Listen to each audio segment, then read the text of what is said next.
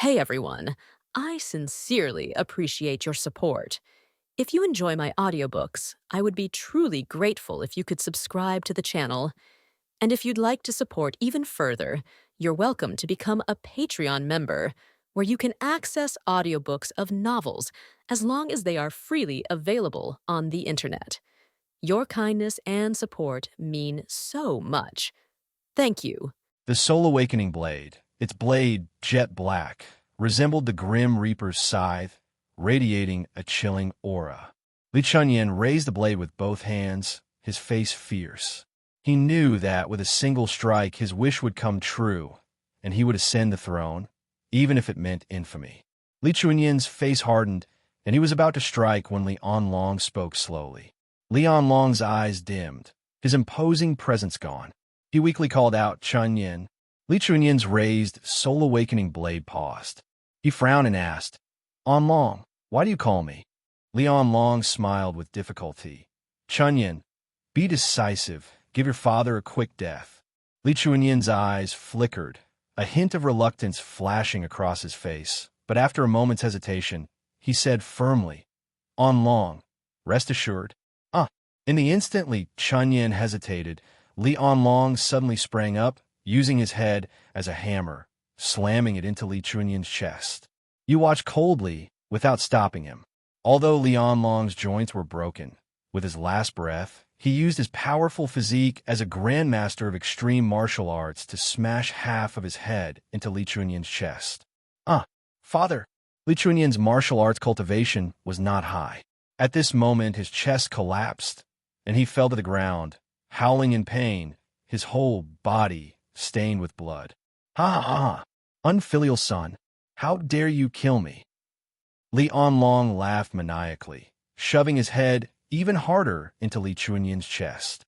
Li Chunyin tried to pull Li Long's head out, but couldn't, writhing in pain on the ground. Looking at the two father and son on the ground, seemingly without any barrier between them, you raised an eyebrow, feeling that today's trip was indeed worthwhile. This scene was well worth the price of admission. You didn't expect Li Long to have such a powerful head-lifting technique. Li Jiang, watching his grandfather and father kill each other, looked anxious. But he could do nothing, only silently cheering for Li Long in his heart. The plaza was already surrounded by people from the emperor's palace.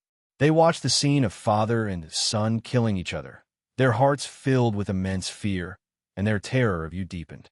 Li Long, having unleashed his last burst of power, finally calmed down.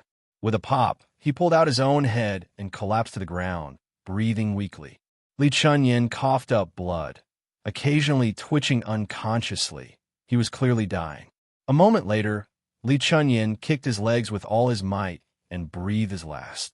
That unlucky Li Chunyin died before Li Long again. You ignored the two of them and slowly walked to Li Jiang. You handed him the soul-enhancing blade. "It's your turn to perform." Li Jiang trembled, but hesitated only for a moment before taking the soul-enhancing blade and striding towards Li Long. Li Jiang could see that Li Long had no strength left. The soul-enhancing blade was raised high again. Li Long strained to look at Li Jiang, his eyes not filled with fear of death, but with ruthlessness. Li Jiang's expression hardened, and with a sudden, decisive strike, his blade fell. Crack! This time, there were no surprises. Li Long, this grandmaster of the extreme path, had his neck severed, and the blood flow from his carotid artery was higher than that of an ordinary person. Li Long's gaze suddenly froze, and finally, he looked in your direction. You smiled coldly, flicked your finger, and unleashed a burst of origin power.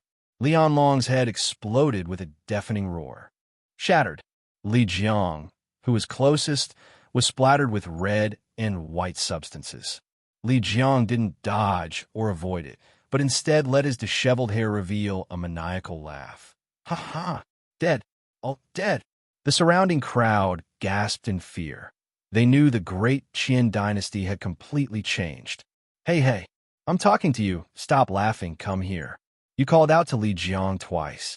Li Jiang immediately stopped laughing, ran over in a few steps, his face full of fear.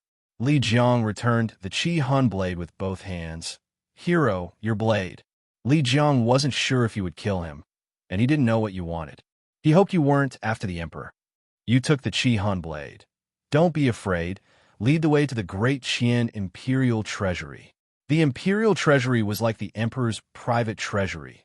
Li Onlong's valuable possessions were all inside. Li Jiang's face lit up with joy. He realized you were after the Great Qian's rare treasures, and he knew you probably wouldn't kill him. If paying money could avert disaster, Li Jiang would be more than willing. Li Jiang smiled obsequiously. Great hero, this way please. The surrounding crowd instantly parted to make way. Even the dozen or so grandmasters dared not stop him. Even if some were die-hard supporters of Li Onlong, your blade was no mere decoration. With Li Onlong and Li Chunyan dead, Li Jiang was the rightful and undisputed heir to the throne. Everyone watched you, this ruthless man, walk away, some even suspecting you were the strongest assassin Li Jiang had hired. You followed Li Jiang to the Great Qian Treasury and found the formula for the He Ling Zi Mu Dan, mother and child elixir, which you immediately put away. Li Jiang glanced at you. Great hero Shangwan, what is this? You snorted coldly. Do I need to report to you for taking things from my treasury? No need, no need. Li Jiang waved his hands repeatedly, then hurriedly searched for valuables. Great hero Shangwan, you have many precious items in your treasury. I'll find them for you. Good lad, very shrewd. You felt very pleased. Although Li Jiang is the eldest grandson of the emperor, he cannot enter the inner treasury without Li Onlong's permission, and he is not familiar with its contents. Li Jiang searched extensively and found 57 sex-specific cultivation techniques and 92 sex-specific martial arts techniques for you. He didn't want the other techniques and left them for Li Jiang. You certainly won't learn all of these techniques, but you plan to create your own. These sex-specific techniques and martial arts techniques can serve as a reference. In addition, you found a piece of Gungjin iron. Gungjin iron is extremely precious. After being fused into weapons, it can greatly increase the weapon's hardness and sharpness. Weapons fused with Gungjin iron can cut through the body of a grandmaster of the extreme path, even without any source energy attached. You nodded. Good stuff. It's time to increase the enhancement points for the Qihuan blade.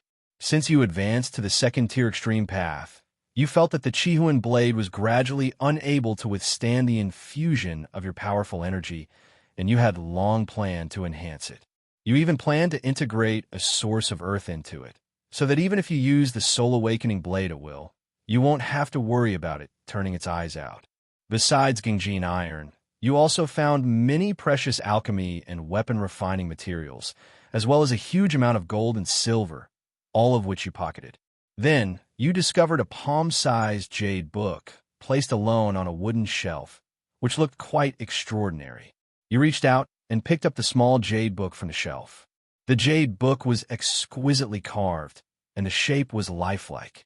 You looked at it in your hand, and, after a slight sensing, you actually felt the aura of Earth Source.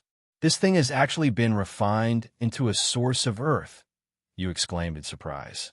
You tentatively released a wisp of source energy to attach to it. Suddenly, you seemed to hear a soft sound in your mind. Then your consciousness established a strange connection with the Jade Book. The Jade Book actually displayed a series of images in your mind. The images were all from the first-person perspective of the people involved. From these images, you saw palaces and the attitudes of the people around them towards these people from different perspectives. It's easy to see that the people in these perspectives are the emperors of the Great Qian dynasty. The scenes in these perspectives are all different. They are either explaining good policies for governing the country, teaching powerful martial arts, or discussing their favorite poems, songs, calligraphy, and paintings. Because you have established a connection with the Jade Book, you instantly understand its function, to store and view the memories of the people involved. You click your tongue in amazement. This thing is interesting. You can sense that you can store any memories you want and access them anytime. You then realize that since you can access the memories of past emperors of the Great Qian dynasty, the memories stored in the Jade Book can be viewed by others. Your eyes immediately light up. If I store my memories of my best friend in it and show it to her, wouldn't she be completely bewildered? Fun? Really fun. You become happy. You can even bring this into reality and let your best friend, whom you've never met, see how miserable she was in your memories. You give her a CD from the past to see your love story back then.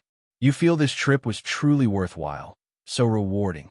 Li Jiang, seeing you inexplicably laughing strangely, quickly hides to the side, afraid you'll infect him.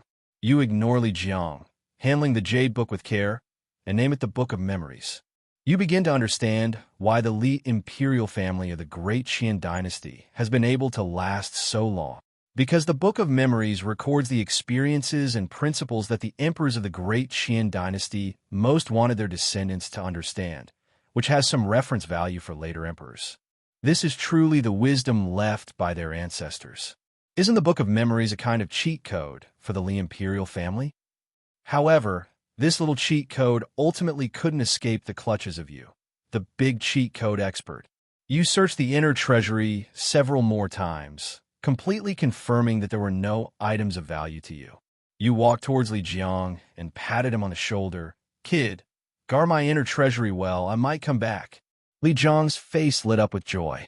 He understood that you wouldn't stay here, that you really would leave, and that the throne would still be his.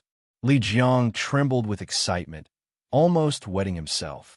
Li Jiang nodded vigorously. Don't worry, Hero Shangwan, I won't touch a single thing in the inner treasury. You were in a good mood and walked straight out. But Li Jiang called out to you from behind. Hero Shangwan, please wait.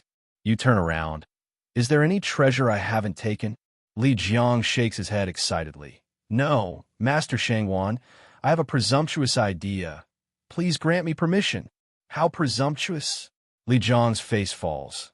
Then he says with great emotion, Master Shangwan knows that I just lost my grandfather and my father. You interrupt rudely. Get to the point. Li Jiang's old face furrows, and he kneels down with a thud. Master Shangwan, if you don't mind, I'm willing to become your godfather. You exclaim in surprise. He's quite a character. This old rascal Li Jiang is over 40 years old, yet he's actually lowered his pride to become your godfather at 21. You know that although Li Jiang is the rightful heir to the throne, he's never even been the crown prince, and he just personally killed Li Onlong. His succession to the throne will definitely not be smooth sailing. So Li Jiang simply decided to take a chance, hoping to get close to you as a powerful backer. It would be best if he could get close to them, but it's okay if he can't.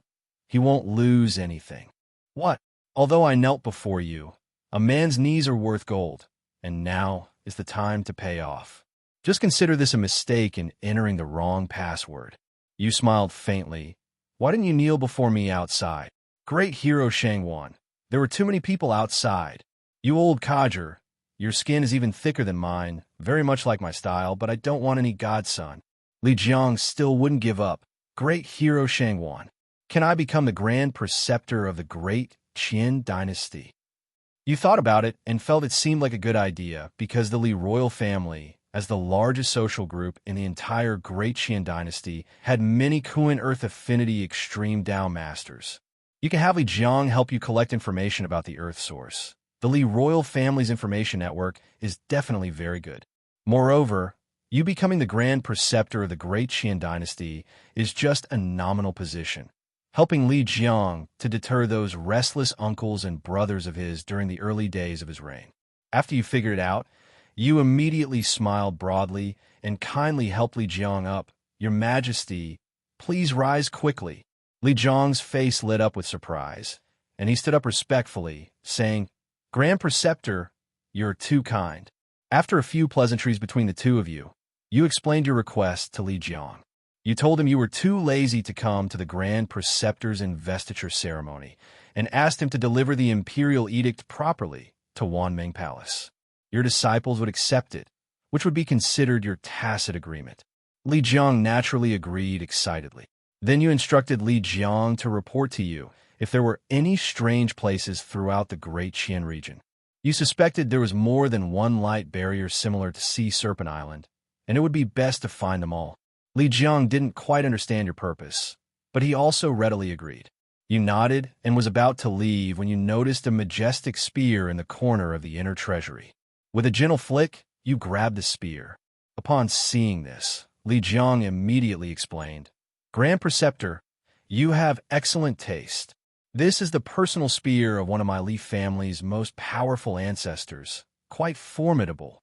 You nodded, thinking that if nothing unexpected happened, Lin Mo would be born in 3 years.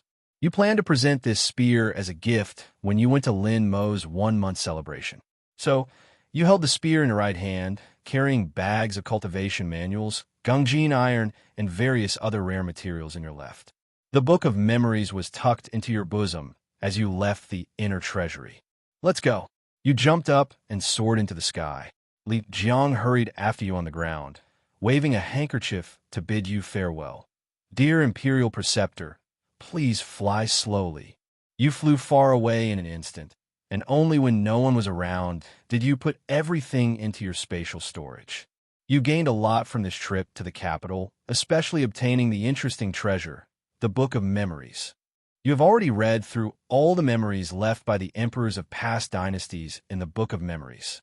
Whether it's their insights into martial arts or their philosophies of governance, these things are meaningless to you. But a memory from one of the supreme master emperors piqued your curiosity. In that memory, the emperor once encountered a very powerful person. That person could exchange blows with a grandmaster of the ultimate path with incredible ease, seemingly without even exerting much force. But strangely, that person couldn't fly, meaning that person wasn't a grandmaster of the ultimate path, yet their strength surpassed that of a grandmaster. A grandmaster of the path of ultimate cultivation. Quite outrageous. You guess that person is a prodigy on par with Lin Mo. But no matter how prodigy that person was, they have definitely been lost to the river of time, because that memory is a very, very long time ago. Aside from that memory, the other memories are just ordinary, immersive, and boring daily routines of being an emperor. For example, casually flipping through the palace gates and favoring 2 beautiful concubines. Or, when in a bad mood, ordering the execution of 2 corrupt officials to relieve boredom. Occasionally, going on incognito visits to enjoy the company of the people, and in the final moments of danger, having the 8 prefectural inspectors come to the rescue, and then showing off a grand gesture. In short, boring, extremely boring. 2 months later, you returned to Wanmeng Palace. Now the population of Wanmeng Palace has exploded from 3 people to 4. There is now a 13 or 14-year-old disciple that Sang Yi took in from somewhere. Sang Yi keeps the little disciple by his side all day, diligently teaching him martial arts. You didn't care what kind of disciple Sang Yi had taken in, as long as Wanmeng Palace wasn't so deserted and had a bit more human touch. You saw Sang Yi in the air and landed directly beside him. Sang Yi, still teaching his disciple, quickly bowed. Palace Master. The little disciple stared in disbelief as you descended from the sky. Sang Yi kicked the boy in the butt. Why aren't you paying your respects to the Palace Master? Oh. The little disciple stumbled and kowtowed 3 times. You tossed a bottle of qi and blood pills into the little disciple's arms. Thank you, Palace Master. The little disciple hurriedly caught it. You directly instructed Sang. The new emperor of Dakian will be sending an imperial edict soon. Just accept it.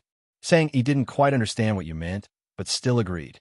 Then Sang Yi quickly gave you another letter. Palace Master, another secret letter has arrived.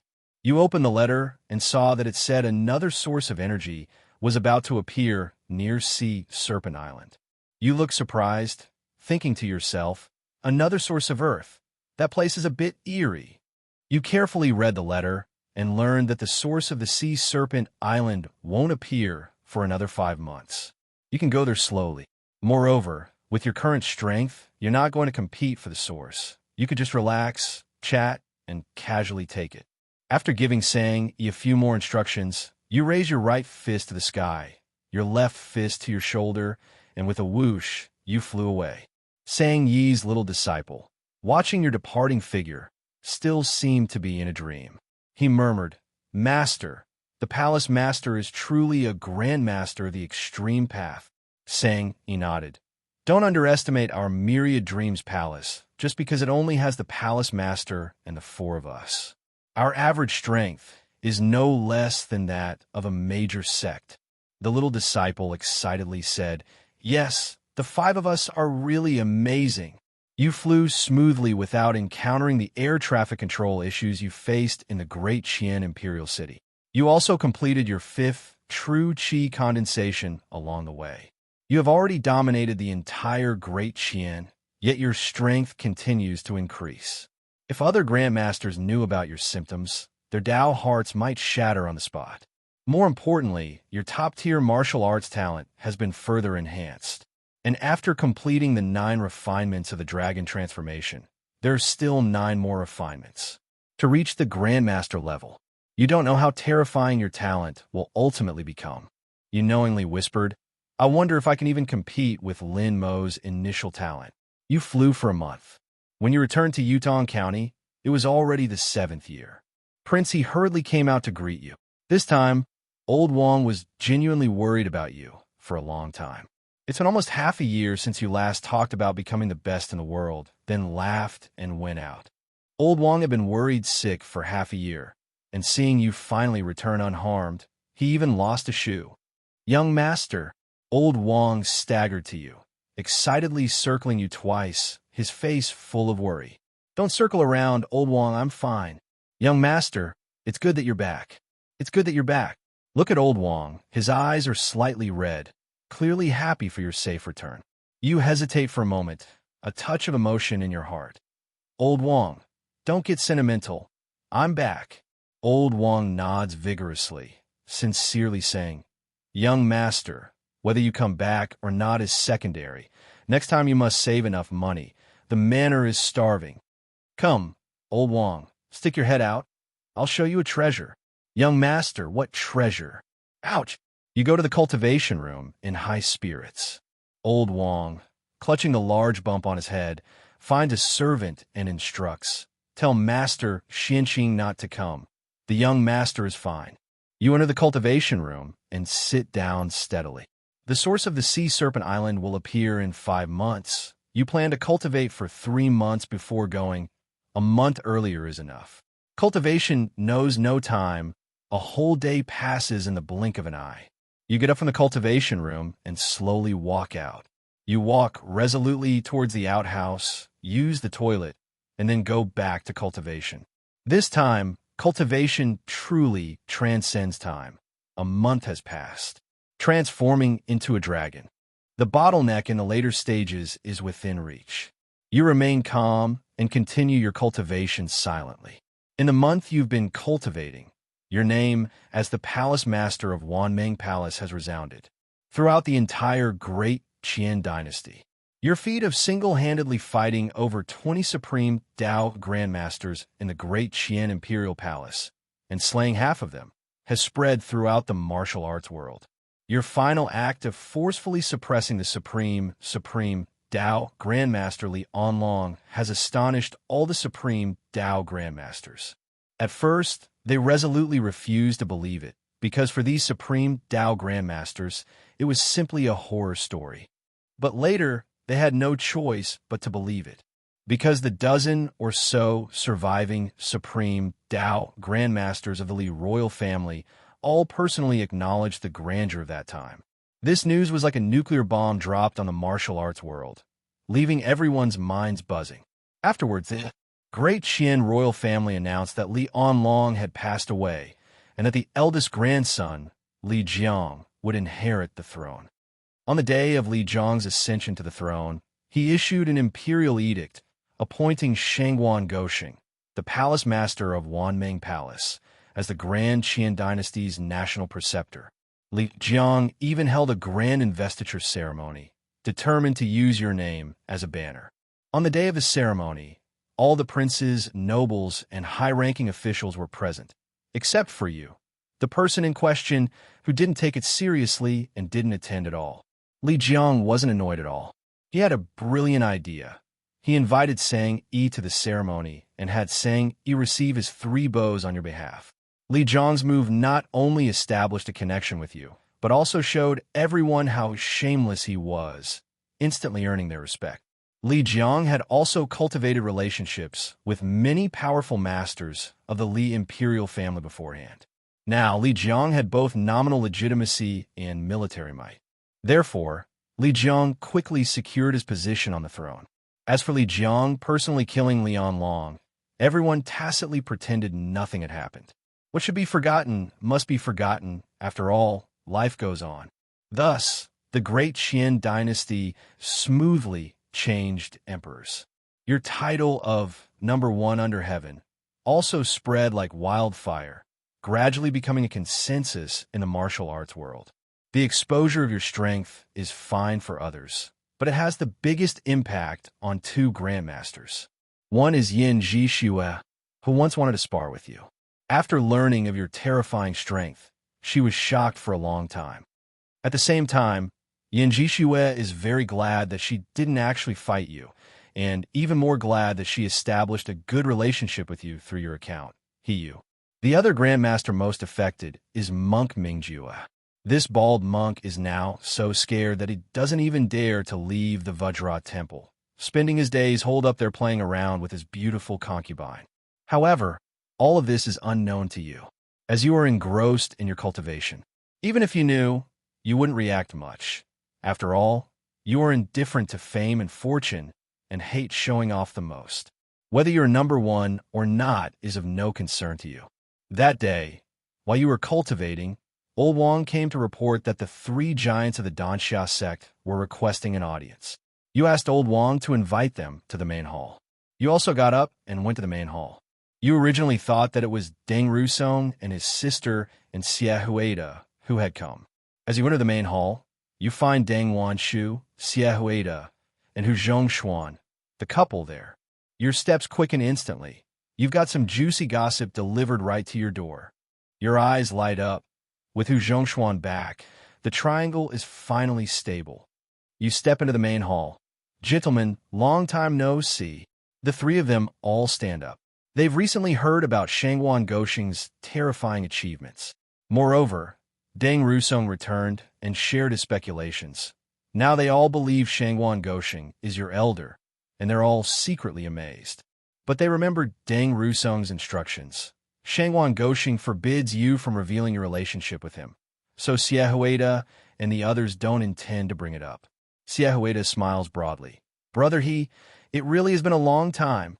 Deng Wanshu's tone is light. Brother we've looked for you several times, but you weren't there. Today we finally caught you. You laugh. I've indeed been busy for over a year, but I haven't made much money. You looked at Hu Zhongshuan and laughed. Old Hu, why aren't you guarding Yajianko anymore? You finally figured it out, haven't you? I told you had to join them. That's what makes things interesting. Hu Zhongshuan politely replied. Young master I've resigned from my military post and returned to the Danxia sect. Not bad, old Hu. You're coming back to completely break ties with old Xie.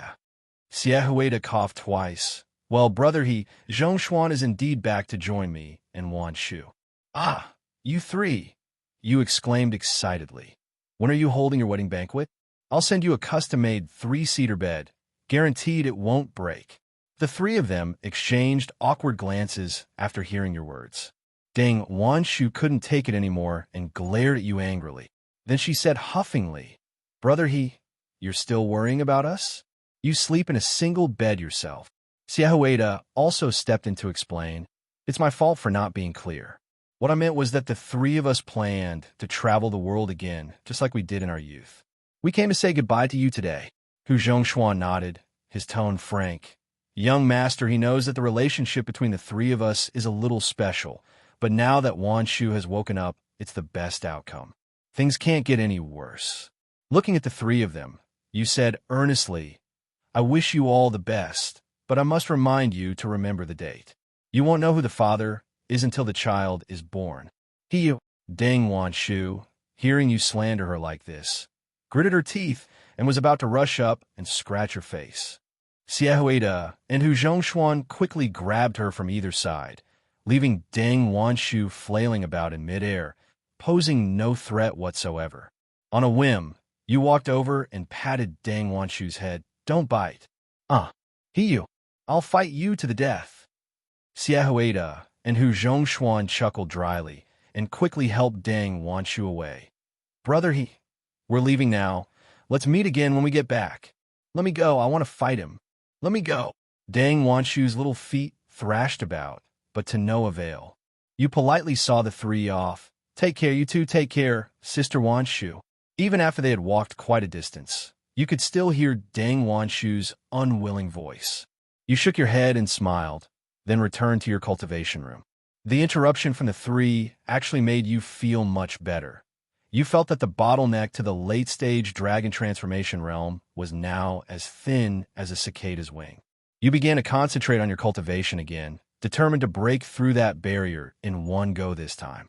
7 days later, in the cultivation room, your dark eyes slowly open.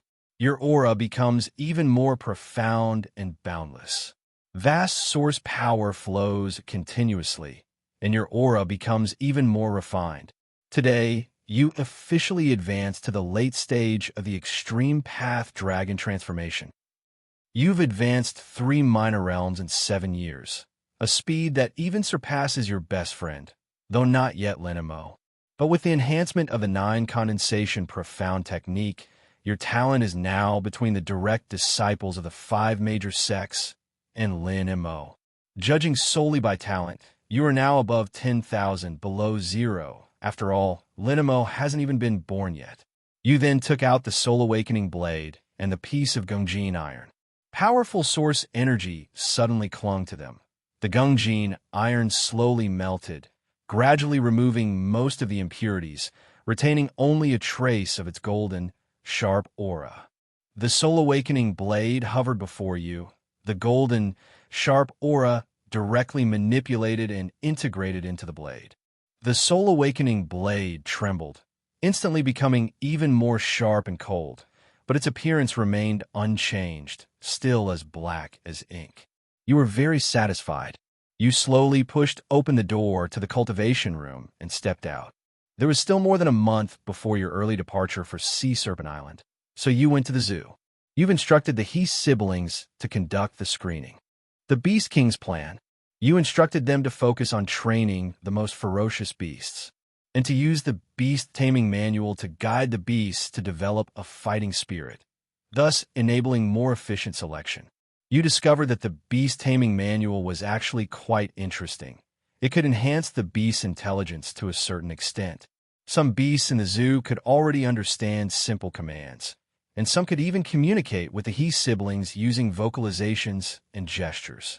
The beast taming sect has something special, you thought to yourself.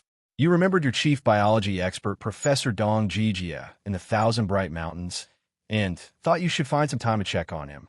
You finally told the He siblings that once you returned, the Beast King tournament would officially begin, and asked them to do the preliminary work. The 2 siblings told you not to worry, that leaving it to them would definitely mess things up.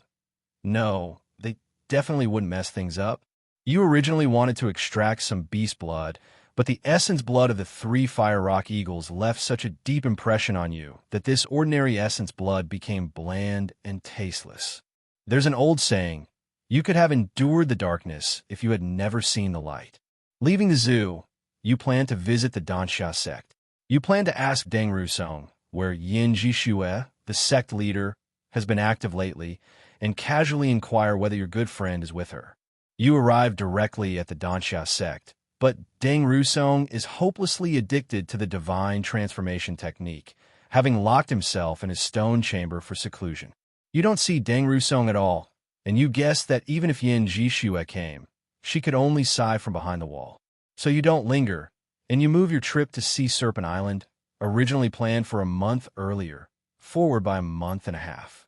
On the day you leave, Old Wong looks at you with tears in his eyes. You wisely leave Old Wong a lot of money, enough for the entire manor to squander for several years. Of course, while Old Wong is somewhat abstract, his character is impeccable, as evidenced by his refusal to fabricate experiences to optimize his employment contracts. Old Wong keeps a clear record of every single account in the manor, which you yourself have quietly checked, and there are no problems. You bid farewell to Old Wong and headed to see Serpent Island again. Qi Xian's letter said the source of the earth this time was near Sea Serpent Island. You hoped it wouldn't be under the island's protective barrier again. That turtle shell is incredibly tough. You can't break it no matter what you do now. But you weren't actually that discouraged because when you used the life or death / last time, you could feel the barrier fluctuating considerably. This means the barrier has a limit, and you only need to continue improving to have a good chance of breaking it. 1 month later, you arrived above Sea Serpent Island again. The vast, azure sea, under the sunlight, seemed to be sprinkled with shattered jade. Because you arrived too early, no one had come yet. You tried attacking the barrier again, but it was still ineffective. You endured alone at sea for half a month. That day, you finally saw 4 other Grandmasters arrive above Sea Serpent Island. You finally saw living people and quickly floated up to greet them. Hello. Are you also here to find the Pirate King's treasure? These 4 Grandmasters glanced at you, and the leader was about to answer. Suddenly, a man behind him cried out in alarm. Wan, the palace master of Wanmeng Palace. Shangwan Goxing. You looked over in surprise, finding the man somewhat familiar. Finally, you remembered he was one of the dozen or so surviving Grandmasters from when you killed Lian Long. You exclaimed happily, "What a coincidence! You're still alive. Run! Run!" The man shouted hoarsely, then shot away at his fastest speed. The other 3 were also startled. They had heard so much about you over the past few months. But you didn't seem as terrifying as the rumors suggested. Rumors said you were fierce-looking, tall and imposing, 8 feet tall with an 8-foot waist. You smiled slightly. If you're here to seize the Earth Source, you can go back. Brother Shangwan, can we just take a look? The 3, seeing your kind face, still held onto a sliver of hope.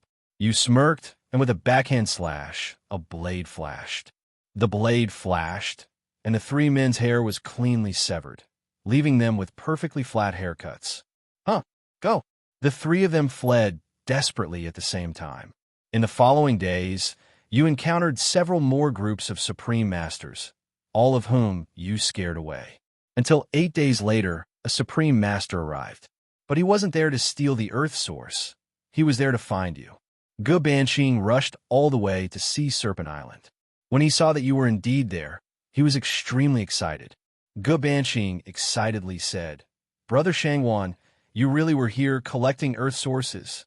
You looked at this stranger and asked, "Are you looking for me?" Ge Banqing laughed loudly. "Brother Shangwan, I've been looking for you for over 2 months. I even went to your Myriad Dreams Palace, but I still couldn't find you.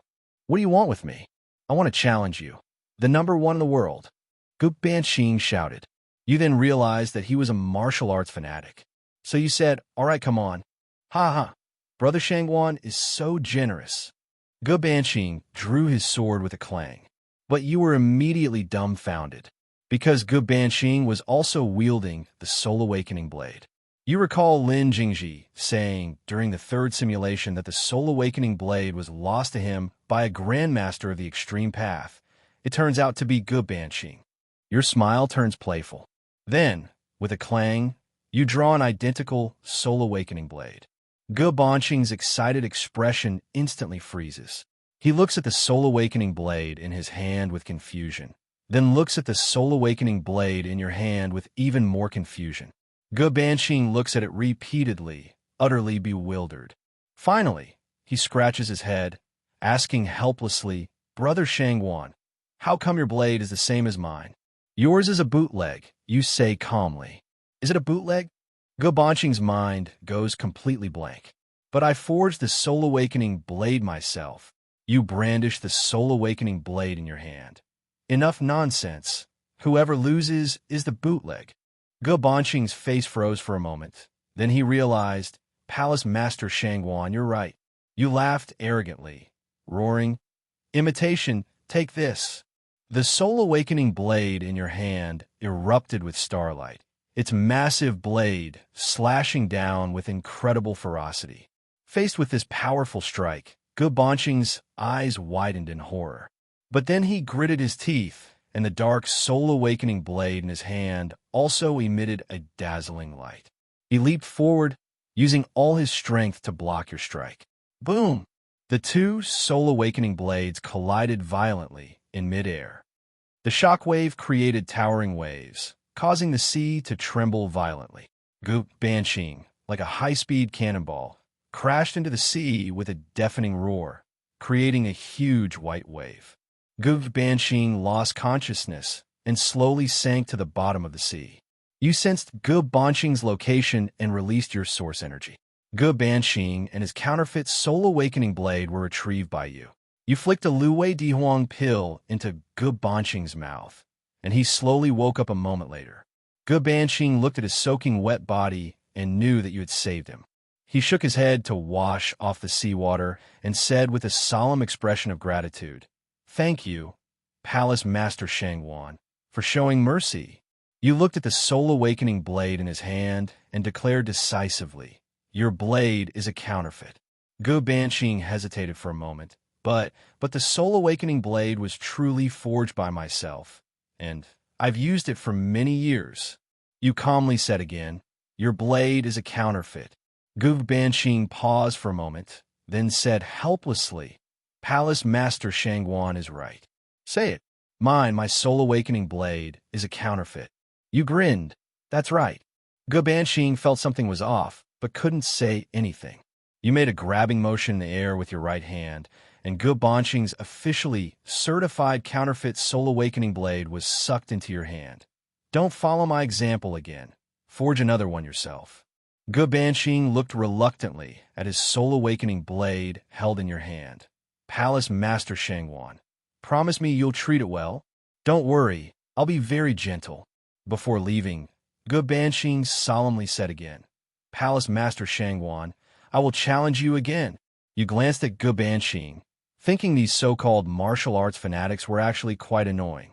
Challenging others all day long. Don't they have anything else to do? Don't they have jobs? It's such a waste of their time. You glanced at Goop Banshee. "I'm ready to accept your challenge anytime, but I won't play games with you anymore. One of us must die." "Guess who?" Goop Banshee's eyelids twitched, then his expression hardened. "Palace Master Shangwan, I understand." You waved him away. Goop Banshee flew off, turning back every few steps. You waited alone at sea for another 10 days. During this time, fewer Supreme Masters came to covet this source of land. Because those Supreme Masters you drove away went back and spread the word, saying you were here, and your power and influence in the martial world were at their peak. They knew that daring to come and compete with you for the source of land might give them a sliver of hope, but there was absolutely no chance of survival. Some shameless Supreme Masters went back and said, "I fought you in a fierce battle, only to be narrowly defeated in the final move, forcing me to retreat." You can't find fault with this explanation because you truly only used one strike. You weren't bored during your many days at sea, because your space is like Doraemon's pocket, containing everything. You pulled out a large ship and placed it on the sea. During the day, you sat on the ship's railing, enjoying the sea breeze and fishing. At night, you prepared a candlelight dinner and drank cocktails you made yourself to unwind. Your cocktails were quite delicious, except the chicken, but in them was a bit fishy, so you threw it away. One day, you were sunbathing with your belly exposed when the atmosphere suddenly changed abruptly about a mile east of Sea Serpent Island. You sat up abruptly. "It's here." You soared into the sky, almost instantly stopping above the location where the Earth source was supposed to appear. You secretly rejoiced. Thankfully, the Earth source didn't appear inside that tortoise-shell light shield this time. Otherwise, it would have been a wasted trip. The Earth source appeared according to the procedure, swayed, and solidified according to the procedure, and you successfully collected the Earth source according to the procedure. With a thought, the Earth source suddenly appears in your space. The snow-white, misty Earth source sways, as if awaiting your exploration. You focus your mind and directly probe into the space. The Earth's source sheds its hazy cloak, revealing its true nature. Upon seeing this Earth source, you are immediately excited. This earth source is exactly the Qian metal elemental earth source you need most. Moreover, it is the fourth-ranked Qian metal elemental earth source, Sword Mountain Splitter. You are overjoyed. Wonderful. My luck is unparalleled. What I wish for comes true. Thank heavens. Thank earth. Thank my author for this arrangement. Now that you have fused with two earth sources, you are invincible. If you fuse with a third earth source, you will be doubly invincible. That sounds incredible.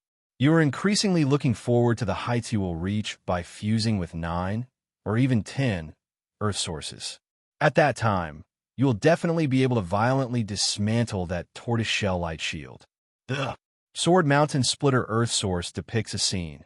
A swordsman with his back to everyone, casually cleaving a majestic mountain in two with a single sword stroke. His strength is terrifying. You immediately recalled the questions raised by the top 4 Earth sources of the Qian Metal Affinity when you obtained all the Earth source information. The second to fourth ranked Earth sources of the Qian Metal Affinity are Sword Mountain Opening, ranked 4th, Sword Sea Covering, ranked 3rd, and Sword Asking the Heavens, ranked 2nd. These 3 Earth sources are all just one scene, and all feature the same swordsman unleashing a terrifyingly powerful sword strike. As for the Earth source of the Qian Metal Affinity ranked 1st, it is the sword in the hand of the swordsman who has made a cameo appearance in all 3 scenes, the Xianxiao sword. You carefully observe the Sword Mountain opening Earth source in the space, and as you look, you suddenly let out a soft exclamation. Damn, why does this swordsman in the scene look so familiar? You quickly mentally scan the faces of familiar swordsmen, the most ruthless being Lin Jingji and Lian Long, but neither matched up. The swordsman's clothing style in the scene is also different from current styles. Based on your reading of historical records about the customs and culture of the Great Qian dynasty, judging from the style of clothing, this swordsman's active period dates back at least 1,000 years. This swordsman only has a back view, not a face. Your feeling of familiarity is just a feeling. You can't be completely sure who it is. You're increasingly confused. How could someone from 1,000 years ago give me a feeling of familiarity? You ponder for 2 seconds. Suddenly, a flash of inspiration strikes you. The Book of Memories. You suddenly remember seeing someone in the Book of Memories. Although that person wasn't a grandmaster, they could easily exchange blows with the Grandmaster Emperor of the Great Qian dynasty. It's clear that that person's strength was significantly above that Grandmaster Emperor. You take out the Book of Memories and quickly access its memories. Then you carefully compare the swordsman's back view with the figure and posture of the person in the Book of Memories. They're not exactly the same. They're practically copy and paste. Even twins wouldn't look this alike. That swordsman wasn't even a grandmaster yet, but he could steadily suppress one. You can't imagine how high he would reach if he became a grandmaster. Wait a minute, you suddenly realize. With that swordsman's strength, obtaining a source of earth should have been easy for him. Why didn't he choose to fuse with it and become a grandmaster? You don't understand why a swordsman wouldn't fuse with something as fragrant as earth source? There were quite a few supreme masters of the same era as that swordsman, indicating that others would fuse with earth sources. Looking at it this way, not fusing with earth sources should just be that swordsman's personal choice.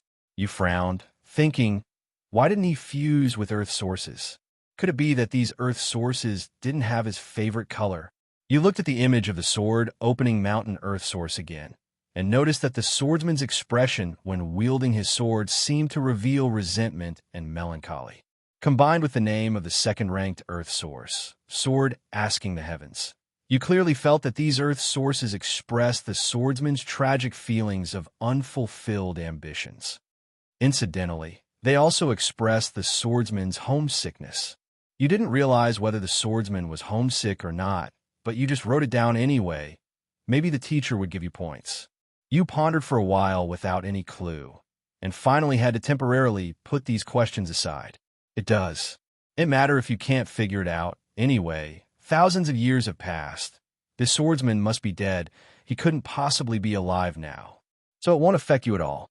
You pondered for a moment, then suddenly thought inexplicably, but If this swordsman really is still alive today, then perhaps.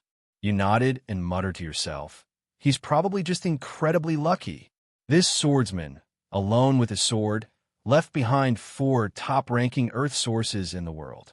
Even someone as thick-skinned as you couldn't help but praise. Dude, you're really ruthless. Being born 1,000 years ago was a very wise choice. You were able to avoid my attacks. You stood in the air with your hands behind your back, reflecting for a moment.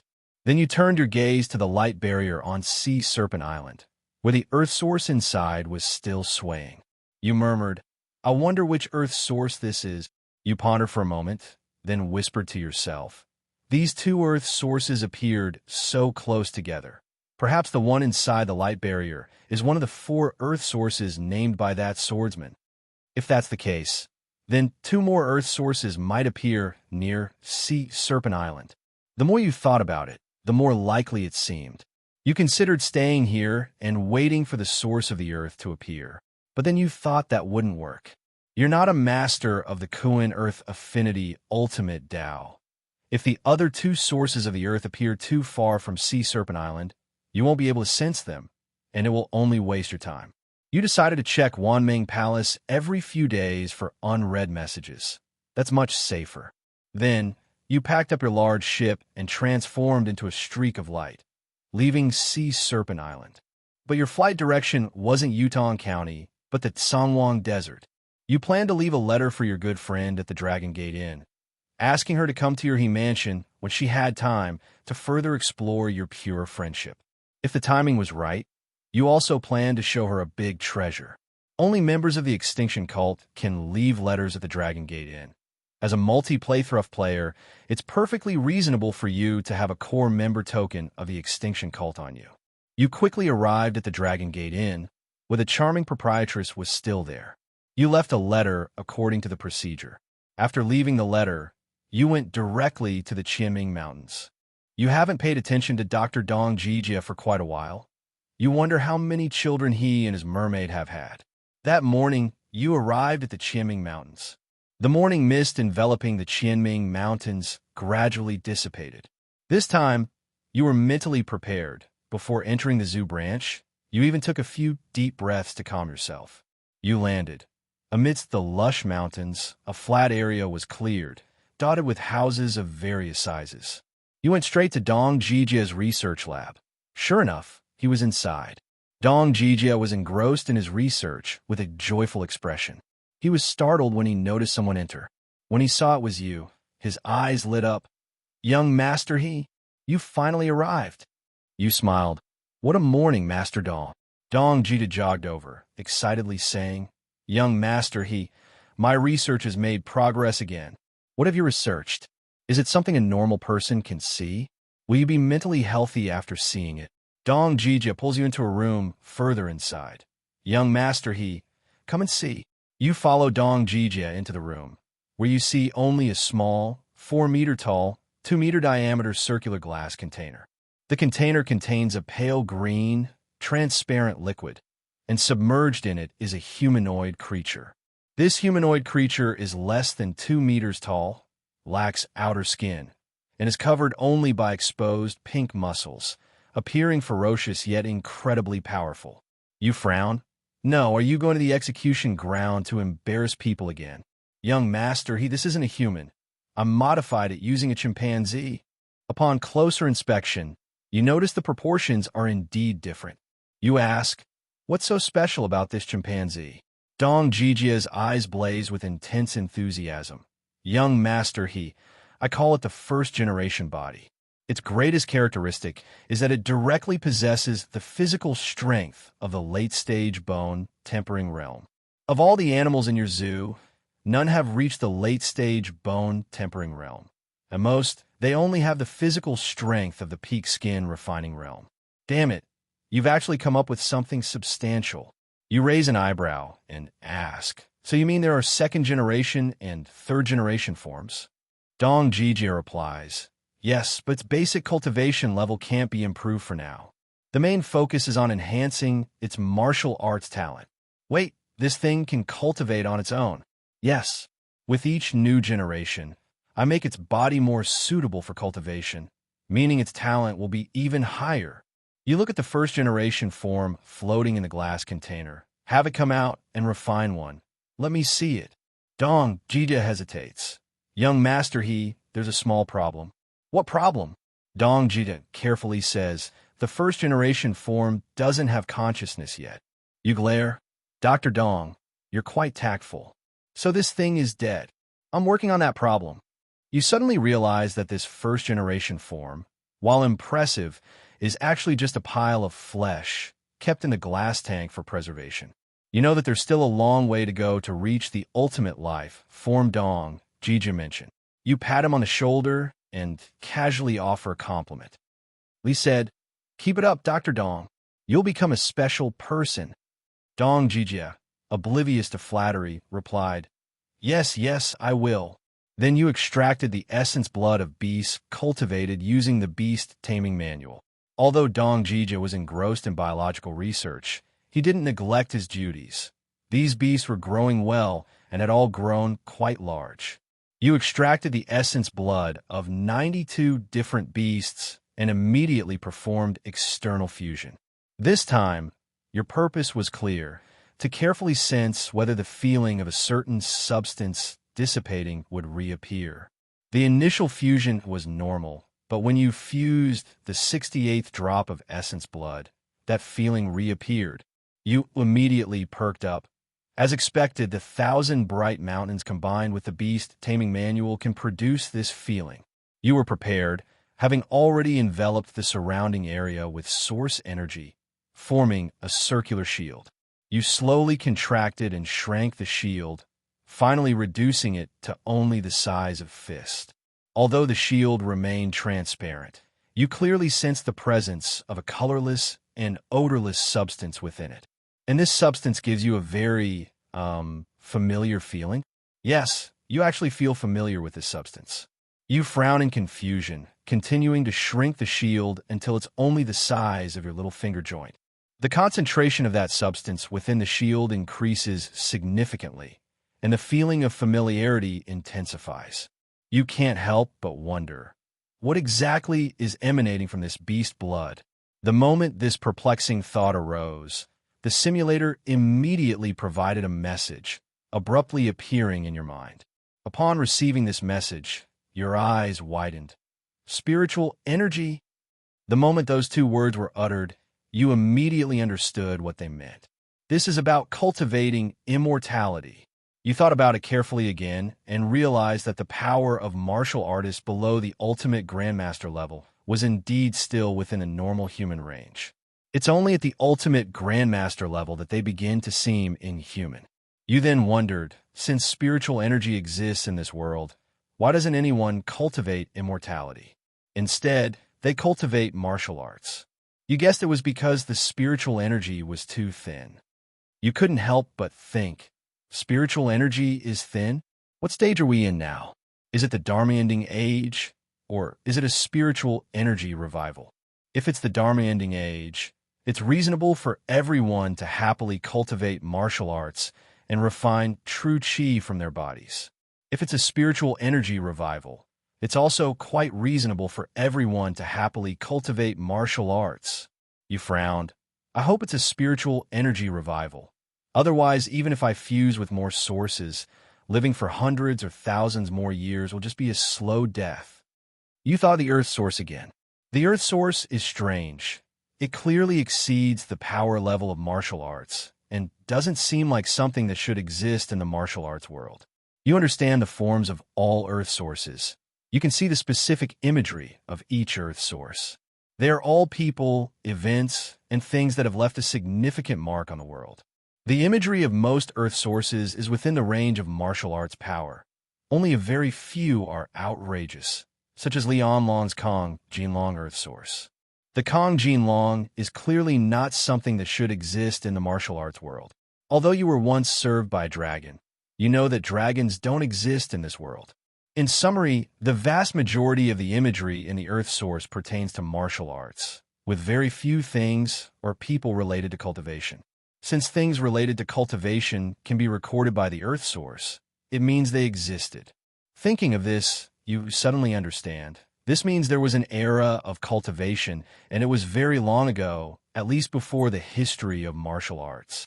Then, your face suddenly turns bitter. Damn it. So this is the Dharma ending age. What's the point of playing around in the Dharma ending age? Isn't this a slow death? Your dream of becoming an immortal ancestor shatters. You look up at the sky, feeling only darkness ahead. You can't help but ask, may I ask heaven, are there immortals? Just as your handsome face is filled with dejection, you suddenly realize something is wrong. Martial arts are flourishing now, and the history of the cultivation era predates martial arts. According to the existing ancient records of the Great Qian dynasty, martial arts have been passed down for countless years. Your eyes suddenly lit up.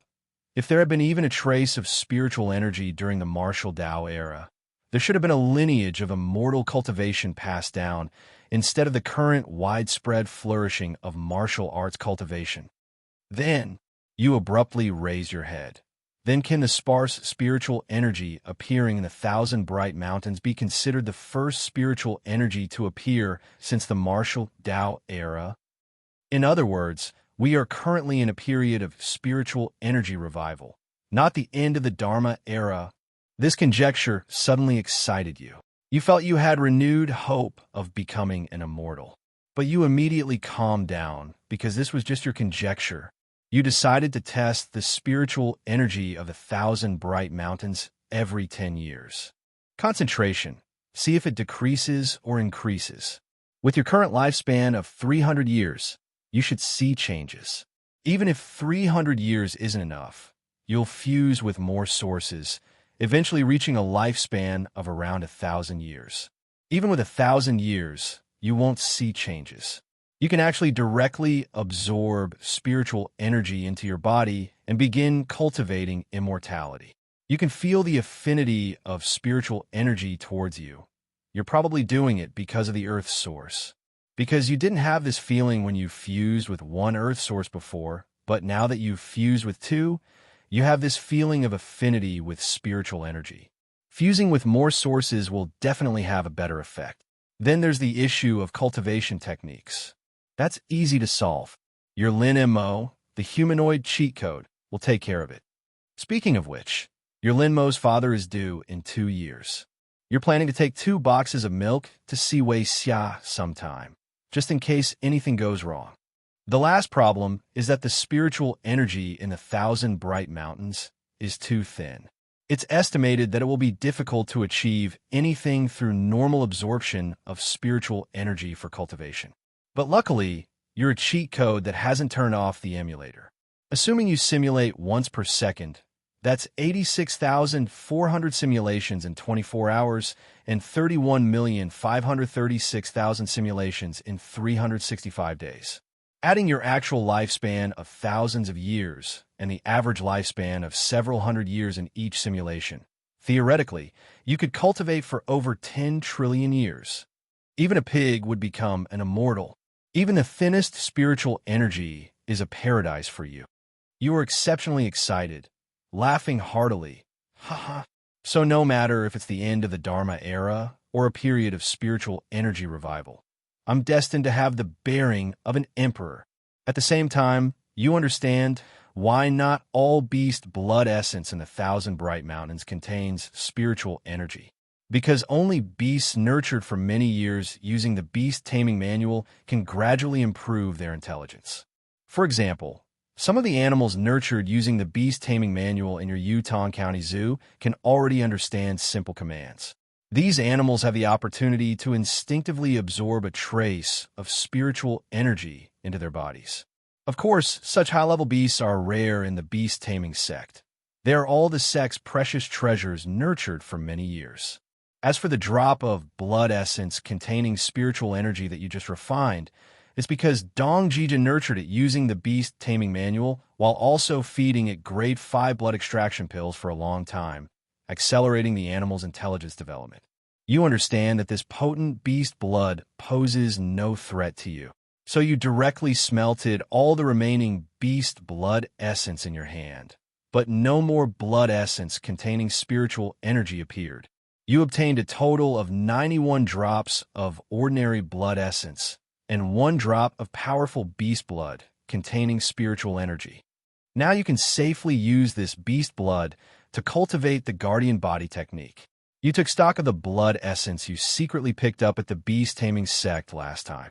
Including today's blood essence, you have smelted a total of 648 drops of ordinary blood essence and 16 drops of powerful beast blood that have not yet been fused. You plan to fuse all of this beast blood today. Since fusing 3 drops of Fire Rock Eagle blood essence last time, which raised your physical strength to the early stage of marrow cleansing, you haven't done anything. You're very much looking forward to seeing what level you can achieve with so much blood essence this time. Without further ado, you sat cross-legged on the open grass. The fusion began on the ground. You're already adept at fusing beast blood. In less than a quarter of an hour, you've completed the entire fusion. Your extra physical strength has leaped a major realm from the early stage of marrow cleansing to the early stage of divine organs. You stretched comfortably. I need to practice the guardian body technique. Even if I cultivate immortality later, I'll have a good body. I can even do dual cultivation of body and spirit. After fusing the beast blood, you use your source power to create a huge shield in the 1,000 bright mountains. Then it gradually shrank to the size of a little finger joint, attempting to capture spiritual energy. But in the end, you caught nothing. The spiritual energy in the 1,000 bright mountains was too thin to condense at all. To condense even a trace of spiritual energy, you don't know how many nets you'd have to cast, so you had to give up. You also tried to incorporate the trace of spiritual energy you extracted from the powerful beast blood into your body. You controlled your source power to envelop the spiritual energy and circulate it within your body twice, but nothing happened. You understood that without cultivation techniques, it's like eating. You only put food in your mouth but don't know how to chew it. You can't convert food into nutrients. You finally gave up the pointless attempt. You plan to wait 2 more years until your humanoid cheat is born, then bring you to the 1,000 bright mountains to be nurtured from a young age. Cultivation must start from childhood. Now you need to continue collecting earth sources. Earth sources will allow you to get closer to spiritual energy, laying the foundation for future absorption. Only after fusing multiple earth sources will you have the ability to break through the light barrier on Sea Serpent Island and see what treasures are hidden underneath. The defensive power of that light barrier is above that of a second-tier extreme martial artist. It now seems to be related to the immortal path level. However, everything from the last cultivation era has vanished in the erosion of time. How can this small light barrier have survived through the river of time to the present martial arts era? You can't understand it, but you believe that the day you break it, you will understand everything. You bid farewell to Dr. Dong, left the 1,000 bright mountains, and returned to the Myriad Dreams Palace. After a long journey, you returned to the Myriad Dreams Palace. Following your instructions, Sang Yi recruited more than 10 disciples. These dozen or so were elites handpicked from among thousands of soldiers. Your reputation as the best in the world is truly resounding. The once unknown little sect, the Myriad Dreams Palace, has suddenly become the most mysterious and powerful sect in the entire Great Qian dynasty, its influence surpassing that of the 5 great sects and the 3 great demonic sects. As soon as Sang Yi announced the recruitment of disciples, heroes from all over the world flocked to him like locusts crossing a river. Even many grandmasters came. For a time, the throngs of people completely blocked the Myriad Dreams Palace square. Sang Yi hadn't expected this scene and was stunned, but he had no choice but to bite the bullet. Thus, Sang Yi, the sect's senior disciple at the Marrow Cleansing Realm, began interviewing martial artists at the Grandmaster Realm.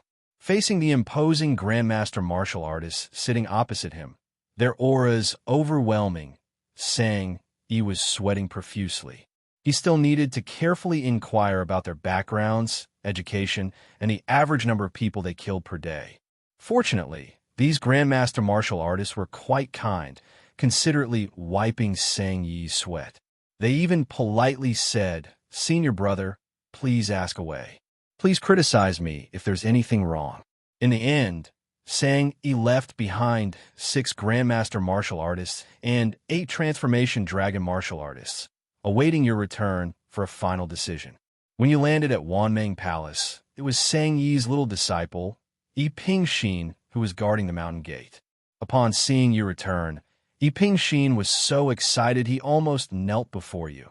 He had learned too much about your glorious deeds during this time.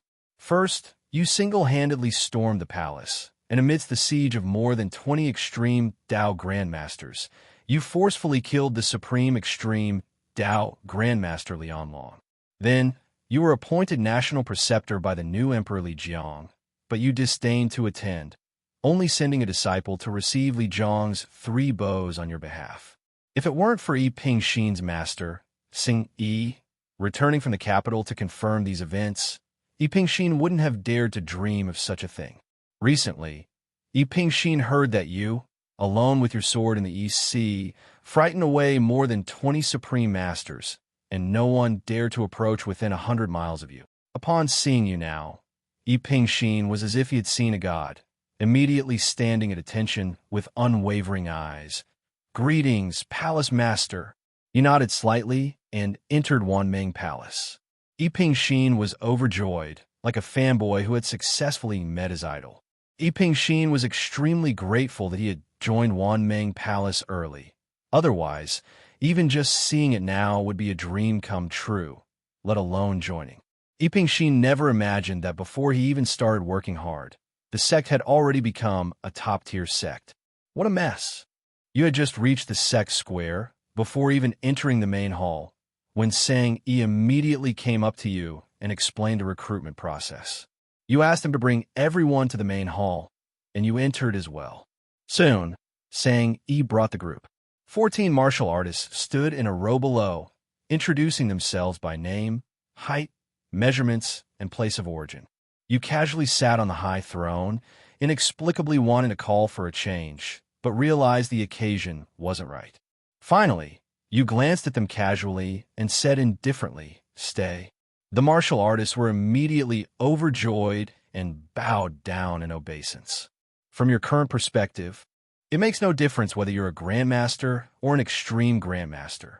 You dismissed these people and then asked Sang Yi if he had received any letters recently. Sang Yi immediately pulled out a letter and handed it to you. You became interested, thinking it was news from the Earth Source, but upon opening it, you were immediately disappointed. It was actually a letter from Prince Yongning, Liu, saying he wanted to visit you at a time convenient for you, and hoped you would reply. You could probably guess Liu's purpose. When Lianlong was alive, he could strongly suppress Liu, but now that Lianlong is gone, Liu is getting restless. You guessed that Liu is going to cause some trouble this time. Is the Emperor's position really that good? Everyone wants to fight for it. You shook your head and smiled. Why don't I sit on it someday and see if the dragon throne is really that hard to sit on? Sang Yi's eyelids twitched upon hearing your words, and he stood below, not daring to speak.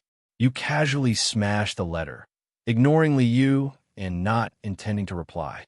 Besides Liu's letter, there were no other letters, so you went straight back to Yutong County. The county where Wanmeng Palace is located, Maoxian, is only a few days' journey from Yutong County.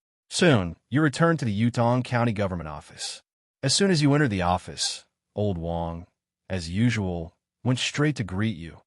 "Young master, you're finally back." Old Wang, could you change your lines next time? Old Wang, "Young master, you're finally back." You nodded. "All right, at least you changed your tone." Old Wang added, "By the way, young master, one of the 2 young ladies who hosted the banquet at the government office last time visited a few days ago." Your eyes lit up. "Which one?" "The one you kept staring at with lustful eyes during dinner that night." Your expression turned serious. Old Wang, do you always make such malicious assumptions about others? Young master, I was just expressing my true feelings. Sometimes your subjective feelings can unintentionally hurt many people. You know that. Young master, will those who are hurt be responsible for paying my monthly salary? Of course. Young master, I think I can change my bad habit of speaking the truth. You pat Old Wang on the shoulder with satisfaction. No wonder you're so good at being the head steward. Everything is for young master's satisfaction. You ask again, when exactly did that girl come? Old Wong thinks for a moment. She came 2 days ago. Did she leave me a message before she left? No, no message. She didn't leave. You. Old Wong, Old Wong. Hey, young master. Have I been too nice to you lately? Not just lately. Young master has always been very nice to me. You nod. You're quick-witted. If you want to study and take the imperial examinations, you could definitely become a chief eunuch in the palace. Young master, you flatter me. You look towards the backyard. Where has that girl been arranged to stay? In Xiangqin courtyard, just a wall away from your villa. You glared and suddenly shouted, Old Wong, don't blame me for not. Please, I told you beforehand, go to the accounting office and collect your 200 taels reward. After saying this, you ran towards Xiangqin courtyard, but Old Wong quickly grabbed you. Young master, it's not appropriate to go now. Not appropriate? You thought for a moment, glancing sideways. Then isn't it perfect? You made a move to leave again, but Old Wong finally spoke. No, young master, that girl isn't in Xiangqin courtyard right now. She went out and said she wouldn't be back until tonight. You stopped. Old Wong, where did you learn these artful ways of speaking? Would it cost you a piece of flesh if you just finished saying everything at once? Young master, I'm sorry, I'll do it again next time. Disappear from my sight immediately. Old Wong shrank his neck and jogged away. You looked up at the sky and murmured, it would be good if you came back tonight. But it was only afternoon, so you went to the zoo. You found the He siblings. The two siblings were still tending to the animals on a meadow. When they saw you, they immediately ran over. Young Master He. When the two siblings reached you, you smiled and said, I have some good news for you. You don't have to work here anymore. He Shan and He Ingchun exchanged surprised glances. He Shan asked eagerly, Young Master He, what did we do wrong? He Ingchun also quickly asked, Yes, young Master He, we can improve if there's a problem. You made a gesture with your hands. Don't rush. What I mean is that we're not going to run a zoo here anymore. I want you to go to the Qianming Mountains to raise animals. After discovering the spiritual energy of the 1,000 Bright Mountains, you abandoned your plan to hold a Beast King contest. Because all you need to do is keep the beasts in the 1,000 Bright Mountains for a long time, waiting for them to absorb spiritual energy into their bodies, and you'll get incredibly powerful beast blood, the effect of which is many times better than the Beast King contest. The brother and sister looked at each other, silent, appearing very hesitant. You smiled faintly. Don't worry, I'm not asking you to be with Dong Jijia. I'll set up a separate zoo for you.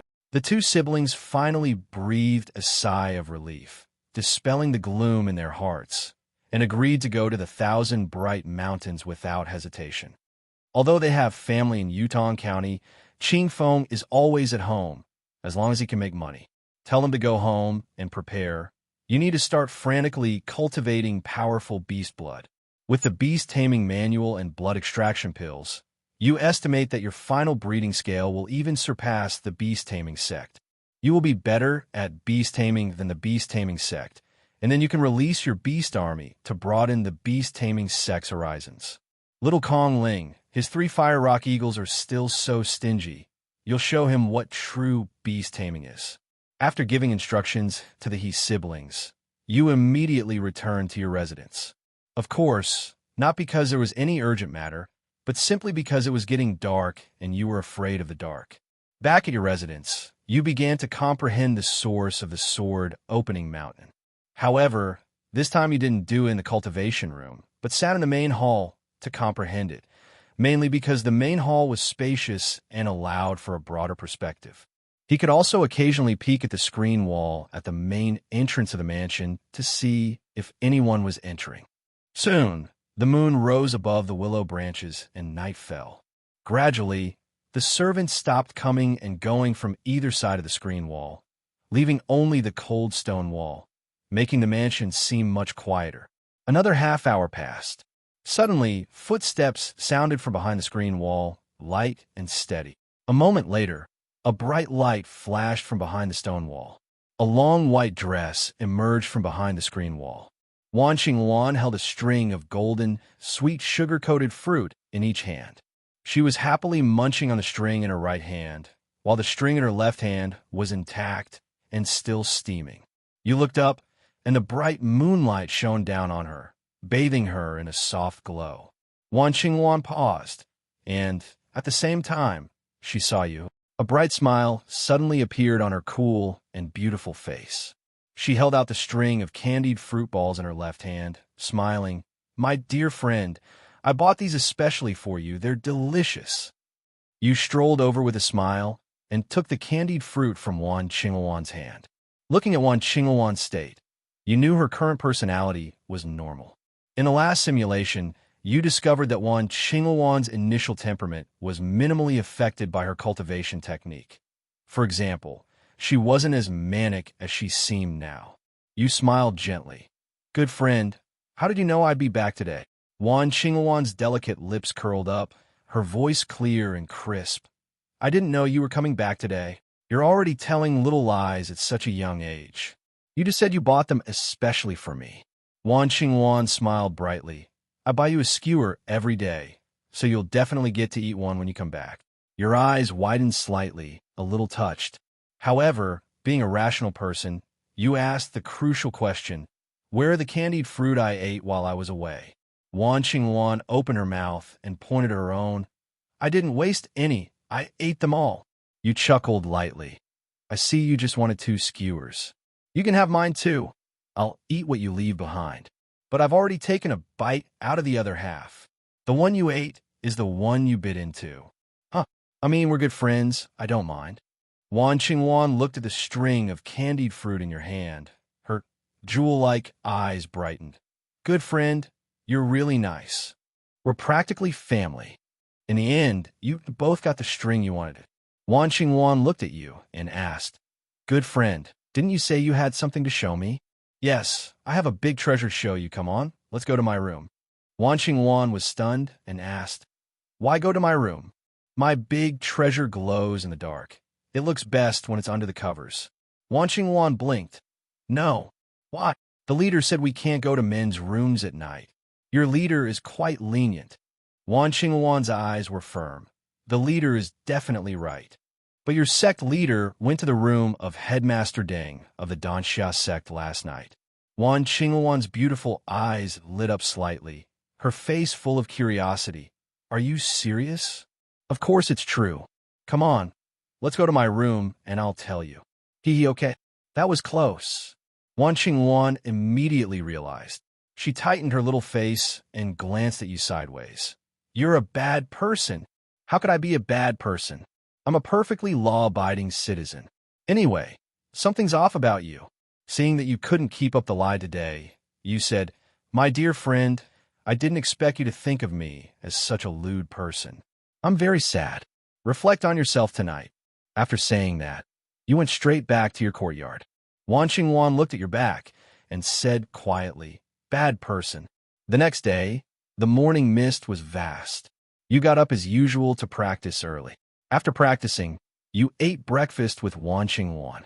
You planned to set off today to visit Wei Xia's family. Since the last simulation, you haven't taken any action in reality before starting this one. Logically, this simulation should. The simulation should remain unchanged. However, the initial start time of this simulation has been delayed by a few breaths, so to avoid any unexpected events, you must check it out. This concerns your cultivation journey, so you can't be careless. You said to Wan Qingwan, "Good friend, I'm going to visit an old friend of mine. Come with me." Wan Qingwan, sitting next to you, tilted her head and thought for a moment, then said, "I'll go if your old friend isn't Yi Guang." "Little Wan, it seems you didn't reflect on your actions enough last night." "I slept very well last night." Wan Qingwan completely disregarded your words. You shook your head helplessly. She's your good friend. After all, you can't do anything to her. After dinner, you took Wan Qingwan towards Willow Village. At this time, the weather was fine and the sky was clear. You walked slowly ahead along a forest path, your hands behind your head, eyes half closed, while Wan Qingwan followed behind, kicking pebbles. Wan Qingwan kicked a pebble and asked, "My friend, We've been walking all day. How much longer until we arrive? You smiled calmly. At this pace, it'll be over 4 months. Wan Qingwan looked up slightly, somewhat surprised. Seeing you walking so leisurely, she thought it was a short distance. Wan Qingwan's face was full of confusion. Why don't we use movement techniques to travel faster? I don't know movement techniques. Why don't we ride horses? I don't know how to ride horses. Then what can you do? I can fly. You can? Fly. You teleported in front of Wan Qingwan, scooped her up in your arms, and soared into the sky with a boom. You. Wan Qingwan was startled. She hadn't expected you to be such a good friend. At this moment, your bodies were pressed tightly together. Wan Qingwan's fighting instincts made her immediately retaliate, 9 silver needles instantly appearing in her hands. But you didn't seem to care. Your tone was calm, as if possessing a soothing magic. Don't move. It won't hurt anymore soon. No, it'll be over soon. Wan Qingwan looked at you, the surprise in her eyes gradually fading, and she truly calmed down. Actually, you used a little trick when you spoke. Your divine transformation technique is about to break through to the second level, so it can slightly influence the emotions of martial artists whose spiritual power is far below yours. After calming down, Wan Qingwan looked up at your face, her eyes full of surprise. You're an extreme Dao Grandmaster? I guess so. Wan Qingwan seemed thoughtful. Then the surprise on her face faded, and she nodded slightly, asking, "Good friend, what's your real name?" You looked down at Wan Qingwan in your arms and smiled. "My name is Hiyu." Wan Qingwan frowned. "Shouldn't you be surnamed Shangwan?" You understood that she had heard in Jishu say about your relationship with Shangwan Gosheng. So Wan Qingwan also thought that Shangwan Gosheng was your grandfather or some other elder. You simply smiled and said, "Shangwan Gosheng is also surnamed." Wan Qingwan pursed her rosy lips. "So, your grandfather has your surname? Do you want to hear what you're saying?" You were speechless. "Isn't that right?" Wan Qingwan's big eyes were full of longing for an answer. You considered for a long time. "You know what it really is." 5 days later, you arrived above Willow Tree Village. You first went to see Miao Jiao's house.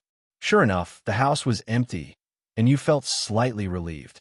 This means Miao Jiao is once again on his way to buy a wife and never returns. The situation is the same as the last simulation. It seems Wei Xia has probably married Lin Kaifeng after all. You nodded slightly, carrying Wan Qingwan, and flew towards the neighboring village where Wei Xia and Lin Kaifeng lived. In the blink of an eye, you've arrived above Wei Xia and Lin Kaifeng's original courtyard. This farmhouse is exactly the same as in the last simulation. You don't see anyone outside, but the house door is open.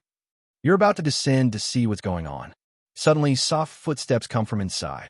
Then, Wei Xia, heavily pregnant, walks out of the house, her steps unsteady, clearly pregnant.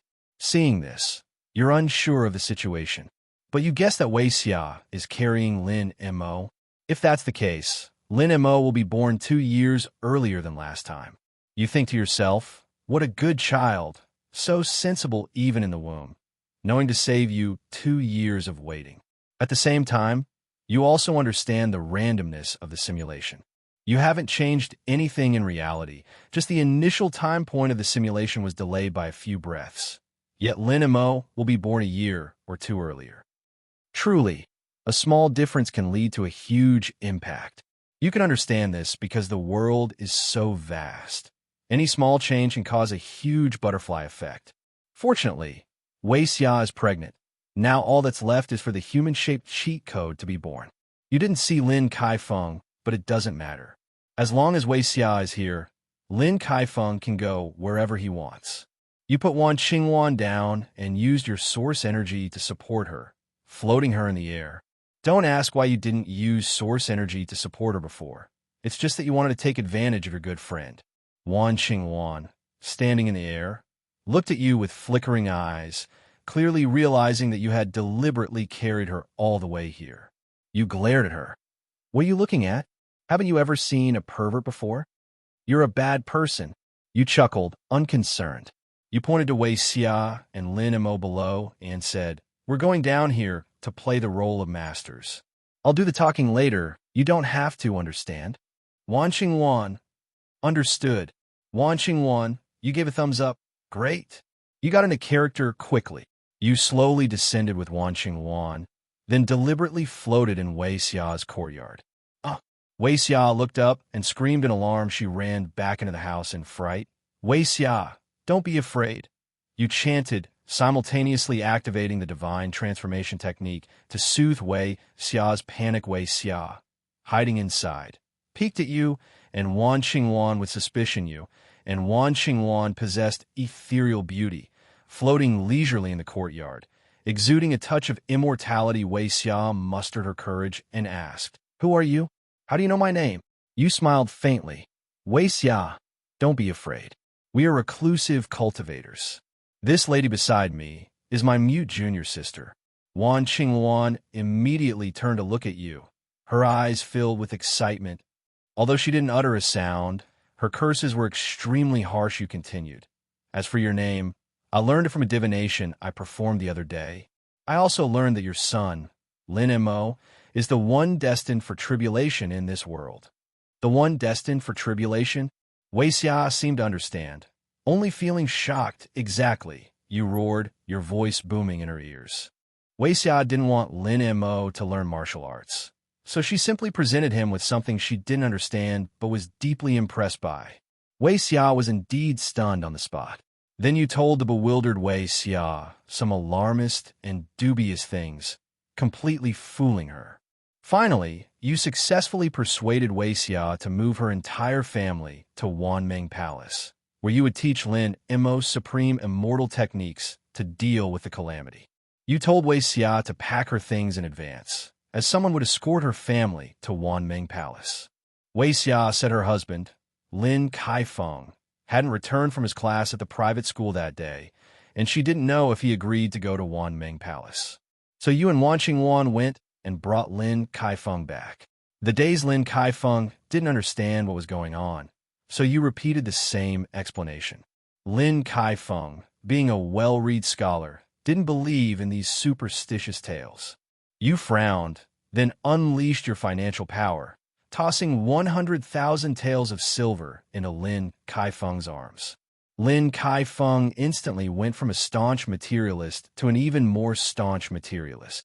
After dealing with Wei Xia and Lin Kaifeng, you sent a letter to Seng, asking him to send 3 grandmasters to escort Wei Xia and Lin Kaifeng to Wanmeng Palace.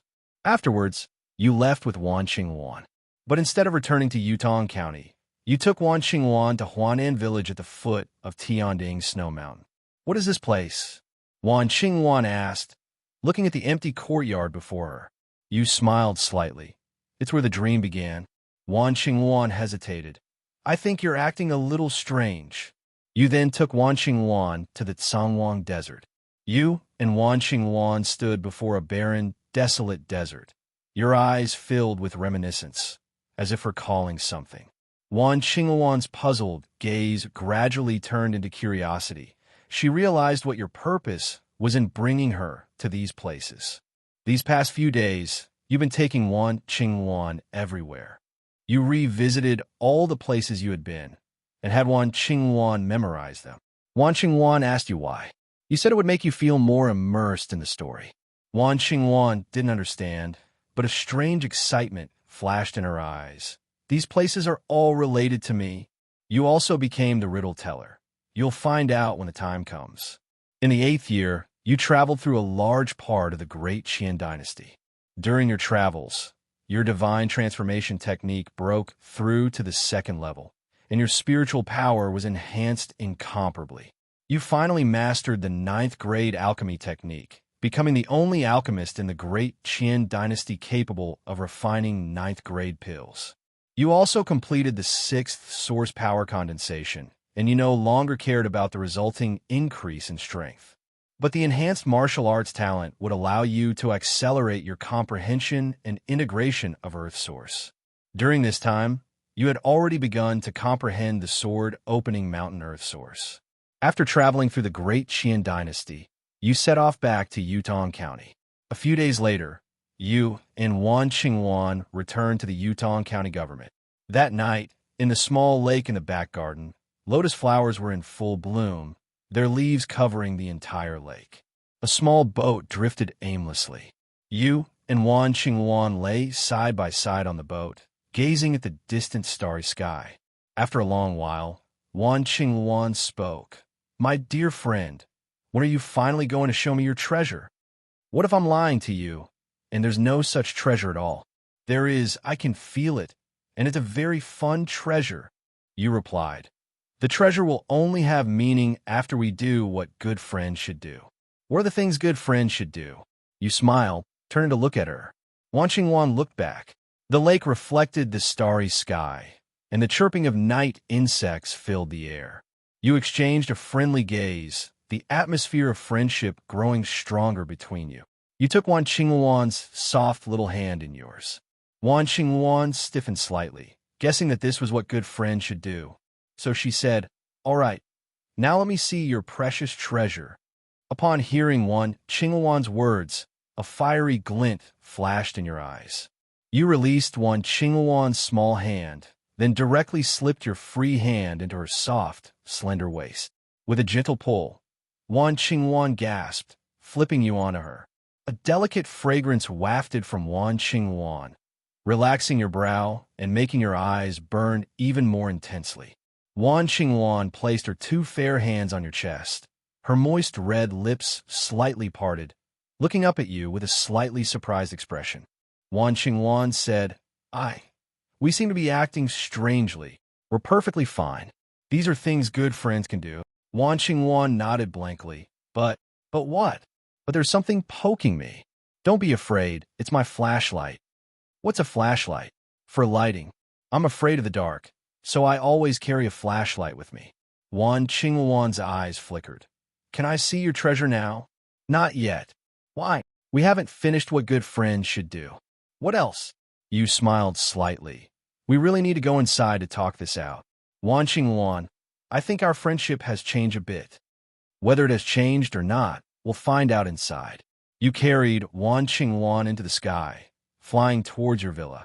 You landed outside your house, the door opening by itself without any wind. Seeing you carrying her inside, Wan Qingwan quickly said, The sect leader said we can't go to men's places at night. Tell sect leader Yin to shut up for now. You stepped inside. You and Wan Qingwan were swallowed by the darkness. The door creaked and closed automatically. Wan Qingwan's weak voice came from inside. Good friend, why didn't you turn on the light? Aren't you afraid of the dark? I often actively challenge my weaknesses. Wan Qingwan, but you've touched my weakness. That's how it is between good friends. Wan Qingwan, is that so? Yes. Wan Qingwan, That night, lightning flashed and thunder roared, accompanied by a storm. Your friendship was greatly enhanced. In the blink of an eye, it was the pleasant second day. Inside the room, Wan Qingwan's soft face rested on your arm, her big eyes blinking as she looked at you. You lay on your side, calmly gazing at Wan Qingwan. Wan Qingwan's delicate eyebrows twitched slightly. Good friend, I feel like you're a bad person. You only feel it now. Wan Qingwan, I only confirmed it last night. One feeling might not be accurate. You need to confirm it a few more times. Wan Qingwan, that makes sense. That day, you unusually skipped your morning practice. After you and Wan Qingwan got up, you took her to the small pavilion in the middle of the lake in the back garden. You ate the snacks and refreshments brought by the servants. You slowly began. Xiaowan, our friendship is now unbreakable. It's time to show you my precious treasure. Wan Qingwan's face tightened. I'm not watching today. I want to rest for 2 more days. You?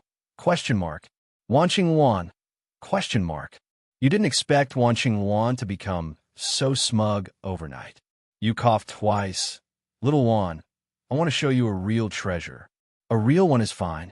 Little Wan, do you remember all the places I took you? I remember every single one. You looked at Wan Qingwan, your tone mysterious. I'll tell you a secret. Wan Qingwan looked confused. What secret? You stood up and walked to Wan Qingwan, bending down to cup her face. After a long gaze, you said in a deep voice, Actually, I knew you in my past life. Wan Qingwan's eyes trembled, but she suddenly smiled brightly and said, Good friend, thank you. You were moved, your tone puzzled. Thank me for what? Starlight scattered in Wan Qingwan's eyes. Thank you for coming to find me in this life too. You were struck dumb. Is this the power of pure love? It's fucking awesome. Before you could calm down, Wan Qingwan pressed her advantage again. Good friend, you have to come find me in the next life too. You couldn't resist any longer and pulled Wan Qingwan into your arms, wanted to crush her. After a long while, you released Wan Qingwan. You stopped being mysterious and directly took out the Book of Memories. Do you know why I took you to those places? Not really. You handed the Book of Memories to her. The Book of Memories can store people's memories and can be read. You had erased the memories of all the emperors of the great Qian dynasty beforehand, so as not to taint little Wan's eyes. Now, the Book of Memories only contains the memory of your first meeting with her in Chongfeng City. Wan Qingwan took the Book of Memories in a daze. She looked up at you, her eyes full of doubt. She obviously didn't expect that besides your flashlight treasure, you actually had a treasure to show her. You can communicate with true Qi, you said. Wan Qingwan glanced at the Book of Memories, then placed her hand on it, suddenly releasing her true energy to establish a connection. Instantly, Wan Qingwan's face paled in surprise, and she froze on the spot. As time passed, the astonishment in Wan Qingwan's eyes deepened, until finally, Wan Qingwan finished reading this memory. She suddenly stood up, her beautiful eyes filled with shock as she looked at you. She wanted to ask you something, but for a moment, she didn't know where to begin. Who are we? You are you, and I am me. But I will pass through your world again and again. Wan Qingwan's expression changed, and she asked, Are you the only one special? Yes. Can you know my future? When I lived happily ever after. Every time. But I just saw me want to kill you. You didn't kill me in the end, did you? I don't blame you. You smiled casually. Wan Qingwan's eyes sparkled. You're actually a pretty good person. You not only didn't kill me, you even gave me martial arts skills. I saw it, I'm so good. You smiled. Wan Qingwan asked again, Is this the only memory? There are many more, and they're divided into regular content and paid content. I want to see the paid content. Fast forward to the paid content. Wan Qingwan didn't hesitate. Paid content requires inviting a friend to unlock. I'll invite you. You smile and say, Congratulations, you've successfully unlocked it. Wan Qingwan's eyes are full of curiosity and excitement. Hurry up and play it. You smile lewdly. Zhou, come inside with me. I'll show you some things that can't be shown on TV. Okay. At this moment, Old Wang runs over and interrupts your enjoyment. Young Master Deng, and his 3 companions have come to visit. You're slightly surprised. Deng Rusong has actually come out of seclusion, and he should be with Old Xie, Old Hu, and Little Deng. So you put away your lewd smile and say to Old Wang, Wait for me. You take the Book of Memories from Wan Qingwan's hand. I'll download 2 more memories for you. You can savor them slowly. Wan Qingwan says happily, Paid content. You pat her little head. Paid content can only be viewed with a good friend present. Oh, you put a few more memories into the Book of Memories, then leave with Old Wang. Wan Qingwan sat in the pavilion in the middle of the lake, holding the Book of Memories, obsessively shipping her own CP couple. Like watching a TV drama, it was incredibly sweet. Old Wang followed behind you, asking, Young Master, isn't the young madam coming? You looked at Old Wang. Old Wang, who gave you permission to call her young madam? Young Master, even if a knife is to my throat, I will still call her young madam. You nodded. Old Wang, you're a seasoned warrior. Your monthly pay will double this month. Thank you, young master. You arrived at the main hall and, sure enough, saw Old Xie, Old Hu, Old Deng, and Little Deng from the Danxia sect all present. You happily greeted them. This is even more lively than the new year. Everyone's here. Deng Rusong excitedly strode over. Young master he? Thank you for your introduction. Palace Master Shangwan's gift of the divine transformation technique has helped me enter the realm of observing the subtle and mysterious. As the leader of the Danxia sect, Deng Rusong possessed top-tier alchemy talent, coupled with years of accumulated knowledge and experience. And after more than a year of intensive study of the divine derivation technique, achieving the initial level of seeing the subtle and the profound was to be expected. Sect leader Deng, congratulations. You then looked at Xie Huida and his wife. The three of you have returned from your travels. Did you have any disagreements this time? Xie Huida and Hu Zhongshuan both shook their heads and smiled. Xie Huida said, Brother He, and not only did we not have any conflicts, but because my mental illness has been resolved, I have already advanced to the 8th grade alchemist. Hearing this news, your eyes lit up. Xie Huida's alchemy talent was exceptional, but in the last simulation, he remained a 7th grade alchemist until his death, and died with regret after failing to refine the rejuvenating pill. This time, Xie Huida finally reached the 8th grade. Although he no longer needs to refine the rejuvenating pill, at least he now has the ability. You sincerely congratulated him. Old Xie, congratulations. You and sect leader Deng are doubly blessed. Xie Huida laughed heartily. The atmosphere was harmonious. Afterwards, you chatted with the four of them for quite some time. But you noticed that Deng Wanshu, who was usually lively, was unusually quiet today, only occasionally exchanging a few words with you. You found it strange, but didn't say anything. Then the four of them said goodbye to you. After seeing them off, you were about to return to the back garden to spend time with them. Good friends, watch something only adults can watch. Deng Wanshu returned. You invited Deng Wanshu to sit down again. Sister Wanshu, you seemed down earlier. What's bothering you? Tell me, so I can cheer you up. A layer of gloom covered Deng Wanshu's gentle face. She hesitated and said, Brother He, I need your help. Seeing Deng Wanshu's serious expression, you replied, Sister Wanshu, please tell me. I'd like to ask Brother He to introduce me to Palace Master Shangwan. You raised an eyebrow. You've run into yourself. Sister Wanshu, if I asked you why you wanted to see my friend, you probably wouldn't tell me, would you? Deng Wanshu nodded. Brother He, please forgive me for not being able to tell you. You thought to yourself, Little Wanshu, you still won't tell me? If I log into another account, you'll have to tell me everything. Deng Wanshu took out a small wooden box to give you as a reward. Brother He, I don't have anything of value. Please accept these pills. You waved your hand. Sister Wanshu, no need to go to such trouble. It's no trouble at all. I stole it all from my brother. Sister Wanshu, you're a blessing to Headmaster Deng. It's all right. In the end, you didn't accept Deng Wanshu's pills. You gave her a letter of your calligraphy, told her a time, and told her to come to Wanmeng Palace then. Deng Wanshu, holding your scrawled handwriting, showered you with high-level praise. You were so pleased with the praise that you even considered reimbursing her travel expenses. After seeing Deng Wanshu off, you returned to the back garden. Wan Xingwan was still chuckling and shipping herself and you, like she was watching a drama on a tablet.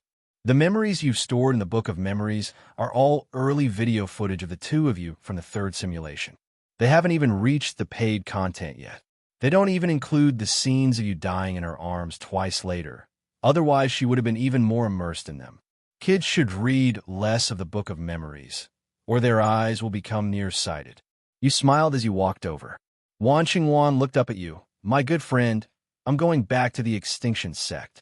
You were slightly surprised. Going back for what? I don't want the gap between us to be too big. Wan Xingwan's expression was firm. Now, at 20 years old, Wan Xingwan is at the divine visceral realm. Although she can be considered incredibly fast, she's no match for someone like you who can accumulate power little by little. Although even if Wan Xingwan never cultivates again, you can still let her live a comfortable life. But you know that the Holy Maiden of the Extinction Sect isn't the kind of person who's listless and spent her days engrossed in the Book of Memories and watching dramas. Put it in. Put in more. Wan Xingwan handed the Book of Memories to you. You smiled and took the Book of Memories, adding a few more memories. Come find me after you've finished reading. I'll give you something exciting. Wan Qingwan, something exciting. Afterwards, Wan Qingwan left the He mansion. Even after that bright light had long since disappeared around the corner, you still stood there for a long time. A moment later, you composed yourself and with a boom, ascended into the sky.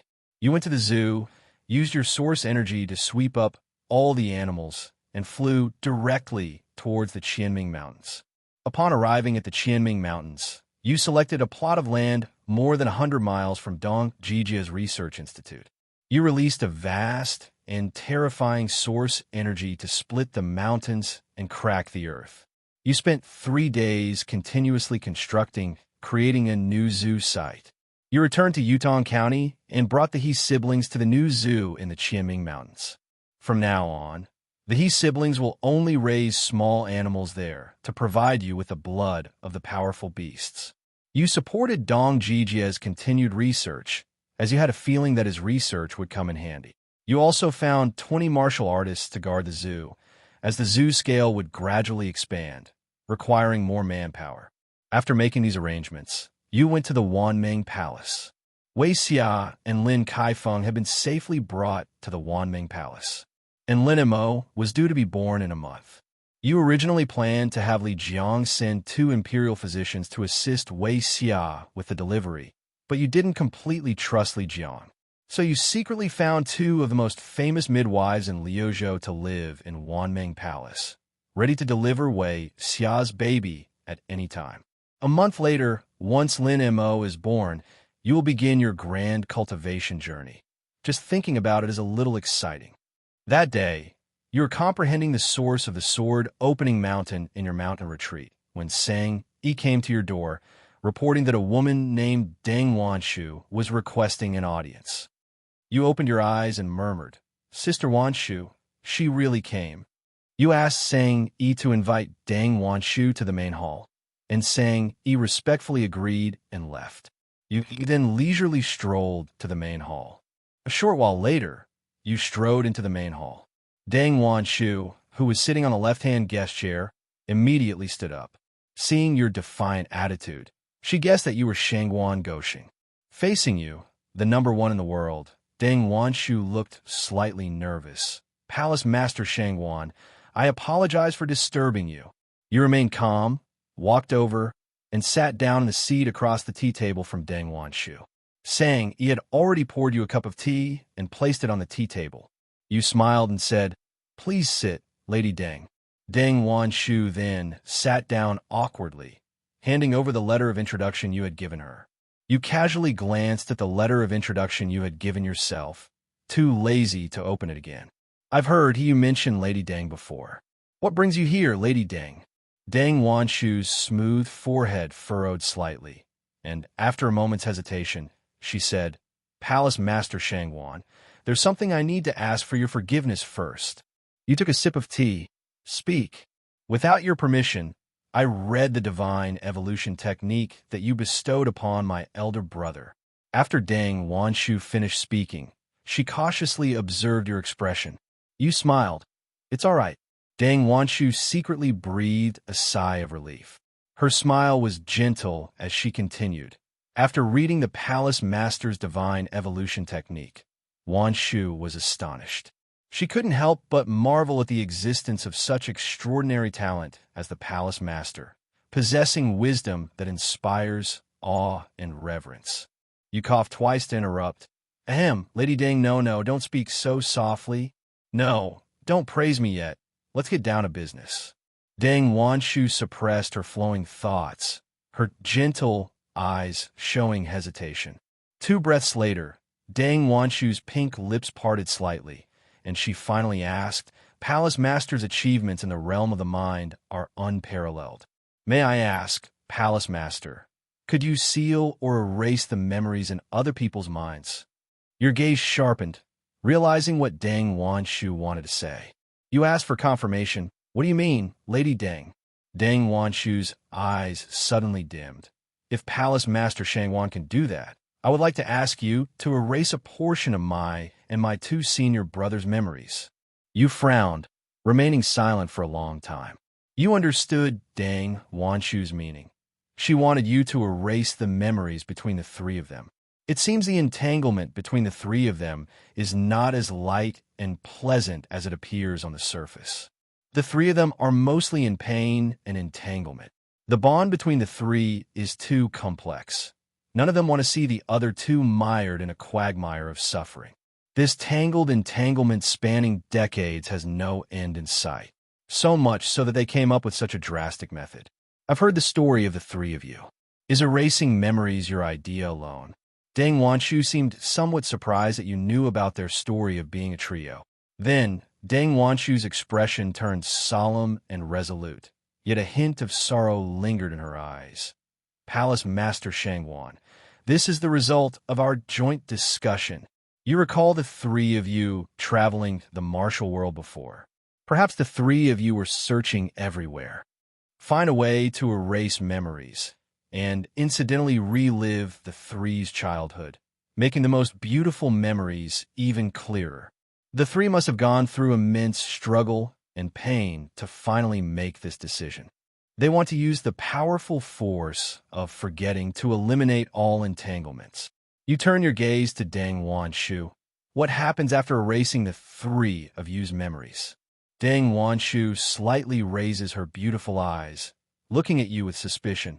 Afterwards, the three of you might separate, each fall in love with someone else, each have your own family, your own children, and you might truly become strangers. Have you thought about that?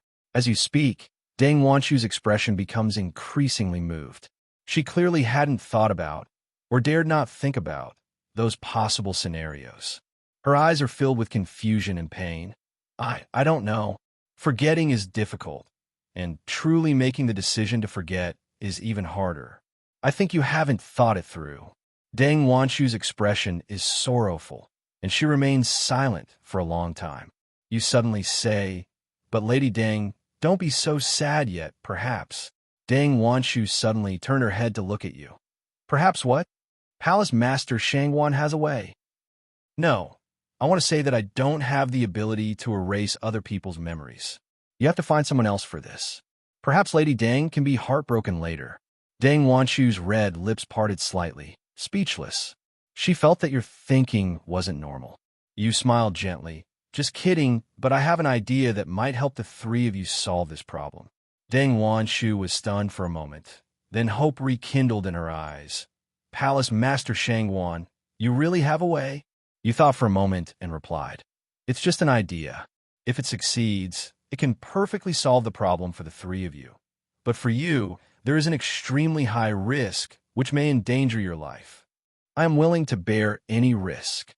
Deng Wanshu blurted out without hesitation, her eyes full of determination. You suddenly remembered Xie Huida and Hu Zhongshuan. You remembered Xie Huida's 50 years of perseverance, and Hu Zhongshuan's sacrifice of his life for the source of the land. You've seen the same unwavering determination in Deng Wanshu's eyes many times before in the eyes of Xie Huida and Hu Zhongshuan. You can't help but sigh. Perhaps this is what it means to go all out. You ask, "Aren't you going to ask me what my plan is?" Deng Wanshu asks hesitantly, "May I ask, Palace Master, what is my plan?" You remain silent for a moment, then say, "I plan to create another you." Create another me? Deng Wanshu is astonished. Since one isn't enough, then let's have another.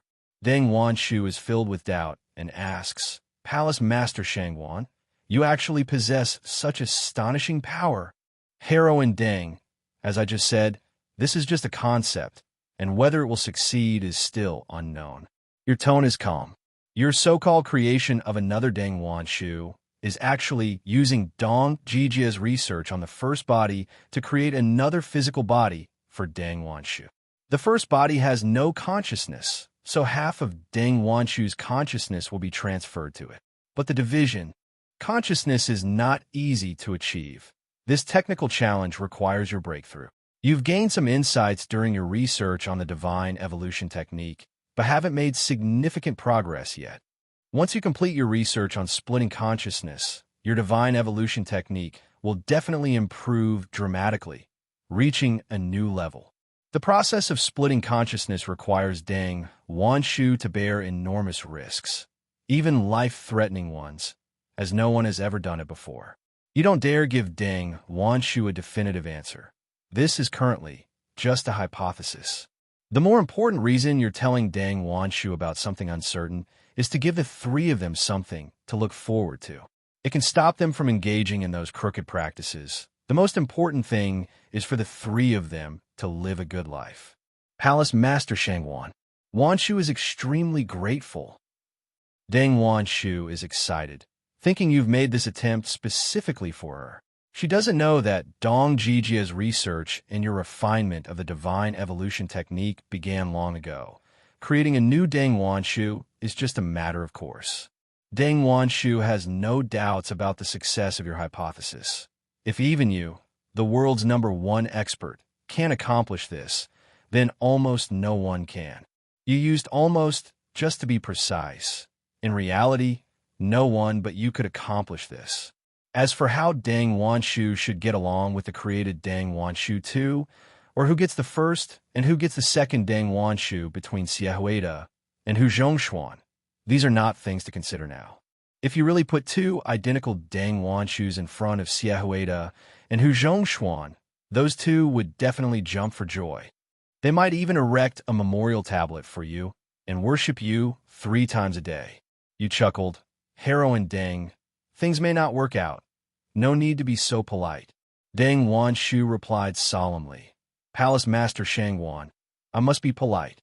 Please feel free to give me any requests, Palace Master, and I will certainly fulfill them. You said calmly. Heroine Deng, there's nothing in this world that I urgently need that you can offer. Let's owe it to you for now.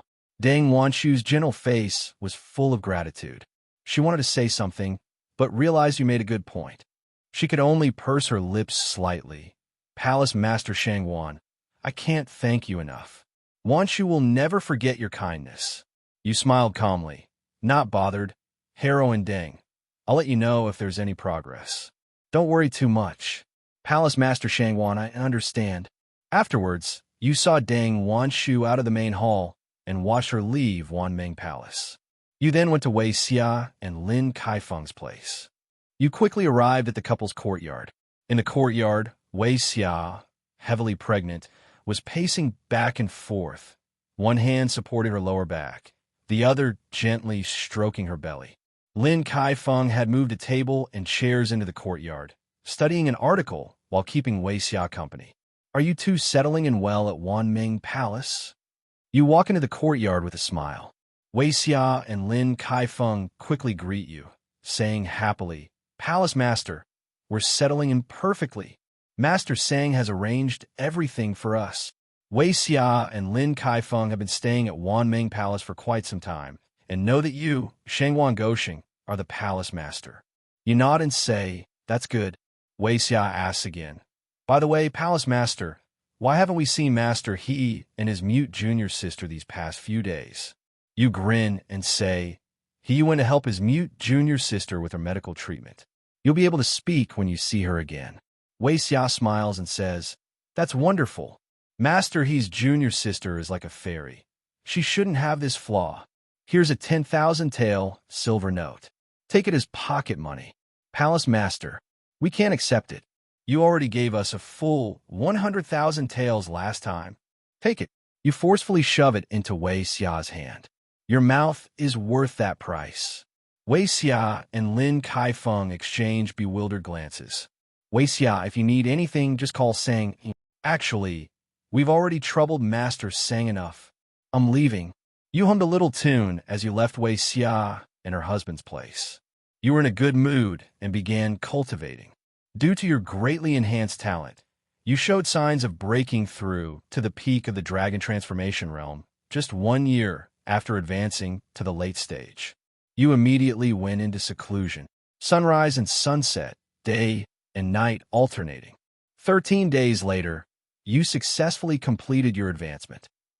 You've advanced from the late stage of the Extreme Dragon Transformation realm to the peak of the Extreme Dragon Transformation realm.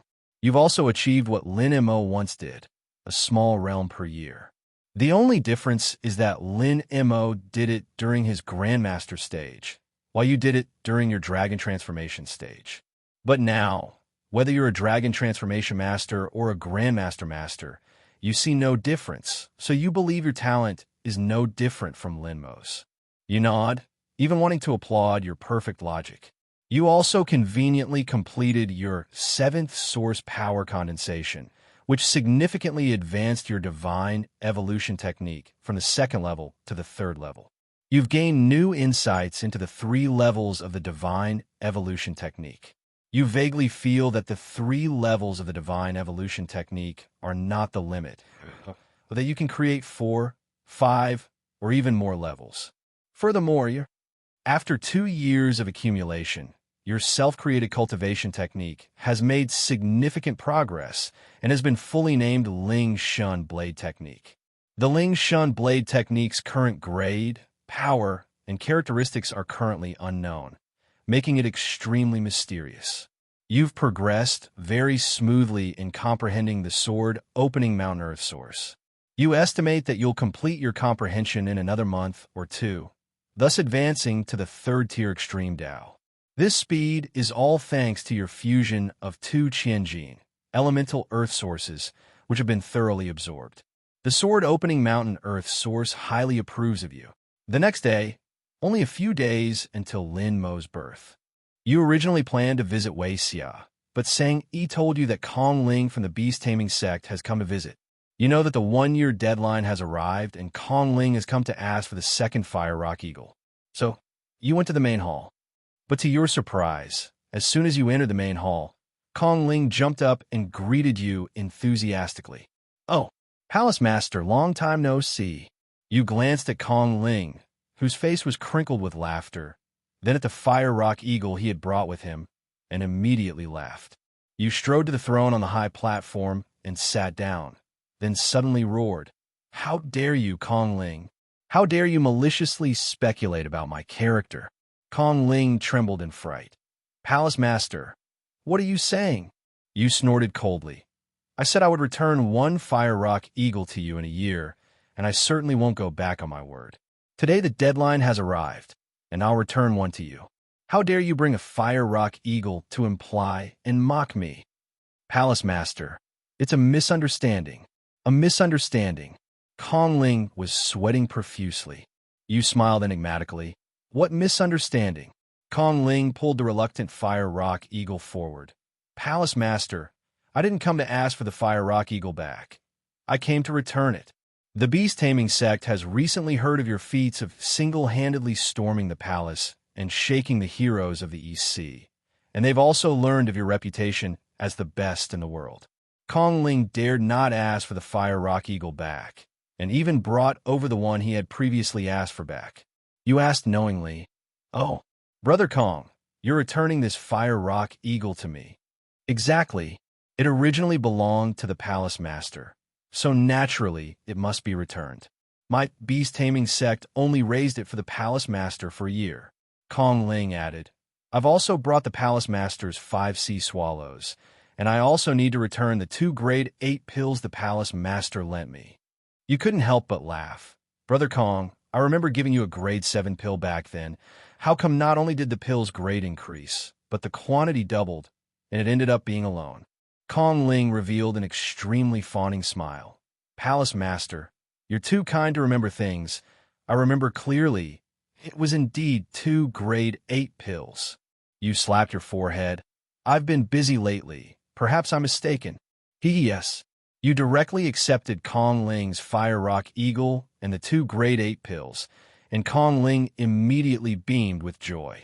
The sea swallows were raised by Kong Ling to test the power of the beast blood. Ordinary sea swallows were too weak to even consider fusion with essence blood, so you released the 5 agile sea swallows. Kong Ling, seeing you had done all this, understood your attitude and hurriedly took his leave. Kong Ling only wanted to establish, immediately returned to the beast-taming sect and announced the good news that the beast-taming sect has survived to the entire sect. Kong Ling left excitedly, and Sang Yi walked in with a letter.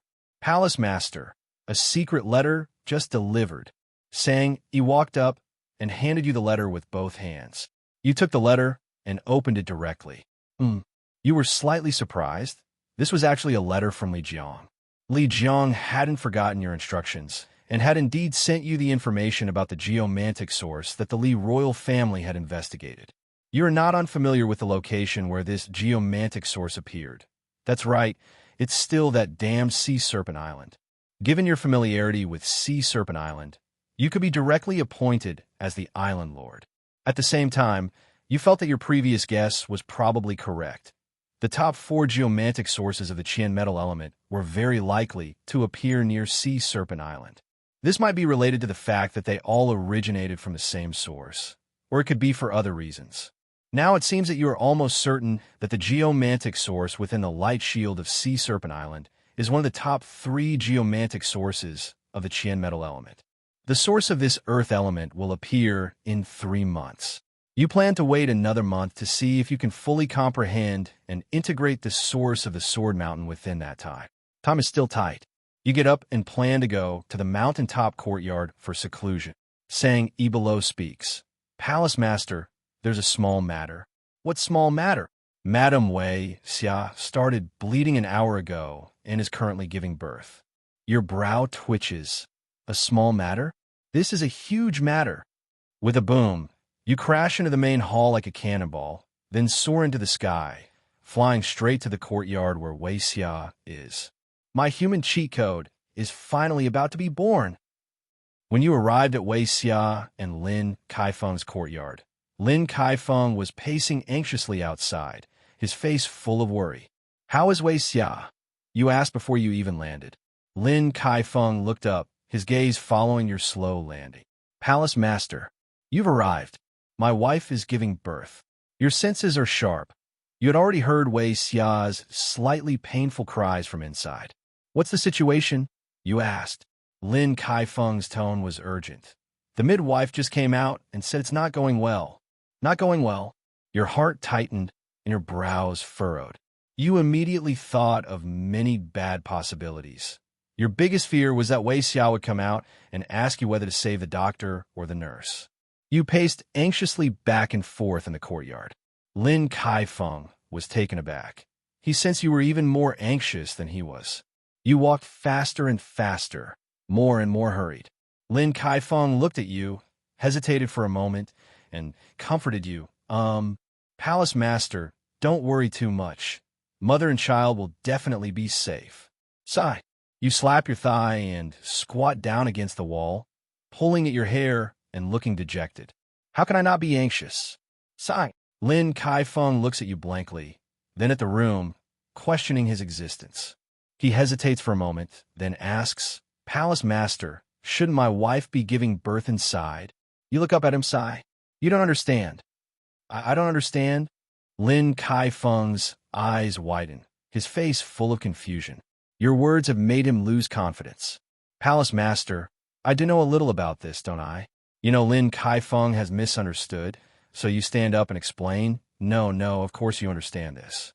I mean you don't understand at all. Your words are like a blow to the head for Lin Kaifeng. His eyes glaze over, his neck twists, and he almost drools with envy. At this moment, a piercing scream suddenly comes from inside the room from Wei Xia. You and Lin Kaifeng both look towards a room, their eyes equally anxious. Suddenly, the natural phenomena of dark clouds gathering and lightning flashing did not occur. A moment later, a loud baby's cry rang out from inside the room. Baby, baby. The sound was like celestial music, instantly illuminating your ears. The door opened, and a midwife emerged with a beaming smile, carrying a baby. Congratulations. Congratulations. The midwife glanced at you both, looking anxious, hesitated for a moment, and continued. Congratulations, gentlemen. It's a boy. Mother and child are safe. You and Lin Kaifeng exchange a glance, both overjoyed. The midwife hesitated, then asked, Who will hold him first? You smiled and said, Give him to me. Lin Kaifeng looked at you in surprise, reluctantly withdrawing his outstretched hand. He looked at his son with reluctance, saying, I'll go see my wife first. During the third simulation, you had seen Lin Mo as an infant, also known as Miao Li Wu, and you immediately recognized this baby as Lin Miao Liwu Mo. You held your cheat device with obvious affection. Finally, Lin Kaifeng came over, hesitated several times before you finally returned the little thing to him. Lin Kaifeng quickly took the child. Excitedly, you went inside and gently placed the baby beside Wei Xiao's pillow. Wei Xiao looked at the little one with affection. You didn't go inside.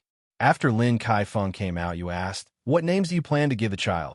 Lin Kaifeng said, "Palace Master, my wife and I have already discussed it. If it's a son, we'll name him Lin Mo. If it's a daughter, we'll name her Lin Lin." You nodded. "Good name. Sounds like a remarkable person."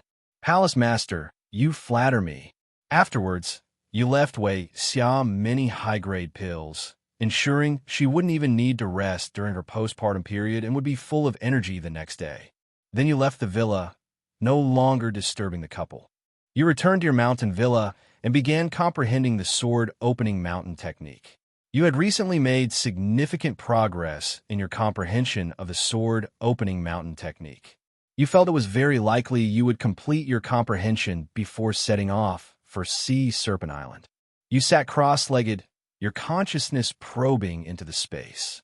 The shimmering mist of the sword opening mountain, upon seeing your consciousness, acted like a pet dog seeing its owner returning home, instantly wrapping itself around your consciousness.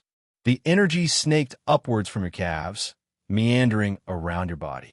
You ignored it all, grabbed it, and began to comprehend it. Time flew by. For you, focused on your seclusion, 26 days seemed to pass in the blink of an eye. That day, your dark eyes gleamed slightly in the cultivation room, and suddenly you swung your sword high into the sky. The roof of the cultivation room shattered with a deafening roar, the sharp sword light possessing a powerful and invincible aura. This strike even had a touch of the ethereal elegance of the swordsman in the sword opening the mountain scene. "Ha ha ha! It has to be me!" You laughed heartily, your heart filled with joy. You completed the comprehension and integration of sword opening the mountain in less than a month. You have now officially advanced to the third-tier extreme path. Ordinary Grandmasters are still on the first level, but you've already reached the third level. That's impressive. After your breakthrough, you immediately headed towards Sea Serpent Island. Before leaving, you went to see Lin Mo again. Lin Mo, not even a month old, can only babble in baby talk and can't communicate with you. Otherwise, you would have taken Lin Mo to the Thousand Bright Mountains to absorb the essence of the sun and moon and helped you acquire some cultivation techniques. You repeatedly instructed Wei Xia and Lin Kaifeng to take good care of their precious son. You also assigned 3 Grandmasters to protect Lin Mo in shifts. After arranging all this, you finally felt at ease heading towards Sea Serpent Island. You flew for many days, passing through the Thousand Bright Mountains. You landed. You first went to the zoo to see the He siblings. The animals that Dong Jijia had previously kept have all been moved to the zoo. With the addition of later animals, the zoo is now more than 10 times larger, requiring considerable effort to manage. Fortunately, there are another 20 martial artists helping the He siblings manage the zoo. Hishan has now broken through to the early stage of bone tempering, and He Yingchun has reached the late stage of skin refining. Although the 2 siblings' cultivation levels are not high, their professional skills are excellent, and they are very responsible, making them outstanding employees. You gave them extra qi and blood pills, telling them not to be frugal and to focus on improving their cultivation, so they could balance work and life. The 2 siblings were naturally extremely grateful. After all, a conscientious boss like you is almost extinct. Before you left, you extracted a lot of beast blood, and you were very lucky, actually obtaining 3 drops of powerful beast blood. You refined it on the spot. The extra physical strength jumped from the early stage of divine organs to the mid-stage of divine organs in an instant. It felt great.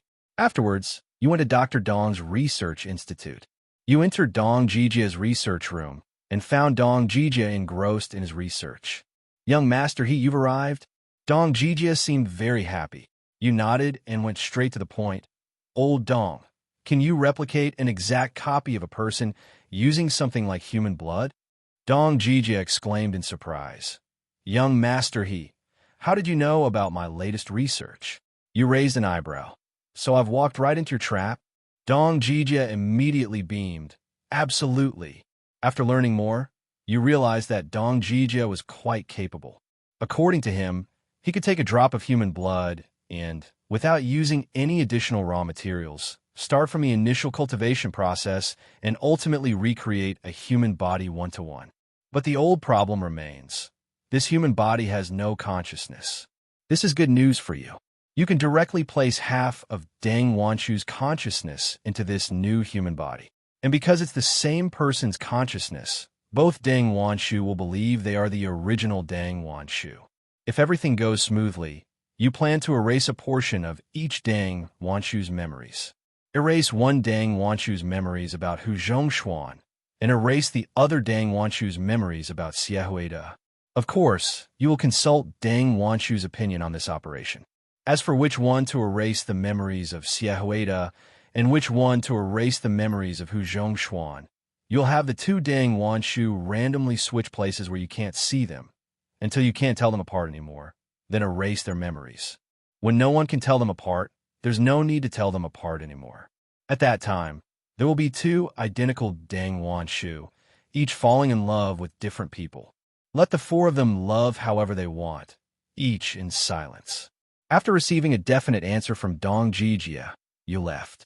Now this plan only lacks your own breakthrough in the divine transformation technique. You are very confident, but not because you have gained new insights, but because of Lin Ma Sheng. With a single word from you, Mo Lai, you can solve countless problems on the path of cultivation. You continue to see Serpent Island. A few days later, you arrive at this auspicious place that has long been covered with your footprints. The time for the Earth Source to appear has not yet arrived. You need to wait for a while. No other Supreme Masters have come yet, and you estimate that no Supreme Masters will come until you collect the Earth Source. Because now the brothers in the underworld all know that you are frantically collecting Earth Sources. You've been to Sea Serpent Island twice already, and you'll likely come a third time. No one dares to challenge someone as powerful as you, let alone try to seize its resources. After thinking about it, you realize that once you obtain this resource, you'll possess 4 Qingjin tribute resources. Moreover, it's almost certain that another Qingjin tribute resource will appear on Sea Serpent Island, making a total of 5 resources. Even more outrageous, you know that in 3 years, the 11th year, at least 12 resources will appear at the mouth of the Cliff River all at once. With your current strength, at least 12 resources will be yours. You knew last time that the more resources you fused with, the higher your affinity for spiritual energy. So you need to obtain even more resources. You looked at the calm, azure sea, then at the small light shield on Sea Serpent Island. You decided to test your strength as a third-tier extreme cultivator. You wanted to know how powerful your all-out attack on the light shield would be, so you could estimate how many more resources you'd need to fuse to break through this barrier. Turtle shell, a flash of light appears in your hand, and the Soul Awakening blade is in your grasp. You glance at the Soul Awakening blade, your expression freezes. Then another flash of black light appears in your hand, and you switch to a different Soul Awakening blade. You grabbed the wrong one earlier, the knockoff Soul Awakening blade that crudely imitates you. Holding your genuine Soul Awakening blade, your powerful source energy surges suddenly, and the calm sea begins to rise and fall, as if in awe of your power. The Soul Awakening blade glows brightly, and its blade grows rapidly. You unleash the life or death strike. The massive blade crashes into the seemingly crumbling light barrier like a storm. Boom! The imposing phantom of the blade slams into the light barrier, the shockwave creating a surging wave. Crack! A crisp cracking sound reached your ears. Your expression froze, and you quickly looked towards Sea Serpent Island, simultaneously stuffing a handful of pills into your mouth. When you saw the state of the light barrier, the scene before you both surprised and delighted you. The light barrier you thought was indestructible had actually developed cracks at the top, and the cracks were gradually spreading. You were overjoyed. Holy crap, it's broken already. As soon as you finished speaking, the cracks instantly spread to the entire light barrier. Whoosh! The light shield shattered like a broken glass bowl above Sea Serpent Island. Sea Serpent Island was now free of barriers, allowing free entry and exit. The Earth source previously blocked by the light shield was now swaying leisurely on Sea Serpent Island. Ha ha! You laughed wildly, releasing your source energy, instantly enveloping the Earth's source and directly storing it in your spatial dimension. You probed with your consciousness, and the Earth's source revealed its true form. You immediately clapped your hands in praise. Good, good. It's actually the Xianxiao sword. This Earth source was none other than the Xianxiao sword Earth source, ranked first in the Qianjin, heavenly metal, affinity. It was the sword once wielded by that 1,000-year-old swordsman. Good, good. You obtained the Earth source ranked first in the Qianjin affinity, and you were overjoyed. After your joy subsided, you gradually calmed down. You subconsciously looked at Sea Serpent Island and murmured, "Something's not right. Why do all 4 Earth sources seem to appear near Sea Serpent Island? Could it be that the 4 of them want to play mahjong together?" You frowned slightly, deciding to explore Sea Serpent Island. You cautiously approach the airspace above Sea Serpent Island. The small island is covered in vegetation, and the scenery is quite nice. You fly low over Sea Serpent Island, your powerful spiritual energy reaching the 2nd level of the divine transformation technique, constantly scanning the ground. Just as you're about to finish exploring Sea Serpent Island, you suddenly frown. You notice something unusual about the ground below. Without thinking, you slash at it with your sword. With a loud boom, the trees on the island explode, dust flying everywhere. A huge hole is revealed in the ground. You look closely and see an even larger space below the hole. Sunlight streaming through the hole reveals what appears to be a stone chamber, its interior remarkably flat and regular. You peer at the stone chamber, but can't make it out clearly. You use your source energy to summon a sea swallow, then throw it into the stone chamber. The panicked sea swallow darts around wildly inside, occasionally crashing into the stone chamber. You looked at the walls, but nothing happened. You nodded and flew directly into the stone chamber through the hole. You didn't land. You remained suspended in the air above the stone chamber. You scanned the room. The stone chamber was ordinary, square, and unremarkable. But when you turned around to the back, your gaze suddenly froze. In this direction, there was a high platform, and on the platform, a gleaming sword was stuck straight in the air, the Xianxiao sword. Yes, it is the prototype sword of the Earth source you just obtained. You are astonished. A sword from at least 1,000 years ago appears before you, as if it were brand new. You hesitate for only a moment, then your source power erects a barrier, releasing itself and swirling towards the Xianxiao sword on the high platform. Your expression is solemn, extremely cautious. However, until your source power touches and even retract from the Xianxiao sword, nothing unexpected happens. This surprises you somewhat. Looking at the Xianxiao sword floating before you, you ask in confusion, aren't these ancient caves supposed to be fraught with danger? But nothing has indeed occurred. You examine the Xianxiao sword from all angles, finding nothing unusual. With a thought, you release your spiritual power to probe it. At this moment, you suddenly sense another consciousness on the Xianxiao sword. Your consciousness and that consciousness seem to have unintentionally shaken hands. There's another consciousness on the Xianxiao sword. You are extremely vigilant and quickly push the Xianxiao sword far away. You can't confirm what that consciousness is, but you can sense it's very weak and poses no threat. Countless possibilities flash through your mind. You regain your composure. You look at the Xianxiao sword and tentatively ask, "Elder Yao." The Xianxiao sword doesn't react. You call out again, "Great evolution, Divine Lord." The Xianxiao sword still doesn't react. You guess that this consciousness is the remnant of that 1,000-year-old swordsman's consciousness. After all, it's a sword. You frown and mutter. At least 1,000 years, and there's still a remnant of consciousness. Someone who can leave behind 4 Earth sources is indeed quite capable. As soon as you finish speaking, the Xianxiao sword trembles slightly.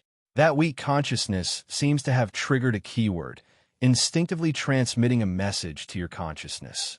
Earth source? Don't merge with the Earth source. The information emanating from the Xianxiao sword startled you. Why can't I fuse with the Earth source?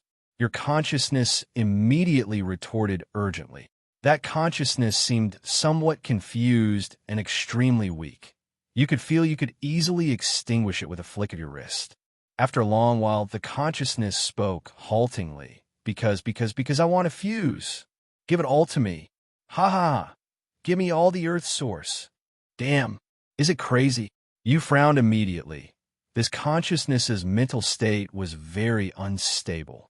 The consciousness went mad for a moment, then suddenly calmed down, muttering, "No, I can't fuse with the Earth source. I have to go back. I can definitely go back."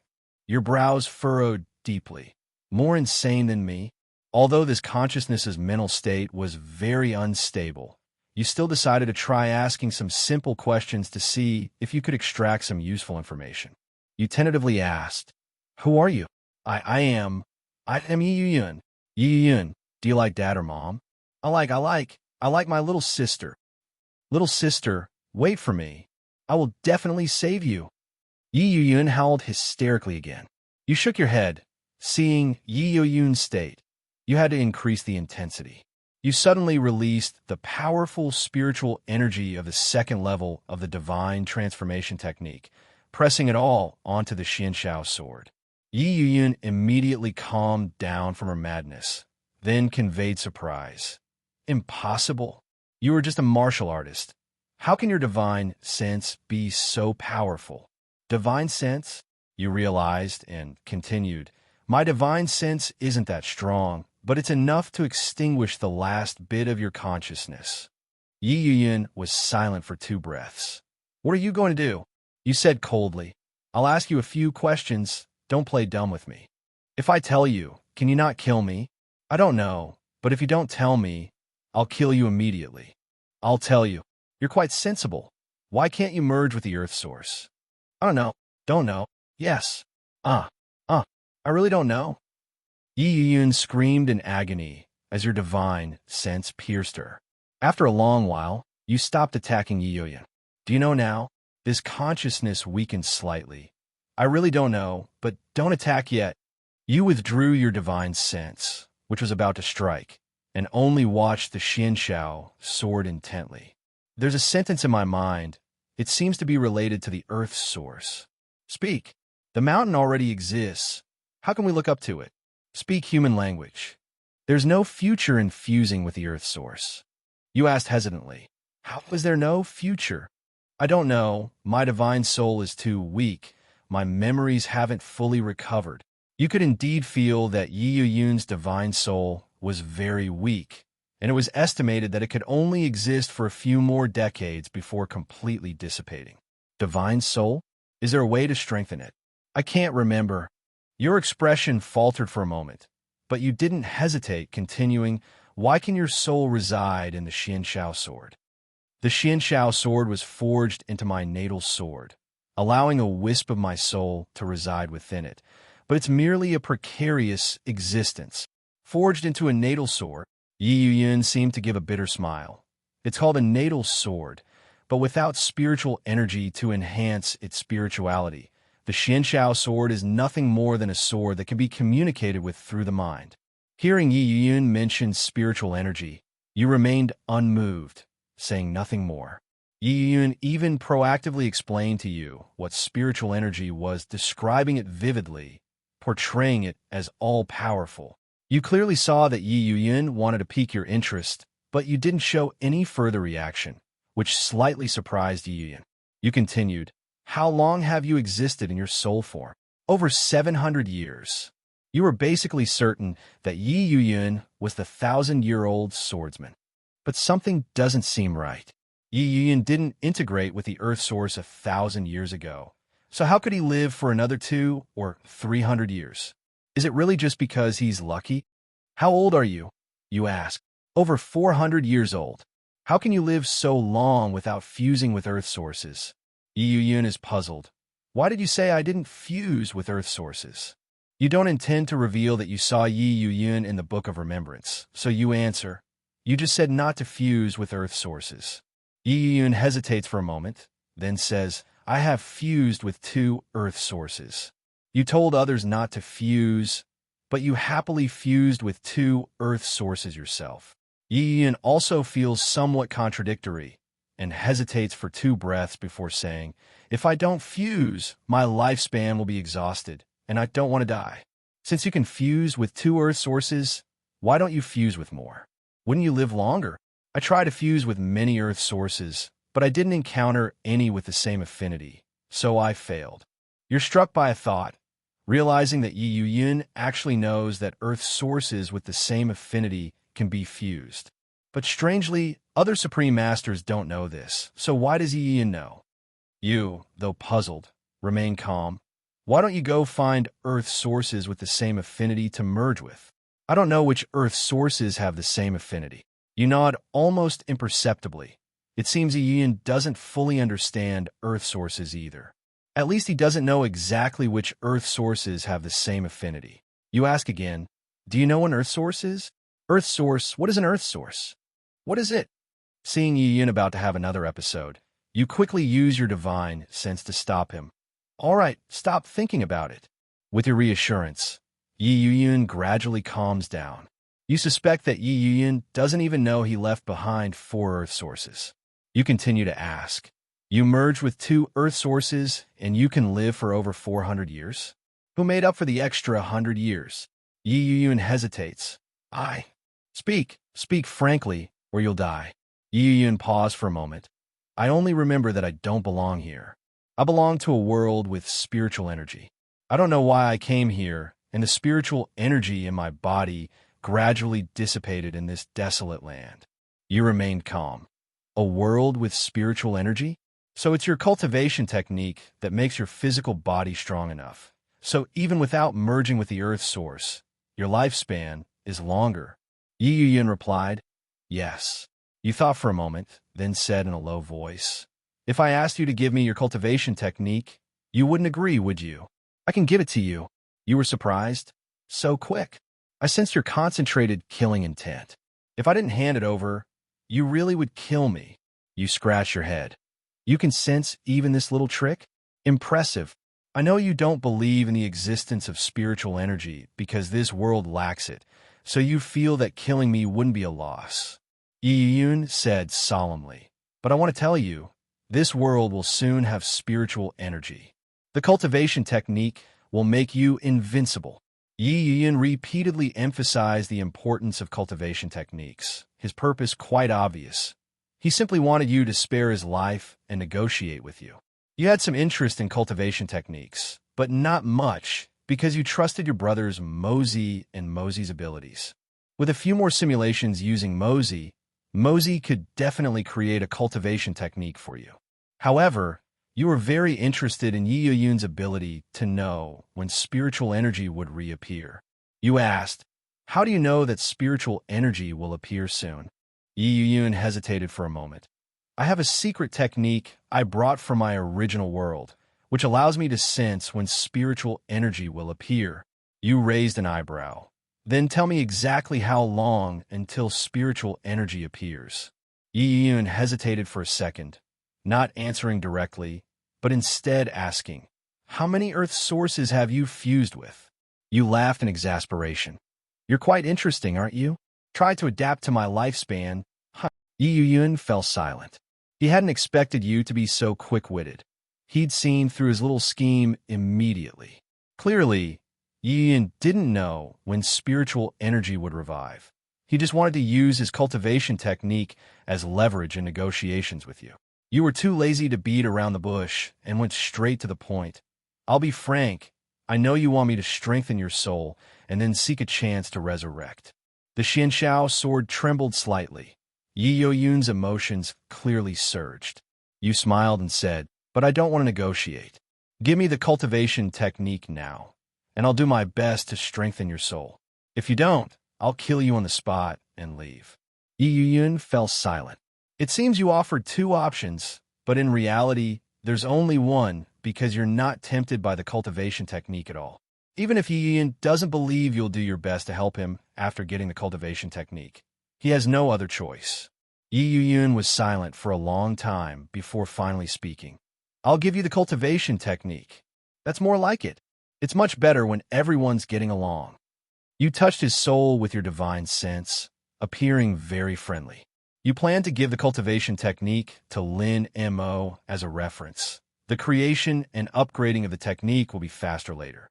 If you can help Yi Yun strengthen his soul, you should be able to learn more about the earth source and cultivation from his fully recovered memories.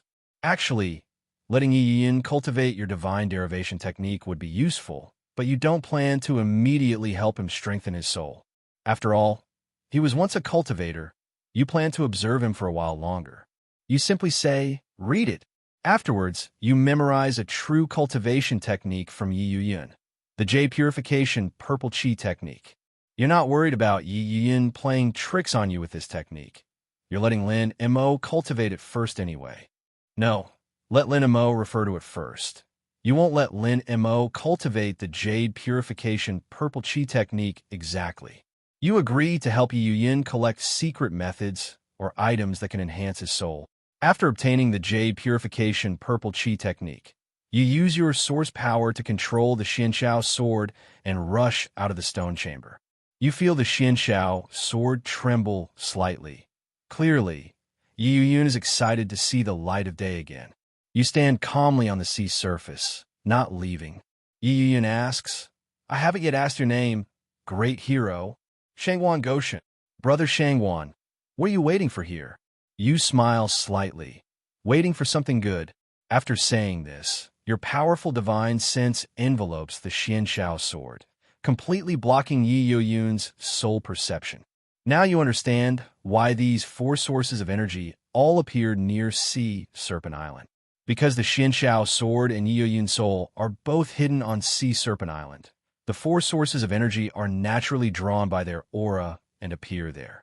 Near the island, on the 17th day, a few hundred meters south of Sea Serpent Island, the aura began to change. You were overjoyed and were just about to go over. About 2 miles north of Sea Serpent Island, another surge of heaven and earth aura appeared. Oh ho! 2 sources of earth. You only waited a moment, and 2 sources of earth appeared one after another. You easily stored the 2 sources of earth in your spatial storage. You probed with your divine sense. And, as expected, they were indeed Jian Wentian and Jian Fuhai, ranked 2nd and 3rd respectively in the Qianjin aspect. The people involved in these 2 sources of earth are still by your side, and they are kept in the dark, which is a little exciting. Having obtained 2 sources of earth at the same time, you were in a great mood and returned to Wanmeng Palace. After returning to Wanmeng Palace, you placed the Xianxiao sword in a secluded pavilion and instructed no one to approach. Then you quickly ran to check on Lin Mo. Under Lin Kaifeng's strange gaze, you found that Lin Mo was fine, and only then did you return to the mountaintop villa with peace of mind. At this time, in the cultivation room, your divine sense probes into the space, where 3 earth sources sway gently. The aura of Qianjin on your body makes the 3 earth sources feel incredibly close. Even without you consciously trying to comprehend them, the earth sources seem to be vying to show themselves off. Despite their enthusiasm, you show no reaction, because you're unsure whether you should continue to comprehend and fuse with the earth sources. Although Yi Yun also fused with earth sources, it was for the purpose of prolonging his lifespan, a necessity. You're unsure what Yi Yun meant by saying that fusing earth sources has no future, but after thinking about it, you decide to comprehend and fuse with the 3 earth sources. After all, earth sources allow you to be close to spiritual energy, a tangible effect that will definitely increase your speed of absorbing spiritual energy for cultivation. Moreover, after the simulation ends, the earth sources are calculated separately, and you can choose not to inherit them, so it won't affect your main body. The only headache is that your main body has already fused with one of the fallen immortal sword earth sources. If there's any problem, it's all over. Should I commit suicide for a bit first, then go back and ask Model Bro if I can separate the fused earth source? No, I should be able to ask directly. He even gave me a hint about spiritual energy last time. You sincerely call out in your heart. Model Bro, are you there? Simulator. I'm here. I've always been here. You. Can the fused earth source be separated? Simulator. Like I said, host, you're using cheats, so you should be prepared for that. Why are you being so stingy? You immediately become excited and confirm. Can the fused earth source be separated? Simulator. What can be dismantled can be rebuilt. What can be broken can be established. The host's physical state can be reverted to any point in time. Awesome. Model Bro, you're truly awesome. You're the real system that benefits us transmigrators. You excitedly howl like a banshee. Finally calm down. With Model Bro backing me up, what am I going to be a coward for? Fusion. Lots and lots of fusion. You have directly begun to comprehend these 3 top-ranked Qianjin, elemental earth sources. Time flies like water, never ceasing day or night.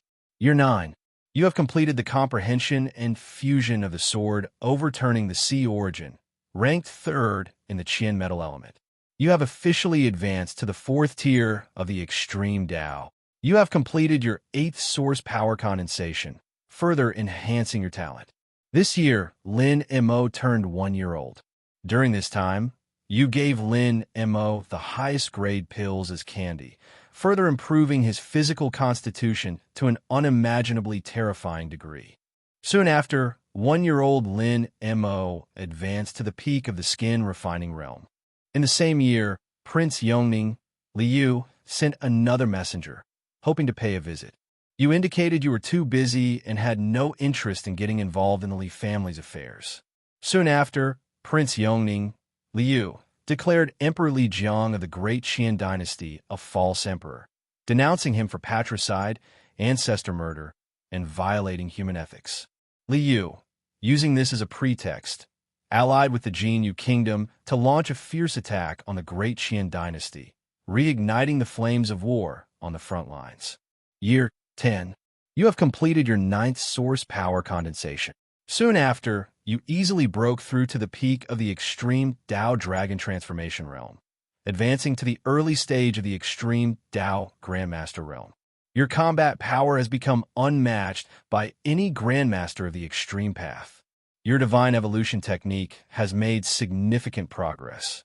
You sense that you will soon break through to the 3rd level. You taught Yi Yun the 1st level of the Divine Evolution technique, helping him strengthen his divine soul. In the same year, Lin Mo turned 2 years old and advanced to the peak of the bone-tempering realm on his birthday. You plan to take Lin Mo to the 1,000 Bright Mountains 3 days later to begin cultivating and modifying the Jade Purity Purple Qi technique. That day, Li Jiang sent an urgent secret letter, saying that he couldn't withstand Li Yu's offensive and requesting your assistance. Holding the secret letter, you muttered, "I'm about to start cultivating immortality, and you're still fighting to the death." You look at the letter and consider for a moment, then decide to go and settle scores with Li Jiang. After all, Li Jiang has indeed sent you letters and reported news about the Earth Source over the past few years. He also sends you, the Imperial Advisor, precious gifts during holidays to express his appreciation and wish you good health, encouraging you to go to bed early, get up early, and exercise more. Li Jiang's attitude is quite respectable. Besides, now that you've advanced to the 4th tier Extreme Tao, it's time to go out and show off a bit. You set off from Wanmeng Palace, heading north towards the Songwang Desert. The Jinyu Kingdom's army has already crossed the Songwang Desert and reached Taeyong Pass. On the south side of the desert, Taeyong Pass is west of Yajiankou. These 2 military fortresses, Taeyong Pass and Yajiankou, together form the ironclad defense line in the north of Dakian. If Taeyong Pass falls, Jinyu Kingdom and Liu can advance unimpeded and directly attack the capital. This time, Jinyu Kingdom's attack is fierce. Their Extreme Tao Grandmasters have already joined the battle. Li Jiang knew the situation was urgent and dispatched many grandmasters of the Li imperial clan to provide support. The clash between the grandmasters on both sides resulted in significant casualties. However, the number of grandmasters from the Li imperial clan was already more than 10 fewer than those from the Jinyu kingdom and the Mijun sect combined. Last time, you even killed more than 10 of the Li imperial clan's grandmasters. With this shift in power, the Great Qian's top-tier grandmaster combat strength was already stretched thin. Li Jiang's relationship with the Jianghu sects wasn't particularly close. Only 3 grandmasters from the Jianghu went to support him. Another important reason why other sects didn't go to support him was that although it was said that the Jinyu kingdom was attacking the Great Qian, Liu's name was involved in the Jinyu kingdom's actions. Essentially, this was a matter for your Li family. Regardless of who won in the end, the Great Qian would still be the Great Qian, and the Jianghu sects wouldn't be greatly affected. Under these circumstances, Li Jiang had no choice but to send you a message, requesting you to go to Taeyong Pass to defend against the Jinyu kingdom's attack. You're in a hurry, so you've been speeding along, and soon you see Taeyong Pass. The tall, mottled walls of Taeyong Pass are riddled with holes, and a vast expanse of yellow earth outside the pass is stained blackish-red with blood. Clearly, the two armies have clashed multiple times. The Dacian soldiers on the walls of Taeyong Pass are covered in blood, their eyes filled with confusion and despair. High above Taeyong Pass, the grandmasters of the Great Qian and Jinyu kingdoms face each other in a standoff. Jinyu kingdom has 57 grandmasters, all in good condition, while the Great Qian kingdom has 39, many of whom are wounded. The difference in strength between the two sides is obvious. The atmosphere is tense, like swords about to be drawn. The leader of the Jinyu kingdom's grandmaster smiles slightly and speaks slowly. Li Shun, take your men and retreat.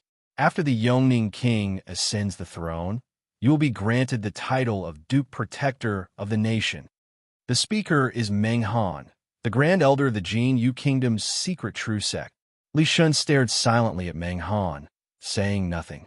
Meng Han wasn't in a hurry either, and turned to another person on the Deqian side. Zhang Qing, you 3 brothers are simply trying to secure a future for the Jiuhua sect.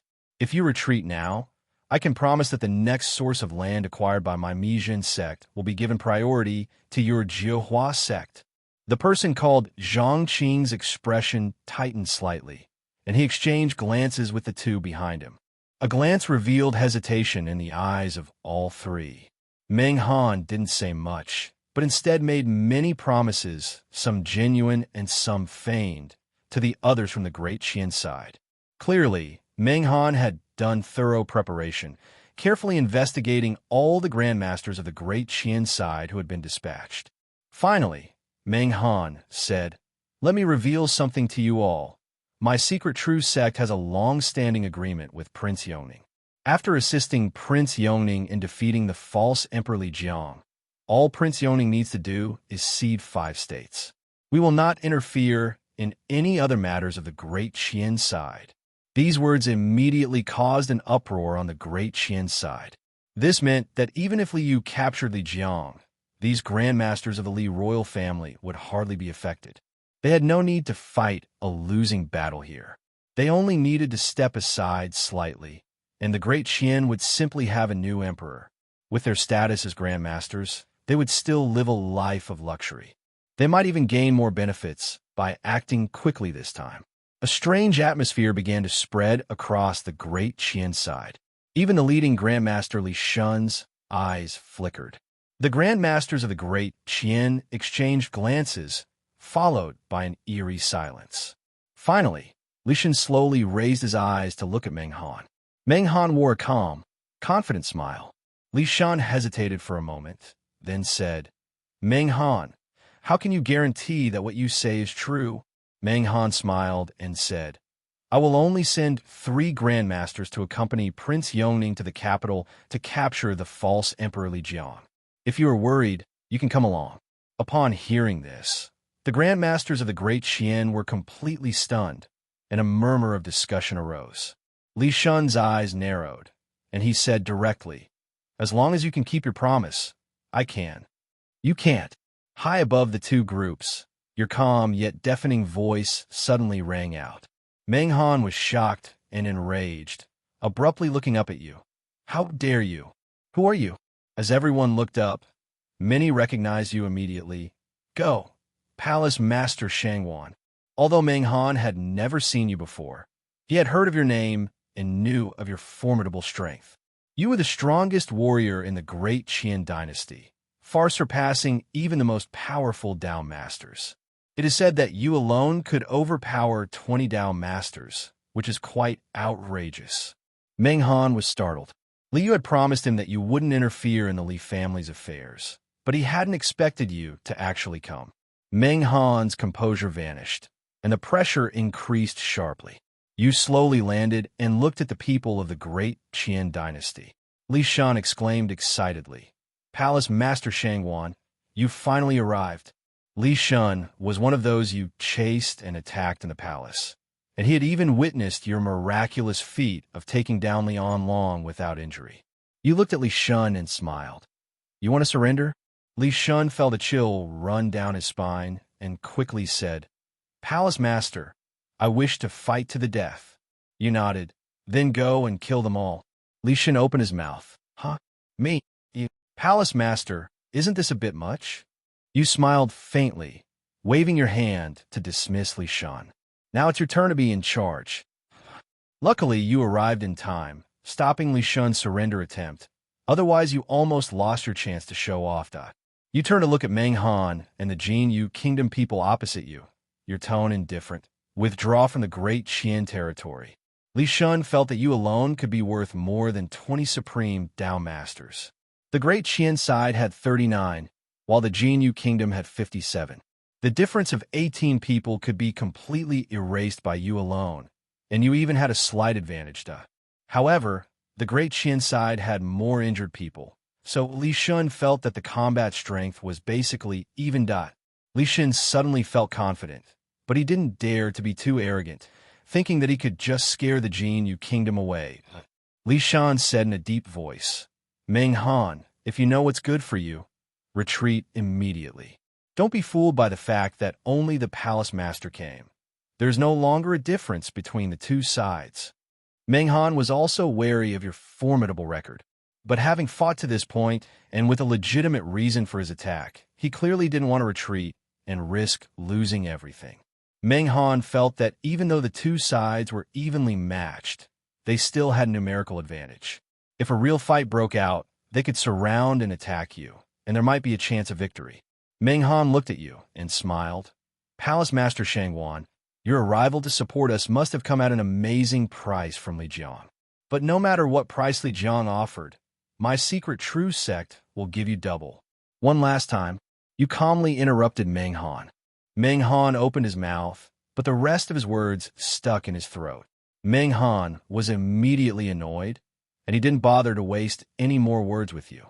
He thought it was indeed impressive that you could fight your way through more than 20 grandmasters, but they now had 57 of them, so there was nothing to fear from you. His gaze turned fierce. Shangwan Goshen, today I'll see just how much of your title as the #1 in the great Qian dynasty is just hype. Meng Han charged forward wielding a great halberd, followed by the other grandmasters of Jin Yu Kingdom. Li Shan and his group panicked. Many had only heard of your name, but had never seen you in action, and they were uncertain of their chances.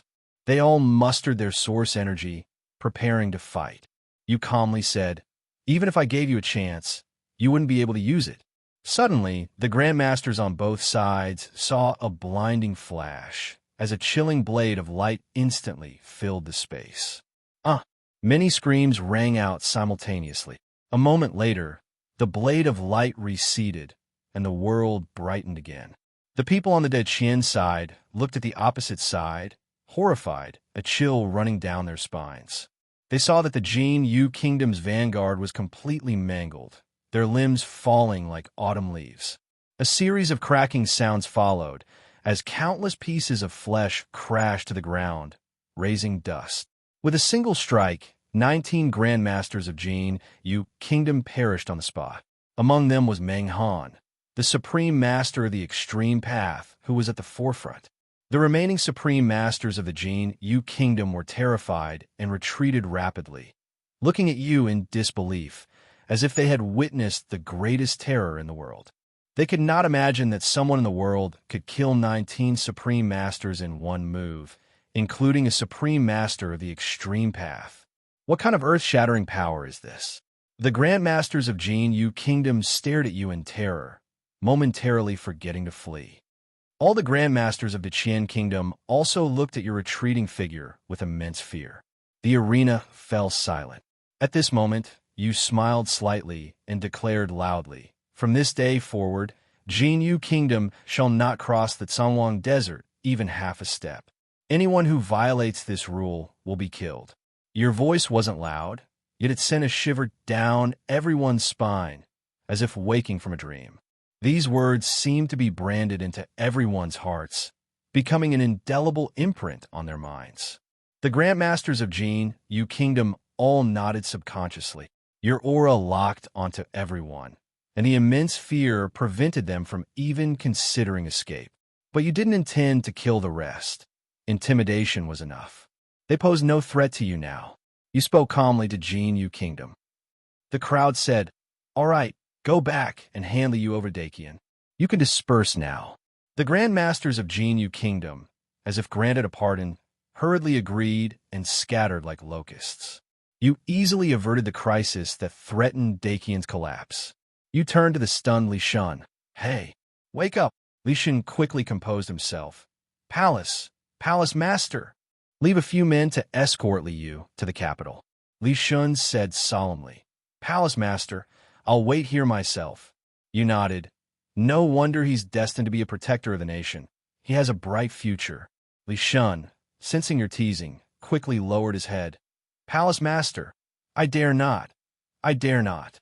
You didn't linger and disappeared into the sky. All the Grand Masters of Dakian breathed a sigh of relief. They looked again at the 19 Grand Masters lying dead on the ground, stunned for a long time, their hearts still churning. Today, your swift slaying of 19 Supreme Tao Masters, a feat that stopped the fighting with a single strike, has spread throughout the great Qian dynasty, causing a huge sensation.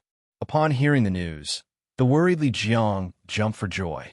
Li Jiang immediately declared Wanming Palace the state religion of the great Qian dynasty and appointed himself an outer disciple, declaring that he would only respect the palace master of Wanming Palace for the rest of his life. You ignored Li Jiang's empty rhetoric, letting him do as he pleased. Other Supreme Tao Masters speculated about the heights you had reached, but after much guessing, they couldn't come up with a definitive answer.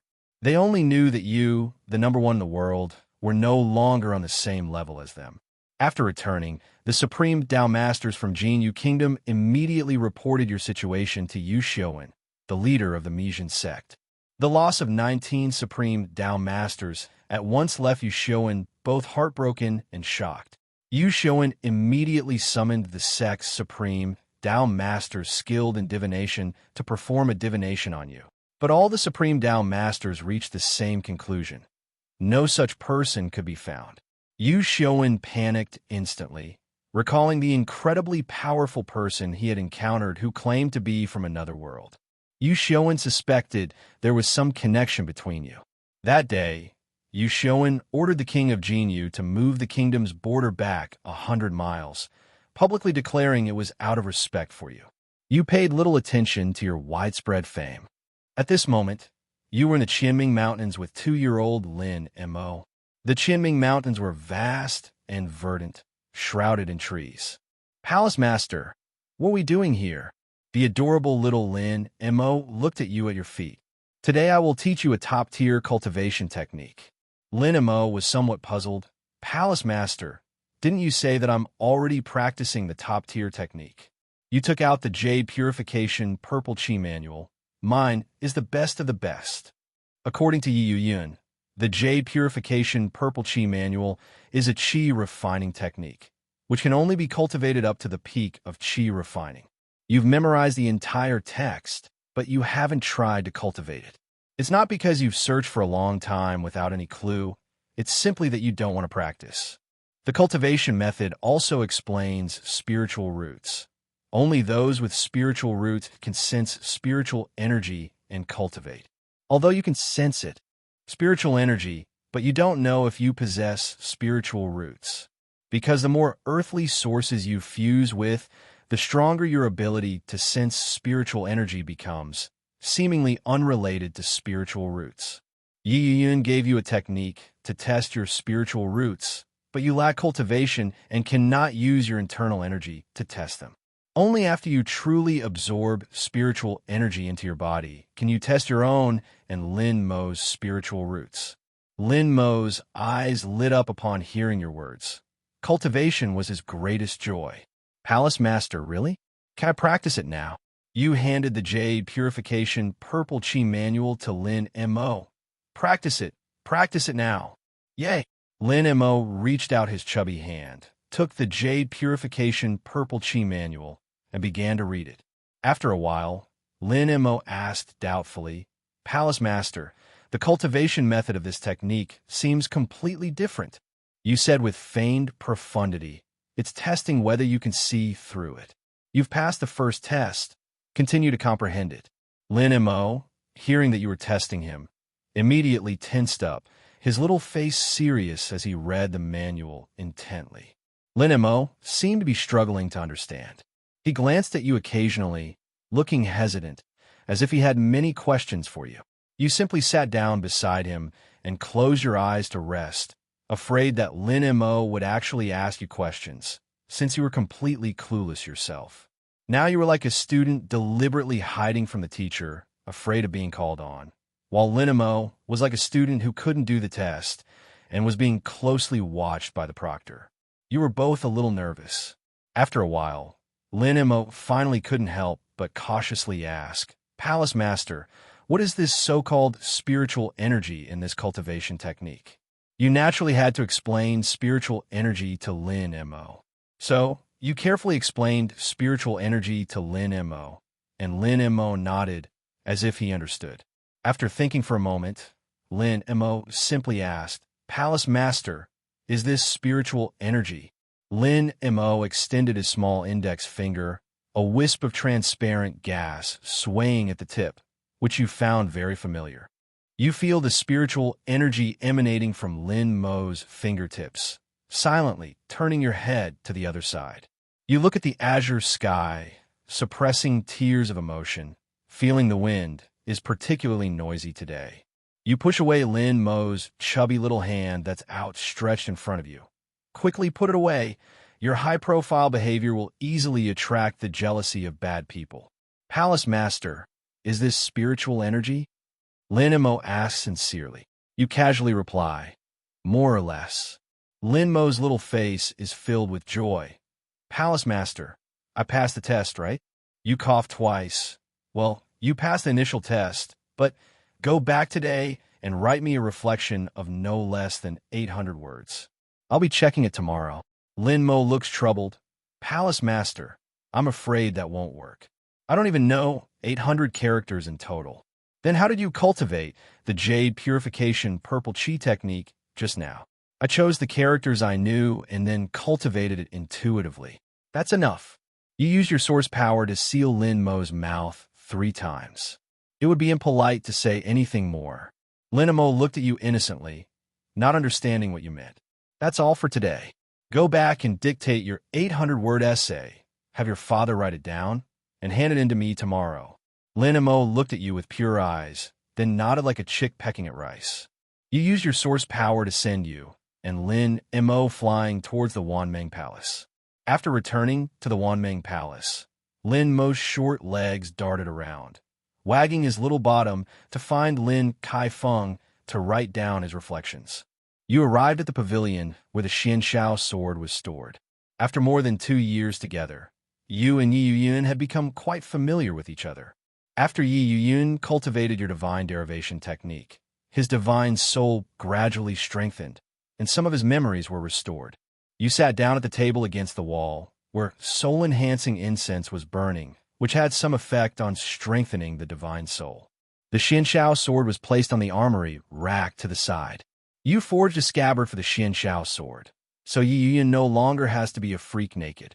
You removed Yi Yo-Yun's soul shield and asked, Brother Yi, have you had any new things coming to mind lately? Yi Yo-Yun's consciousness returned, and he was somewhat excited. Brother Shangwan, I really have some new memories about the Earth Source. Oh, tell me about them. The Earth Source can grow. You immediately became interested. How does it grow? Nourished by spiritual energy, it can grow into an Earth Spirit. An Earth Spirit. Brother Shangwan knows that after fusing 9 Earth sources, fusing a 10th Earth source will allow you to reach a higher level. But actually, the 10th fusion should be an Earth Spirit, not an Earth source. You put down your teacup. What's the difference between fusing an Earth source or an Earth Spirit for the 10th time? If you fuse an Earth source, your level will be permanently limited, unable to improve further. But fusing an Earth Spirit will allow you to continue to improve to a higher level. You thought for a moment, then suddenly asked, when you said that fusing with the Earth Source had no future, did you mean that fusing with the Earth Spirit was necessary? Yi Yun remained silent for a long time, then hesitated. It seems so, but it also seems not. You frowned. I've been feeding and caring for you, and you're just teasing me all day. I can't remember right now. You, too lazy to dwell on it, continued. In your world, do cultivators fuse with Earth spirits instead of Earth sources? Yi Yun remained silent for a long time before guiltily saying, My original world had neither Earth sources nor Earth spirits. You suddenly laughed in exasperation, your divine sense abruptly pressing down on the Xianxiao sword. Hey, your world doesn't even have Earth sources, and you're lecturing me like this? Yi Yun felt as if you had grabbed his neck. The Xianxiao sword trembled and struggled. Brother Shangwan, I don't know where these memories came from, but what I said is true. Fear and urgency emanated from Yi Yo-Yun's soul. You could sense it wasn't a lie. After calming your tone as much as possible, you asked again, according to you, Earth sources and Earth spirits have nothing to do with cultivation. They are related. Cultivators can break through realms after fusing with Earth spirits. Didn't your world lack Earth spirits? Yi Yun blurted out. So we all break through on our own. You teased me once, and you dare to do it again? I'll make you pay today. Your divine sense condensed, and you were about to drill into Yi Yo-Yun.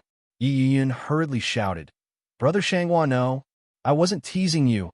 Seeing Yi Yun's sincere pleas for mercy, you hesitated for a few moments before finally withdrawing your divine sense. You felt that Yi Yun wasn't lying to you. Otherwise, he wouldn't have admitted that his world lacked an Earth source, which only aroused your suspicion. But you couldn't understand why he knew so much about Earth sources and Earth spirits in his memories. You asked a few more questions about Earth sources, but Yi Yun couldn't recall them. You could only shield Yi Yo-Yun's divine sense and leave the pavilion.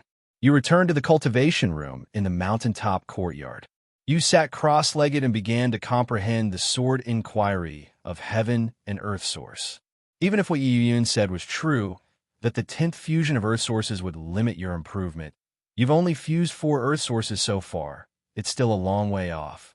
And if you wanted, you could fuse 10 Earth sources to see how it goes. Anyway, your simulator can revert your physical state, so there's no pressure at all.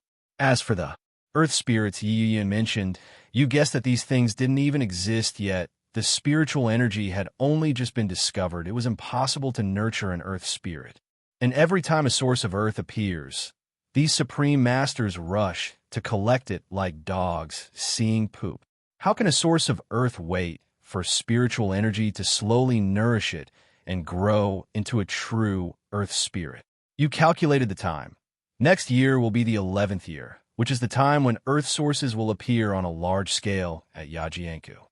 Last time, a total of 13 sources of Earth appeared, but you obtained and fused with one of them, the fallen immortal sword. You don't know if there will be 12 or 13 this time. But no matter how many sources of Earth appear, you are determined to get them. You know that many Supreme Masters have definitely received the news and are eager to act. So you spread the word in advance that you, Shangwan Gosheng, have taken all the Earth sources at Yajianka this time. Anyone who's tired of living can come and try your genuine Soul Awakening blade. Li Jiang got excited when he heard you say that. He cobbled together 30 supreme masters and surrounded Yajianku in advance, declaring that no one could approach Yajianku without your permission. It's entirely up to you, the imperial advisor, to just say the word, while Emperor Li Jiang runs himself ragged. See, Li Jiang really knows how to handle things. So, it's announced that he's been promoted from an outer disciple to a full member of the Myriad Dreams Palace. Li Jiang was so happy that he held a grand banquet for his officials, even bringing out the memorial tablets of his grandfather and father, saying he wanted to have some fun together. And you, on the other hand, focused on your cultivation. On your second day of cultivation, Lin Mo comes to hand in his 800-word essay on absorbing spiritual energy into the body. Lin Mo knocks on the door of your cultivation room, his voice innocent and childlike. "Palace Master, I had my father write down my insights." You wave your hand, and the door opens automatically. "Palace Master, look." Lin Mo runs over and hands you his insights with his chubby little hands. You take it, glance at it briefly, and nod. "Not bad, little rascal. I have a new test for you." "Palace Master, what new test?" You give Lin Mo the 9 condensation profound technique. "Ahem, this is one of my life's masterpieces. Now I'm giving it to you. You must study it carefully." "Is it a cultivation technique, Palace Master?" "It's a special cultivation technique." "Yay, I'll go cultivate now." "Wait, I'm not telling you to cultivate." "Palace Master, what is it then?" "I need you to upgrade and modify this 9 condensation profound technique according to the cultivation system of the Jade Purification Purple Chi technique to achieve the original effects of the 9 condensation profound technique." "Palace Master, you are already the best in the world, and this is the culmination of your life's work. I'm afraid I'm not up to the task. That's why it's called a test." Lin Mo hesitated for a moment, then nodded vigorously. "Palace Master, I will do my best to complete it." You glared at him. "Not just do your best. You must complete it. Otherwise, you are not worthy of being my cheat. No, you are not worthy of being the next Palace Master of Wanmeng Palace." The next Palace Master?" Lin Mo's eyes widened. "That's right. There are 2 candidates for the next Palace Master. You and Yi Pingxin, Sang Yi's disciple." "Uncle Yi Pingxin? Isn't his cultivation lower than mine?" "Lin Mo, you have committed the cardinal sin of arrogance and complacency," you said in a low voice. Little Lin Mo trembled, then quickly admitted his mistake. "Palace Master, Lin Mo will never dare to do it again. Your attitude is still good. There's still hope." You nodded and gave Lin Mo the small spell to test his spiritual root. As punishment, learn this technique within 3 days, and then test it on both of us. Lin Mo has now cultivated his first wisp of spiritual energy and can barely run the spell to test his spiritual root. According to Yi Yuyan, spiritual roots don't have attributes, but they're divided into mortal spiritual roots, earth spiritual roots, and heavenly spiritual roots from low to high. The higher the level of the spiritual root, the faster the cultivation. You estimate that Lin Mo, this heaven-defying thing, has a heavenly spiritual root, while you yourself probably only have a mortal spiritual root. You can't possibly have no spiritual root, can you? Lin Mo readily agreed with a firm gaze. "Go, complete the test, and remember not to be arrogant." Lin Mo replied gratefully. "Thank you for your instruction, Palace Master. I will certainly remember it." You waved your hand, and Lin Mo left your training room. After Lin Mo had gone, you muttered to yourself, "My peas is still the best."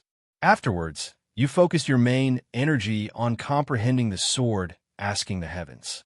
You had already fused 4 Qianjin elemental sources, including sword opening mountains and sword covering seas. Therefore, comprehending the sword asking the heavens, which originated from the same source, was naturally incredibly smooth. 1 year later, the 11th year, you focused on your secluded cultivation this year. You encountered no obstacles and successfully completed the comprehension and integration of sword inquiry into the origin of heaven and earth. You officially became a 5th-tier Supreme Master. You even accelerated the progress of the Xianxiao sword's source material quite a bit. Ha ha! I've succeeded again. You laughed heartily. You originally wanted to complete the comprehension and fusion of the Xianxiao sword in one go, but the source material at Yajianku is about to emerge, and you must rush there. In addition, because your martial arts talent is already quite impressive, you completed 2 source energy condensations at the extreme Dao Grandmaster level within a year. You were extremely excited, laughing loudly as you broke through the roof and flew towards Yajianku. Saying, seeing you fly away, was no longer surprised. He simply waved his hand, go. The gathered craftsmen skillfully climbed up and down and began repairing your roof. Saying, specifically instructed the craftsman not to repair the roof too solidly, because although you are stubborn, he cannot be stubborn. Soon, you arrived at Yajianku. While you were still in the air, Li Shun and the other extreme Dao Grandmasters came to greet you from afar. Grand Preceptor, you've arrived. You notice Li Shun's address to you has changed from Palace Master to Imperial Advisor, indicating he's completely won over by your strength and wants to get closer to you. You exchange a few pleasantries with Li Shun, then, accompanied by 30 Supreme Masters, you inspect the Yajianka camp. After the inspection, you issue a series of important instructions, greatly boosting the morale of the troops. Afterwards, you and Li Shun return to the camp to await the appearance of the Earth Source. You wait for over 20 days, during which no other Supreme Masters dare to approach. During the last simulation, the great Qian and Jin Yu kingdoms mobilized hundreds of Supreme Masters to compete for these dozen or so Earth Sources. Back then, you didn't even dare to look at them. A single glance would be enough to explode. The aftershocks of the battle could tear you apart. But now, you've become someone other Supreme Masters dare not even look at. You are filled with emotion, feeling that all of this is due to your own efforts and wisdom. It has nothing to do with anyone else. As you are reflecting, suddenly the aura of heaven and earth stirs. The first source of earth appeared not far north of Yajiang Estuary. You quickly flew out and successfully collected the source of earth. To reassure you, Li Shun and the others didn't go with you, but instead guarded the city tower. Subsequent sources of earth appeared continuously, and you collected them one after another, as happy as a little girl picking mushrooms. After collecting for half a day, you collected 7 sources of earth. You noticed that the source of earth from the fallen immortal sword that you collected in the last simulation did not reappear this time. Could it be because the fallen immortal sword within me was sensed by this world? So sources of earth are unique. You nodded, thinking it was very likely. You continued collecting sources of earth. You collected sources of earth with ease, because no one dared to compete with you. You happily collected the 8th source of earth. Having the title of #1 in the world really works. None of these cowards dare to compete with me. Just as you finished speaking, a sharp flying sword whooshed towards you. The sudden turn of events made your expression harden, and you parried with a backhand strike. But the 8th source of earth energy was snatched up by the gray-robed man on the ground, who then began to flee. You were instantly enraged. How dare you? You dare to steal from someone as protective of their food as me. You shot forward, charging towards the gray-robed man.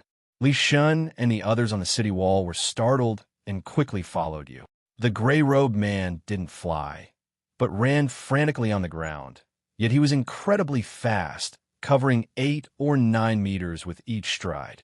You frowned, wondering, how can this ground chicken be so fast? Although the gray-robed man was fast, he was far slower than you in flight. You could clearly sense the man's anxiety. Just as you approached to within about 200 meters of the gray-robed man, a look of pain appeared on his face. Finally, he gritted his teeth, patted the pouch at his waist, and a large sword flew out. The man jumped onto the sword, his speed suddenly increasing, and he sped away. You were slightly surprised. Wow, flying on a sword? You're a cultivator, aren't you? You suddenly became interested and accelerated to follow. You realized that there was more than one cultivator like Yi Yuyun, and this one was alive. This cultivator flying on a sword was clearly weaker than you, Otherwise, he wouldn't be fleeing so frantically. This cultivator wasn't in a remnant soul state like Yi Yun. You knew that if you captured him, you could learn more detailed information about the Earth source and cultivation. Perhaps this cultivator was even connected to Yi Yun. Li Shun and his 30 supreme masters chased after you together, making a great show of force. You turned to Li Shun, who was not far behind you, and shouted, "Stop chasing. Go collect the rest of the Earth source. I'll come back for it." "Yes, Grand Preceptor, no problem. Grand Preceptor." Li Shun braked sharply, turned around, and flew away. You turned to look at the gray-robed man, a blade of light shooting out from your hand, which the gray-robed man barely dodged on his flying sword.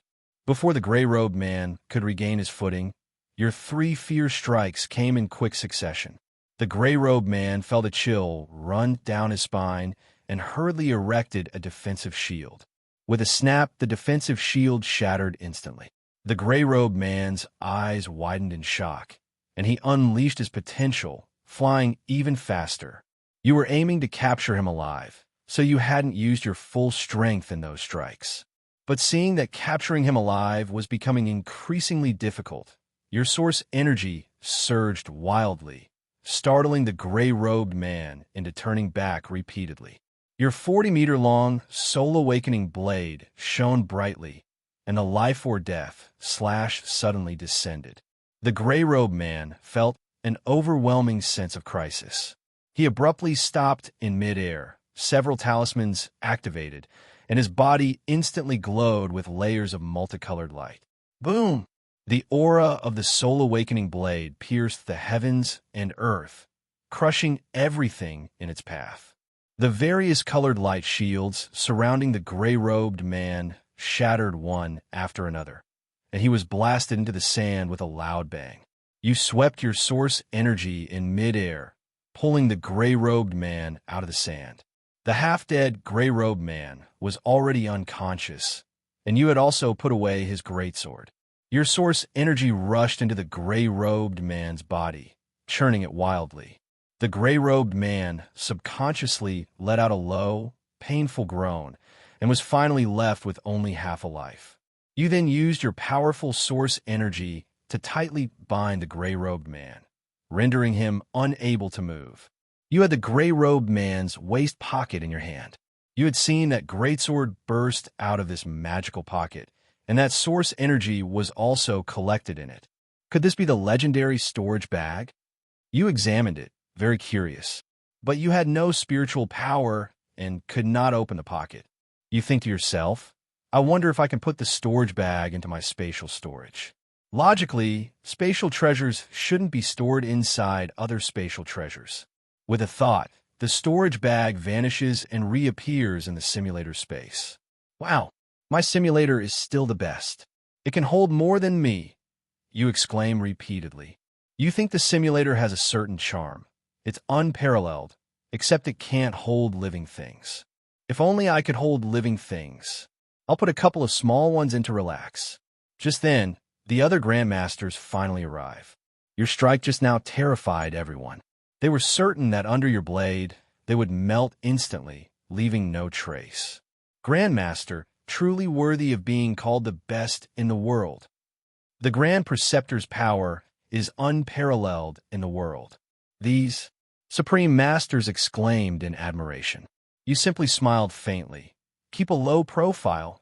Everyone keep a low profile. Li Shun flew over at this moment, handing you a bowl containing Earth Source energy. Grand Preceptor, all 4 Earth Sources are here. You glanced at it. Not bad, not bad. You guys have fun. I'm leaving. Li Shun quickly smiled and said, Grand Preceptor, take care. Come visit again. You flew away with the gray-robed man towards the Wanmeng Palace. On the way, you checked the 12 Earth Sources you obtained this time and found that the various attributes were all kinds of different. There are 2 Earth Sources with the DUI metal attribute. One is the Suehu Earth Source that Hu Zhongshuan fused with during the last simulation, which is ranked 21st. The other is the Qingting Earth Source, which is ranked 7th. There are 4 Earth Sources with the Zhenwood attribute. They are Chunlishing, ranked 6th, Qianian Liu, ranked 8th, Linyuan Bai, ranked 13th, and Yingshuanghua, ranked 14th. There are two Earth sources with the Can water attribute. They are Wangchuan, ranked 1st, and Zhuidang, ranked 41st. There are three Earth sources with the Kuan Earth attribute. They are Shanhidu, ranked 3rd, Tianixueshan, ranked 10th, and Baishiku, ranked 24th. There is one Earth source with the Fenglei attribute. It is Chengfengfu, ranked 36th. Damn, there isn't a single Qian metal attribute. You're incredibly frustrated, concluding that you used up all your luck by obtaining 6 of the 7 Earth sources, all of which were Qianjin Earth sources. But fortunately, some of these 12 Earth sources have special effects after being comprehended. For example, the mountain and river crossing, ranked 3rd in the Kuan Earth element, allows you to move mountains and manipulate Earth veins after full comprehension. It can help you explore Earth sources and even allow you to sense spiritual veins that produce spiritual energy. Mountain and river crossing, this is great. I can explore Earth sources on my own now. You stroke your chin thoughtfully. As for manipulating spiritual veins, I wonder if it's possible to combine different spiritual veins into a larger one. That way, the sparse spiritual energy can become more concentrated, and I won't have to worry about failing my cultivation. You traveled while lost in thought, and soon you flew back to the Myriad Dreams Palace. You landed in front of the pavilion where the Xianshao sword was kept. The gray-robed man, who was unconscious, had been given a pill by you on the way, but you had used too much force, and the gray-robed man was too badly injured to wake up. He probably needs to rest for a few days. You climbed the steps and entered the pavilion. Since Yi Yun and the gray-robed man are both immortals, you should check if they are related. You threw the gray-robed man to the ground and then removed Yi Yun's divine soul shield. Yi Yun, who was asleep, woke up. He asked in a puzzled tone, "Brother Shangwan, I haven't recovered more of my memories this time." Before you could ask Yi Yun if he remembered this person, Yi Yun suddenly exclaimed, "Who is he?" Noticing that the gray-robed man seemed very excited, Yi Yun asked again urgently, "Brother Shangwan, who is he?" "Don't get excited. He is a cultivator like you." Yi Yun's emotions were extremely excited. "Brother Shangwan, I can feel that this person is connected to me. There must be a connection." "What connection?" Soon I will remember. Something in my soul has resonated with him." You sense that Yi Yun's soul state was very unstable, but fortunately, you helped him stabilize his soul in the past few years, and he has not had any more delirious thoughts. You did not disturb Yi Yun, but let him go crazy on his own. You knew what important thing Yi Yun was about to remember. Sure enough, after a series of crazy ramblings, Yi Yun suddenly transmitted a consciousness. Life stake. He and I are both life stakes. You asked, "What is a life stake?" "Life stake, life stake." Yi Yun's consciousness seemed to be whispering.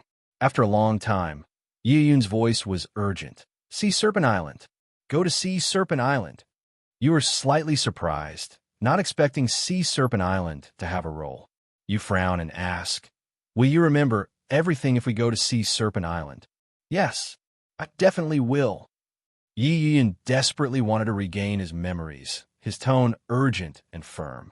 You glanced at the gray-robed man on the ground. If Yi Yun could remember everything, you probably wouldn't have needed to wake him up. But you still used your source energy to take the gray-robed man with you. You picked up the Xianshao sword again and headed towards Sea Serpent Island. Soon, you arrived at Sea Serpent Island. Sea Serpent Island was still beautiful, with waves crashing on the shore. As soon as you landed on Sea Serpent Island, the Xianshao sword began to tremble rapidly, and Yi Yun's emotions were very unstable. "Brother Yi, is it coming?" Yi Yun did not answer. But then a loud bang came from the sky. Boom! Suddenly, thick clouds gather over Sea Serpent Island, accompanied by lightning and thunder. The low, dense clouds create an intense sense of oppression. The sky is instantly shrouded in darkness, the world shrouded in gloom, as if it were the end of the world. Waves around Sea Serpent Island surge hundreds of meters high, the raging winds and towering waves threatening to submerge the small island. The energy of heaven and earth surges wildly. Your expression changes drastically, and you fly directly away from Sea Serpent Island. Yi Yun, you fucking want to kill me? Yi Yun, however, mutters incoherently, shouting madly, Brother Shangwan, I'll remember everything soon. Want to? This is like a damn tribulation. You're going to kill me with your thinking. You wield the Xin Shao sword, carrying the unconscious gray-robed man, and shoot eastward. Currently, only the area around Sea Serpent Island is affected. Other sea areas are unaffected. You charge forward, finally escaping the sea area that seemed to have been cursed by the heavens. You stand on the sea, turning to look at Sea Serpent Island. Centered on Sea Serpent Island, the surrounding area of several thousand meters has been completely submerged in a stormy sea, with massive bolts of lightning constantly pounding the surface, seemingly threatening to destroy the world. Brother Shangwan, I remember everything. Yi Yun exclaimed excitedly. Stop yelling. Speak. Yi Yun was ecstatic. Sea Serpent Island is a boundary marker. This gray-robed man and I are both living markers. I think you're quite the actor. Start from the beginning. Yi Yun remained excited. Brother Shangwan, actually, the world I live in isn't the cultivation world at all. Your world is the cultivation world. You frowned. Continue. Your world is called Yuan Yang Realm, a great world, while the Lihor realm I live in is just a small world. Many years ago, as Yi Yun recounted, you gradually understood the truth of this world. It turns out that the Yuan Yang realm you live in is extremely vast, one you could never traverse in your entire life. During the cultivation era of the Yuan Yang realm, spiritual energy was abundant, and the immortal path flourished. The cultivation realms of the immortal era, from lowest to highest, were chi refining, foundation establishment, golden core, nascent soul, deity transformation, void refining, body integration, and Mahayana. After countless eras of change, 11 Mahayana cultivators each established one of the 11 great Taos: Qin metal, Dui metal, Zhen wood, Sun wood, Qin water, and Li fire. Earth, wind, and thunder, yin yang. These 11 Mahayana cultivators gained the favor of heaven and earth, becoming the sole Tao source Mahayana cultivators at the end of each great Tao. The Taoist techniques and supernatural powers of Tao source Mahayana cultivators surpass those of ordinary Mahayana cultivators and all other cultivators. However, with the changing of eras, after the immortal cultivation era comes the end of Dharma era, and even the Great Destruction era, where spiritual energy dries up and all things wither.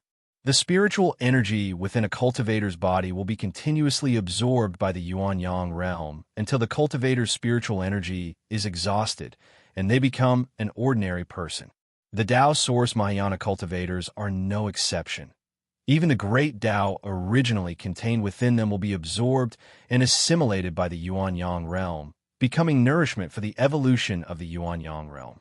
Therefore, whenever the immortal cultivation era is about to end and spiritual energy is about to dry up, the 11 Tao Source Mahayana cultivators will cut off a portion of the Yuan Yang realm, forming their own remnant realms such as Qianjin, Lihua, Wind and Thunder, Yin, and Yang, which are the small worlds that Yi Yuyan mentioned, so that they and the cultivators dependent on them could survive in the remnant realm, waiting for the spiritual energy to recover so they could return to the Yuan Yang realm. To prevent the remnant realm from getting lost in the endless void, 11 Tao Source Mahayana cultivators joined forces to erect boundary markers in the Yuan Yang realm. The current boundary marker is the location of Sea Serpent Island. However, the boundary markers are like a rope around the Yuan Yang realm. The power of the Yuan Yang realm itself will continuously weaken the boundary markers, so the markers need to be strengthened every 1,000 years. The way to strengthen them is to place a living marker every 1,000 years. A living marker is a cultivator whose body contains the Tao essence of 11 Tao Source Mahayana cultivators. As long as the living marker is placed in the Yuan Yang realm, whether dead or alive, the Tao essence within them will automatically strengthen the boundary marker. Yi Yun and this gray-robed man are living markers. According to the timeline, the gray-robed man will be Yi Yun's next living marker. Both of them contain the Tao essence of 11 Tao source Mahayana cultivators, which is why Yi Yun vaguely feels a connection between them. As for the earth sources and earth spirits, it's because the 11 Tao source Mahayana cultivators retreated into the remnant realm, completely severing their connection with the Yuan Yang realm.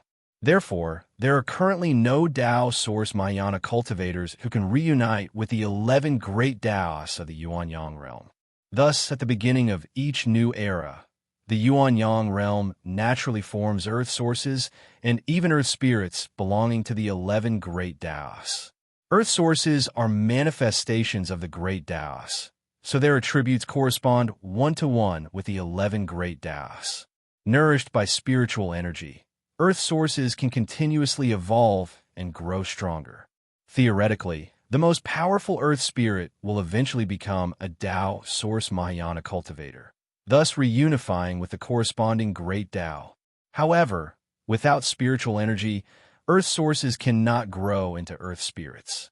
Even if they had spiritual energy and grew into earth spirits, they wouldn't be powerful enough before being devoured by cultivators for breakthroughs. Most importantly, if Tao source Mahayana cultivators return to the Yuan Yang realm, these earth sources and earth spirits, as manifestations of the great Taos, will automatically reunite with them. Those cultivators who have fused with the earth source and earth spirit will be directly absorbed by the Tao source Mahayana. That's why Yi Yun said not to fuse with the earth source. Even after losing his memory, he instinctively resisted fusion with the earth source. But in the end, seeing that his lifespan was running out, in order to prolong his life, he went against his instinctive fear and fused with two earth sources. You guessed that the gray-robed man started scrambling for earth sources for the same reason. You calculated the time. If the gray-robed man and Yi Yun are separated by 1,000 years, then the gray-robed man has been in the Yuan Yang realm for over 100 years, and he should indeed be worried about his lifespan. After listening to Yi Yun's explanation, you thought for a moment and asked, how do the 11 remnant realms know if the Yuan Yang realm's spiritual energy has revived? Do they sense it once every 1,000 years when they place the life-giving stakes? Yi Yun was silent for a moment, then said in a deep voice, No. They sense it once every 100 years. You were shocked. 100 years, that's so short. Boom! The moment you finished speaking, a deafening roar suddenly echoed from the distant sea, Serpent Island. Like the roar of an ancient behemoth, it reached straight to the soul. 11 pitch-black voids, thousands of meters in diameter, slowly appeared in the sky, like the cold eyes of indifferent gods, overlooking the world. You frowned deeply. The entire East Sea seemed to tremble. Suddenly, 11 enormous voids emitted a rumbling sound.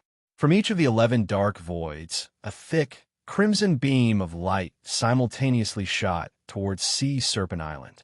What are they doing? You asked, frowning. Yi Yun's expression was urgent.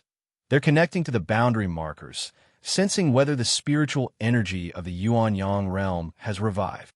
After the 11 crimson beams connected to Sea Serpent Island, they remained still, seemingly having successfully established a connection. You looked at the scene before you. Sea Serpent Island is the boundary marker. Yi Yun said, Sea Serpent Island isn't the boundary marker. It's just that the boundary marker is located on Sea Serpent Island. The boundary marker connects to the entire Yuan Yang realm, and our cultivation level can't sense it. You thought for a moment. If that's the case, why did they put up a tortoise shell to protect Sea Serpent Island? Yi Yun reacted for a moment before saying softly, That's a defensive formation on Sea Serpent Island. I set it up, so you set that up. You realized that Yi Yun wanted to protect the divine soul attached to the Xianxiao sword, hoping for a slim chance to return when the remnant world opened. Yi Yun knew he was already on the death row, just making a final struggle. You felt a pang of emotion, guessing that Yi Yun was a genius second only to you. After all, he managed to leave behind 4 earth sources, but now he was left only with grief and regret. Thinking of this, you asked, Brother Yi, how exactly are Earth sources formed? Yi Yun organized his thoughts, his divine soul conveying the information. The Earth sources of each era are almost all different. Those amazing and outstanding people, events, and things that have existed in the world can all form Earth sources. If an Earth source doesn't grow into an Earth spirit, it will gradually dissipate. You suddenly became curious. Brother Yi, do you think I, or things related to me, can form Earth sources? Yi Yun didn't hesitate. I'm not trying to flatter Brother Shangwan, but in my hundreds of years in the Yuanyang realm, I've never met anyone stronger than you. Things related to Brother Shangwan are very likely to form a source of Earth. After Yi Yun finished speaking, you felt a warm sensation all over your body, as comfortable as if you just had a sauna. You then channeled your divine sense into Yi Yun's soul, and a second layer of the divine derivation technique immediately appeared in Yi Yun's consciousness. Yi Yun was overjoyed. Thank you so much, Brother Shangwan. You're welcome. Your opinion is very valuable. Your eyes darted around, and you asked in a strange tone, Brother Yi, do you think you can leave behind a source of Earth? I'm not trying to flatter myself, but in my hundreds of years in the Yuanyang realm, I've only encountered one person whose strength surpassed mine, Brother Shangwan. Fortunately, I avoided Brother Shangwan's era, so I should be able to leave behind a source of Earth. You couldn't help but frequently glance at the Xianxiao sword. You originally thought Yi Yun was a brooding, repressed person, but today you discovered how perceptive he was. You're delighted and start dangling a carrot in front of him. Brother Yi, I have a friend who's doing research on human body art. Human body art, it's about creating unconscious. If Brother Ye's soul becomes strong enough, he might be able to regain his physical body. Brother Shangwan, is this true? Yi Yun was extremely agitated, his Xianxiao sword trembling violently. You quickly released your divine sense to calm him down. Don't get excited yet. Your soul is too weak right now. It needs more strengthening to have a chance.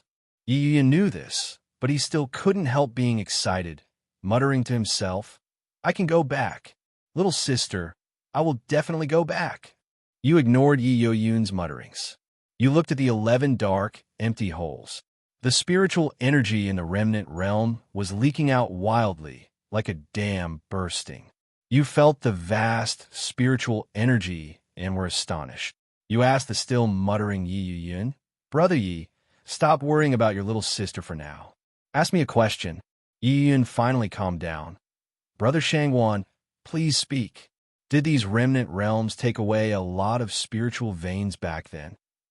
Brother Shangwan guessed correctly.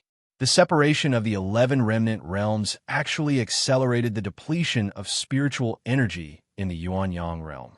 Many immortal mountains and blessed lands were moved away. You frowned and asked, were all the immortal inheritances and treasures also taken away by these remnant realms? Definitely not. The Yuanyang realm is too vast. There must still be many immortal cultivation families or ancient cultivation caves existing. It's just that with the depletion of spiritual energy, these inheritances are meaningless.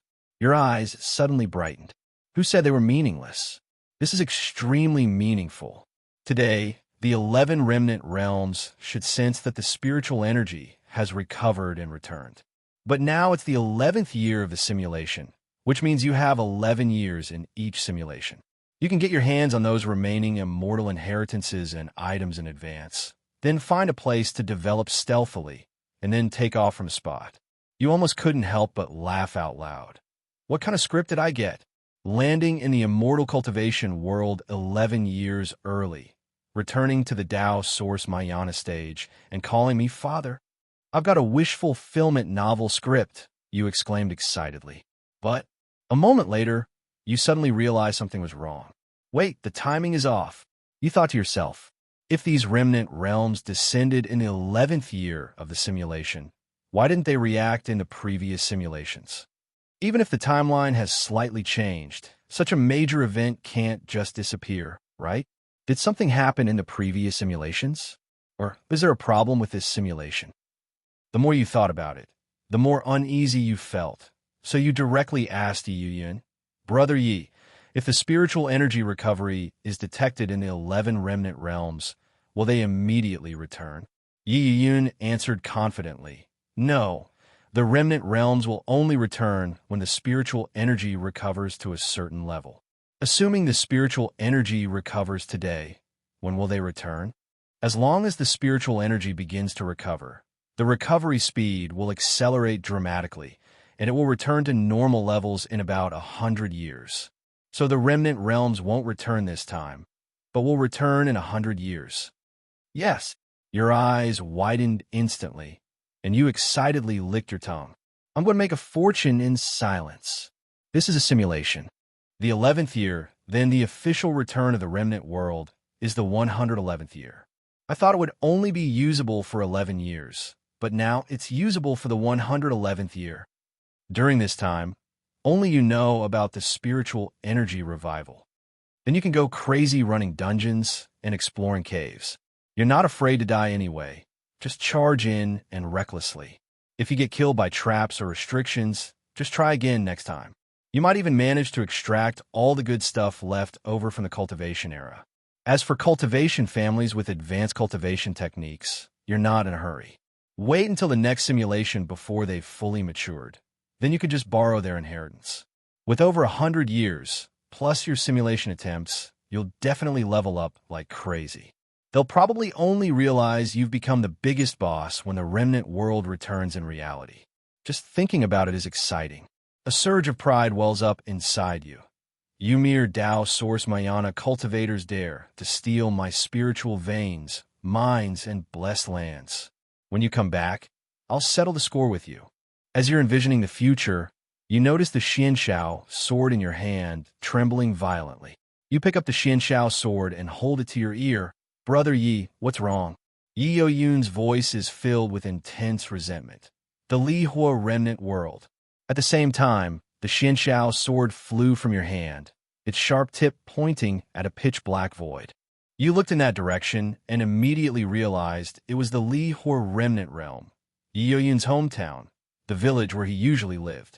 Brother Yi, I know you have a story, but now is not the time. Let's avoid the limelight for now. You sheathed the Xianshao sword. Yi Yun understood this as well and fell silent. At this moment, the 11 pillars of light finally moved, instantly retreating back into the remnant realm, presumably having completed their sensing of the Yuan Yang realm. The 11 enormous pitch-black voids also began to rumble and gradually shrink. You relaxed. As expected, it won't return for another 100 years. You knew you had gained a lot more time to develop. In high spirits, holding the Xianshao sword. Brother Yi, let's retreat too. We must make good use of the time we have now. Ah, damn it. You suddenly let out a heart-wrenching scream of pain. A fierce crimson-yellow flame erupted from your entire body, inside and out. You frantically circulate your source energy, but you can't suppress it at all. Yi Yun was suddenly shocked. Brother Shangwan, what's wrong with you? You slammed yourself into the sea with a loud crash, but the flames still burned fiercely, like an eternally burning sun. Yi Yun immediately noticed the raging fire on your body that he couldn't extinguish. Yi Yun suddenly became incredibly angry. How could this be? Jiang Huaijin, it's you. It's you. You were burned by the flames, your whole body aching terribly, and you roared furiously. Who the hell is Jiang Huaijin? Jiang Huaijin? Jiang Huaijin? Yi Yun only muttered nervously. Your life force was rapidly draining away. You steeled your resolve and rushed out of the sea again, heading straight for the shrinking and dissipating remnants of the Li Hua realm. You were engulfed in flames, like a fire god.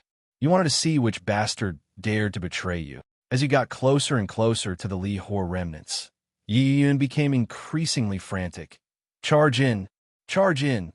At the same time, the soul-awakening blade in your hand blazed with dazzling light, and with all your might, you slashed fiercely into the dark void of the blazing fire remnant realm. But this strike was like a clay ox sinking into the sea, having no effect whatsoever. You gritted your teeth, a searing pain piercing your very soul. Yet you continued to approach the blazing fire remnant realm. Just a few hundred meters away, a woman's sigh echoed from the dark void of the blazing fire remnant realm. Alas, junior brother, why did you provoke the people of the mother realm? You're about to commit another massacre. A man chuckled softly. It's nothing, just a matter of convenience. After this man's voice rang out, you felt Yi Yun's soul violently fluctuate. Jiang Huaijin, it really is you. Boom!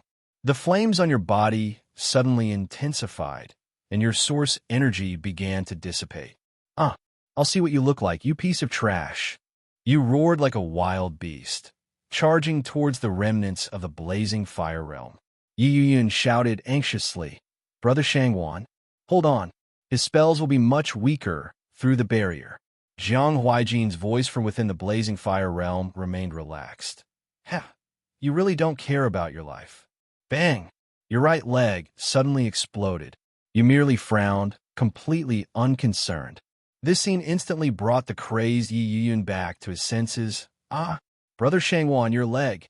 You continued charging, the wind whistling past your ears. Bang! Your left leg also exploded with a bang. Bits of flesh flying everywhere, each piece stained with an inextinguishable flame. Yi Yun's consciousness trembled slightly. Brother Shangwan, let go. You continued your charge, the waves echoing in your ears. Bang! Your right arm suddenly exploded. Yi Yun was completely silent, unable to speak. You finally broke through the dark void, bursting into the Li Huo remnant realm with a boom. Your eyes narrowed, finding yourself in a huge, cylindrical space. You saw a slowly shrinking dark void beneath your feet, below which lay the sea serpent island of the Yuanyang realm. You looked up and saw a man and a woman floating above you, faint smiles on their faces. Above their heads was a huge circular array, its patterns profound and complex, emitting a faint blue light. Yi Yun was suddenly shocked, her soul unstable. Jiang Huaijin. You looked at the man, Jiang Huaijin, and you deeply memorized his appearance. Your eyes were fierce, so you're called Jiang Huaijin. Clang. You used all the skills you had learned in your life to slash at Jiang Huaijin with overwhelming force. Jiang Huaijin smiled faintly. Not bad swordsmanship. Boom! A loud bang. Your whole body exploded into a cloud of blood mist in midair. Yi Yun's roar came from your soul.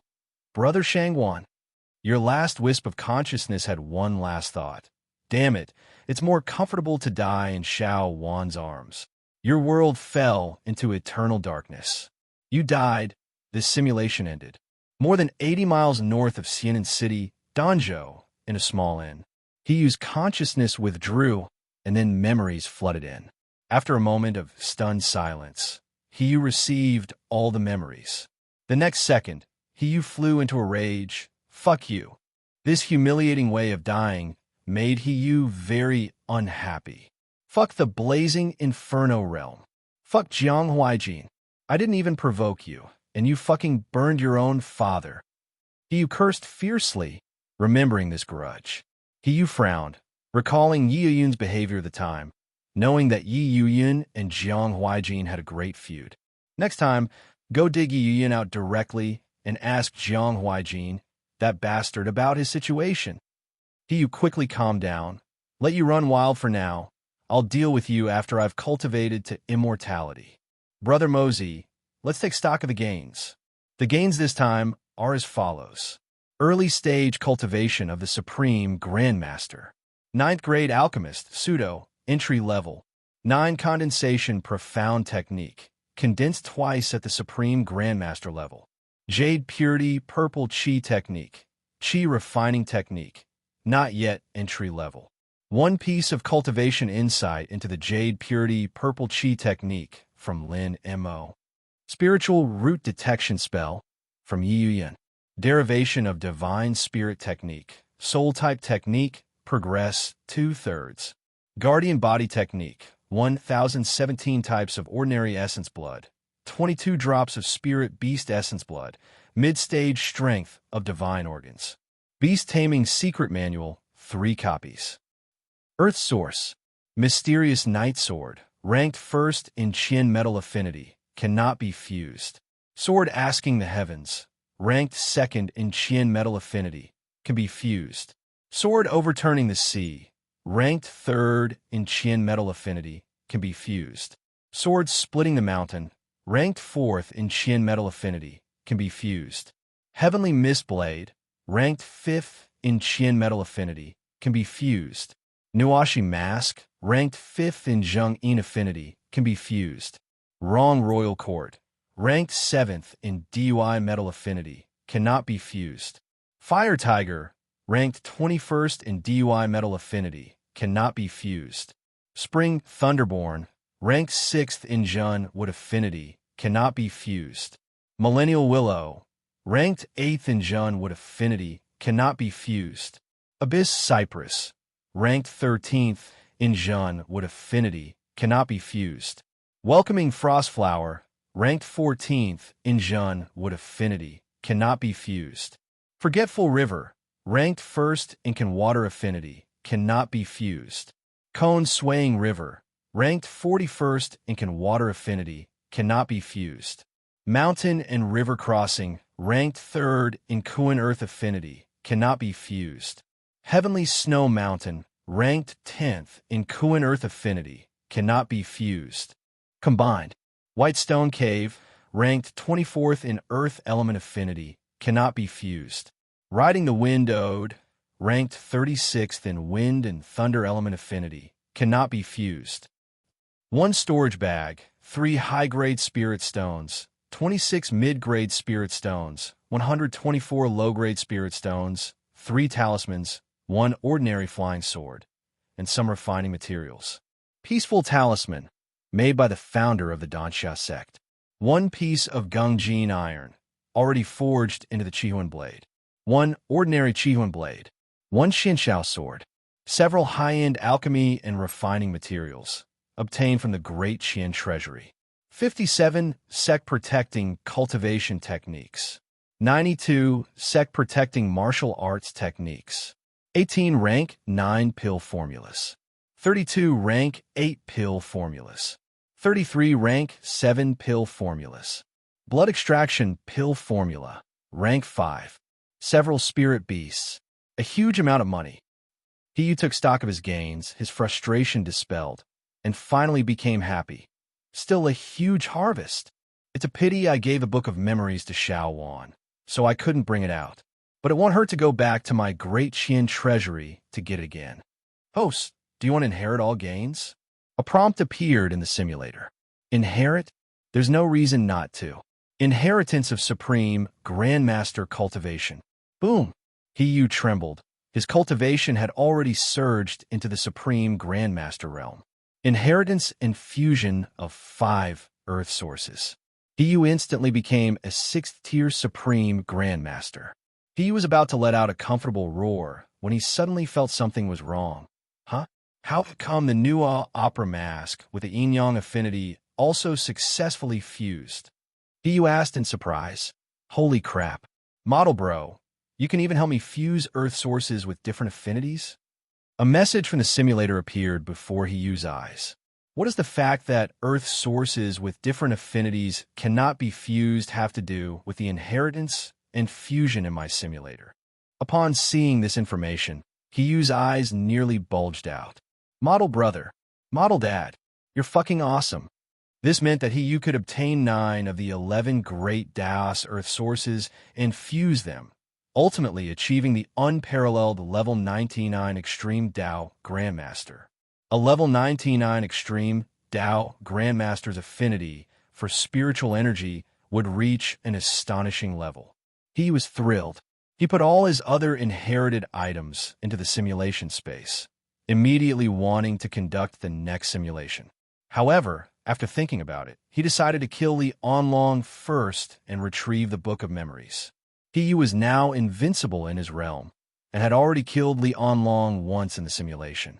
So he wasn't worried about any sleeping ancestors from the Li family emerging. Although flying to the capital would take several days, he could simulate while flying doing both simultaneously without delay. After making his decision, he left a day's room fee on the table in the small inn, flew out the window, and plunged into the darkness. At the same time, he used expression hardened slightly as he began the seventh simulation. You enter the simulation. You plan to first comprehend all the Earth sources you obtained last time, and then let the simulator inherit and integrate them for you after the simulation ends. You descend from the sky, buy a house nearby, and settle down. Before comprehending the existing Earth sources, you decide to have the supreme masters of the earthly element collect Earth sources for you.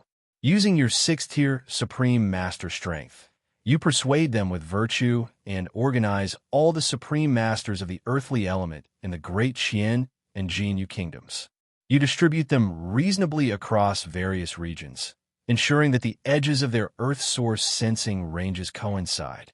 However, the Great Qian and Jinyu kingdoms are too large, and even all the supreme masters of the earthly element combined cannot cover the entire area of the two countries, so you rearrange them. You have them connect their sensing ranges from south to north, forming a north-south Earth source sensing belt, and then have them periodically move back and forth from east to west. Thus, a vast Earth source sensing network is formed. The first thing you do every morning is like a sheepdog to drive these supreme masters to the next sensing point. After this minefield-like intricate network was laid out, you began to comprehend the earthly sources.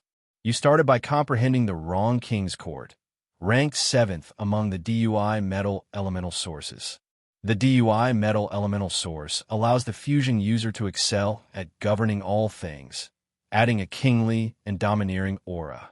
Since this was your first time comprehending the DUI metal elemental source, your progress was very slow. In the 29th year, you finally completed the comprehension of the Wrong King's Court. However, the Wrong King's Court did not have any additional characteristics. The unified characteristic of the DUI metal elemental source would only manifest after inheritance and fusion. The Flint Tiger was not ranked in the top 9, so you did not choose to comprehend it. You plan to try to fuse with the top 9 earthly sources of each elemental source. If you couldn't find any, you would fuse with slightly lower-ranked sources. You began to comprehend the Zhenwood elemental source. The Zhenwood elemental source allows the fusion user to have exceptionally strong vitality, making them less prone to death and extending their lifespan to a certain extent. In the 52nd year, you completed the comprehension of Spring Thunderbirth, ranked 6th among the Zhenwood elemental sources. After comprehending the first stage of the earthly source of the Earth's earthly element, wood phase, the comprehension of the second stage, same phase earthly source, went much more smoothly. In the 58th year, you completed your comprehension of the Thousand-Year Willow, ranked 8th in the Zhenwood element. You also failed to comprehend the Lin Yuan Cypress and Ing Shuang Flower, ranked 13th and 14th respectively. Afterwards, you began to comprehend the Can Water Element's geomantic source. The Can Water Element's geomantic source allows the fusion user to be close to the water element, enhancing their attack power in rivers, lakes, and seas. Your consciousness probed into space, where the Wangchuan River geomantic source, ranked 1st in the Can Water element, was located. The Wangchuan River geomantic source possesses additional characteristics. Upon comprehension, it allows those with lower cultivation levels to forget themselves and reshape their worldview and personality. You began your comprehension of the Wangchuan River. 13 years later, in the 71st year, you abandoned your comprehension of the Wangchuan River. Your progress in comprehending the Wangchuan River was terribly slow, so you decided to temporarily abandon it. You turned to comprehending the Kuan Earth Element's geomantic source. The Kuan Earth Element's geomantic source allows the fusion user to excel at exploring earth veins, controlling feng shui, sensing geomantic sources, and altering terrain. The Kuan Earth Element's geomantic source is extremely useful to you, because after fusing with the Kuan Earth Elemental source, you could detect the approximate time and location when the source will appear.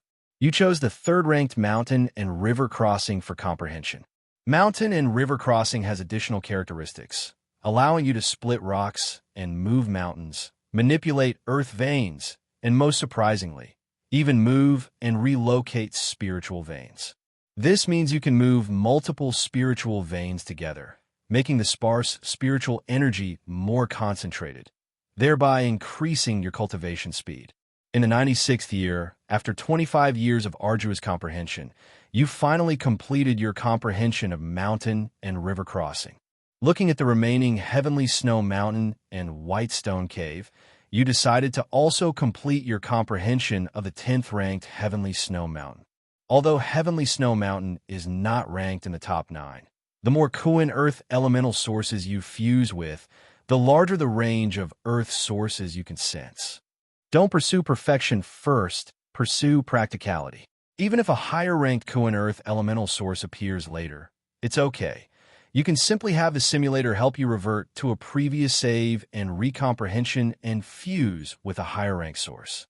In the 101 year, you completed the fusion of Heavenly Snow Mountain.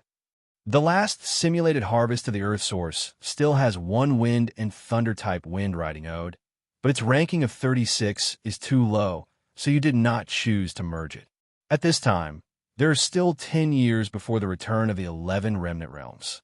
After 100 years of carpet-like search of the Earth sources, your harvest is amazing. You have harvested a total of 45 Earth sources.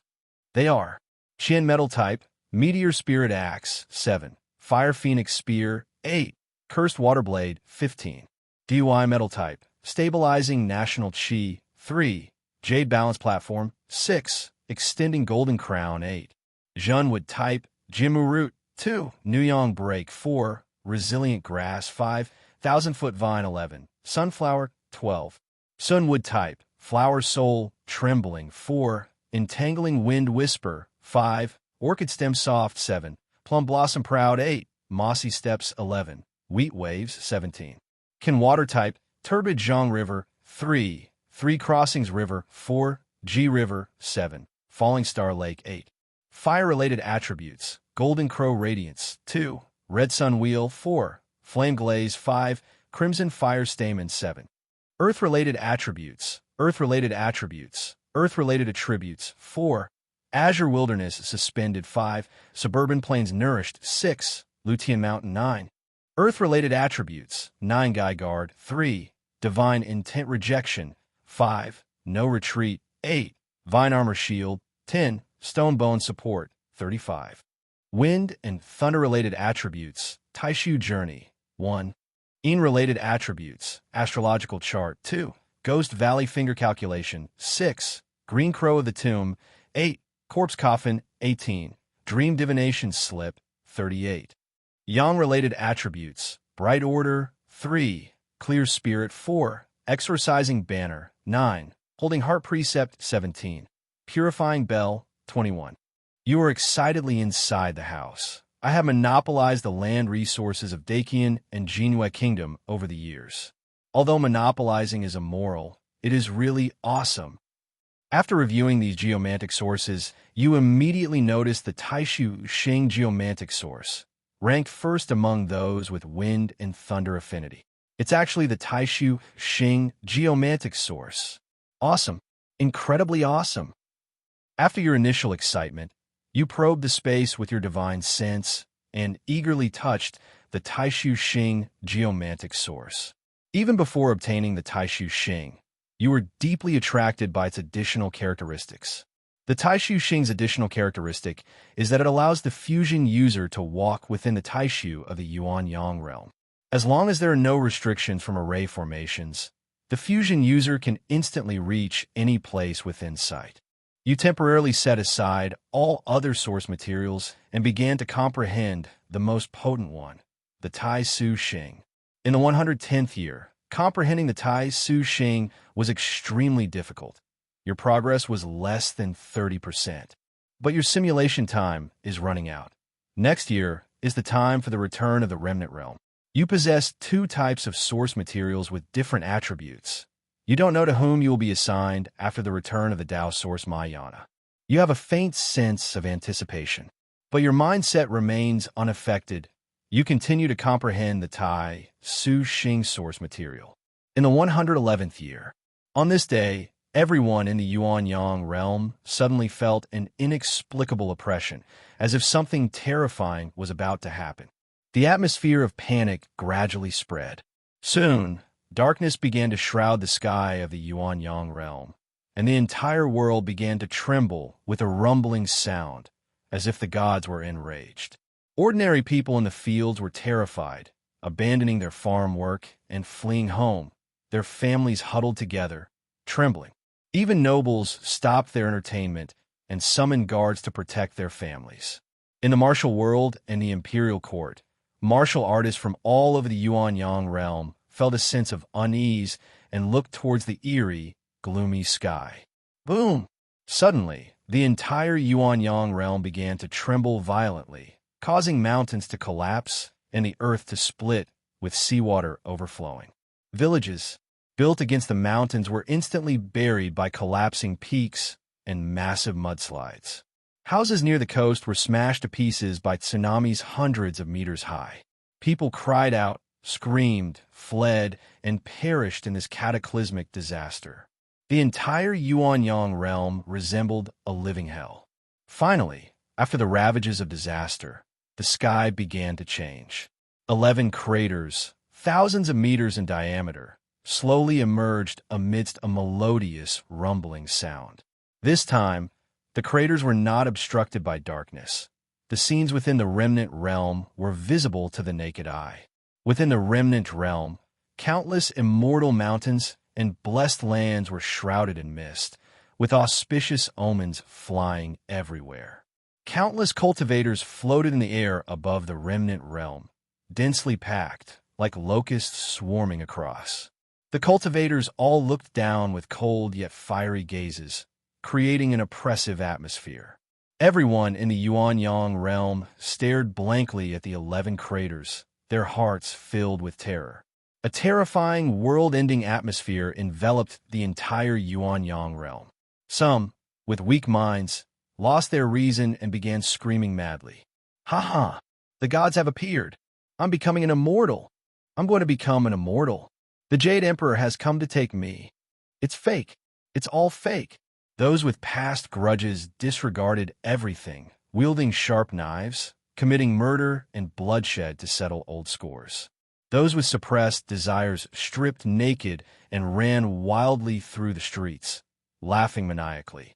Those with repressed lusts completely broke free of their restraints and raped women in the streets. Before the remnant realm even arrived, chaos reigned. At this moment, a supreme martial artist suddenly cried out, "Why is my body out of control?" This supreme martial artist slowly rose into the air, struggling continuously. With the first supreme martial artist ascending, the second, the third followed. Supreme grandmasters from all over the Yuan-Yang realm uncontrollably ascended into the sky, flying towards the 11 remnant realms. I can't believe it. Oh no, it's from the sky. Those people are playing tricks. These ultimate masters struggled in agony, shouting frantically, but all to no avail. You stood in the courtyard, hands behind your back, looking up at the sky, your eyes filled with coldness. Suddenly, an unparalleled force bound you, and you began to slowly rise into the air.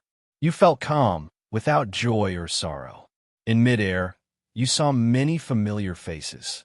Yan Jixue, Lin Jingji, Li Shun, Kong Ling, Ming Zhu, Qi Xian, He Tianlei, Ding Hanfei. This simulation focused mainly on comprehending the Earth source, and you didn't interact with them much. They only knew you were the number one ultimate master with a significant power advantage. At this moment, their faces were filled with terror, their source energy surging wildly as they struggled incessantly. Suddenly, Ming Zhu's face contorted in pain, and he let out a low growl. His head was forced high, as if something was about to burst out of his body. "Umitba, the Earth's source is escaping."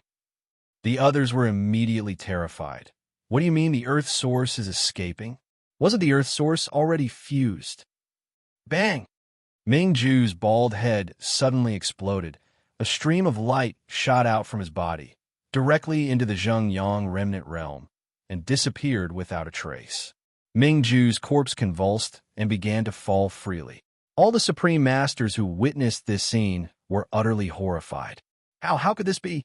Yin Jishue's red lips parted slightly, her beautiful eyes trembling. Bang! As soon as Yin Jishue finished speaking, she herself exploded, snow-white pieces of flesh flying everywhere.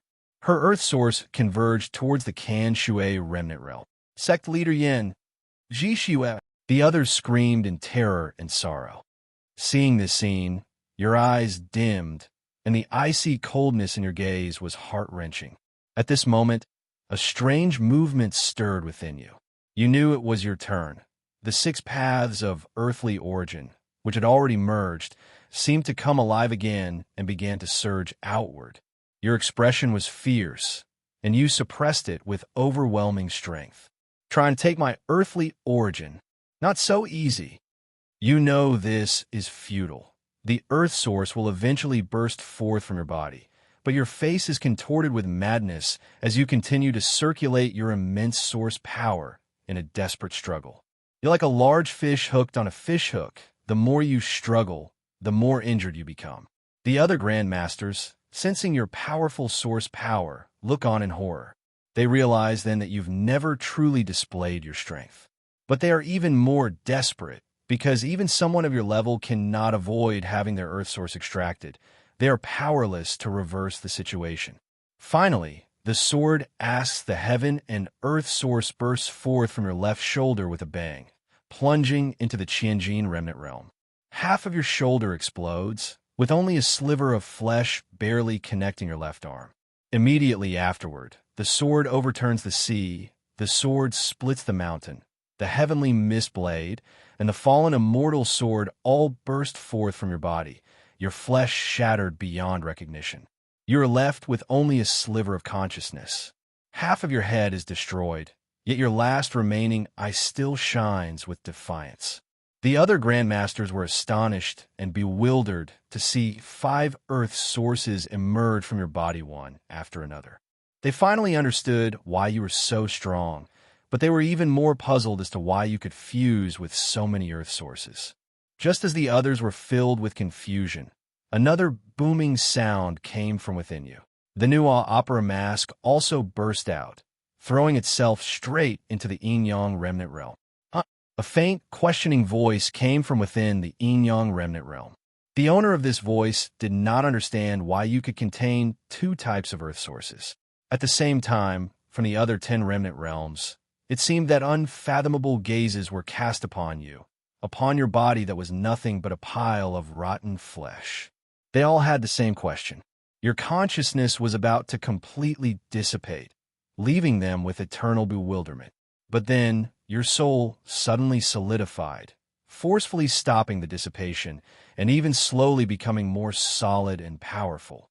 You were suddenly startled, realizing that someone was helping you reshape your soul.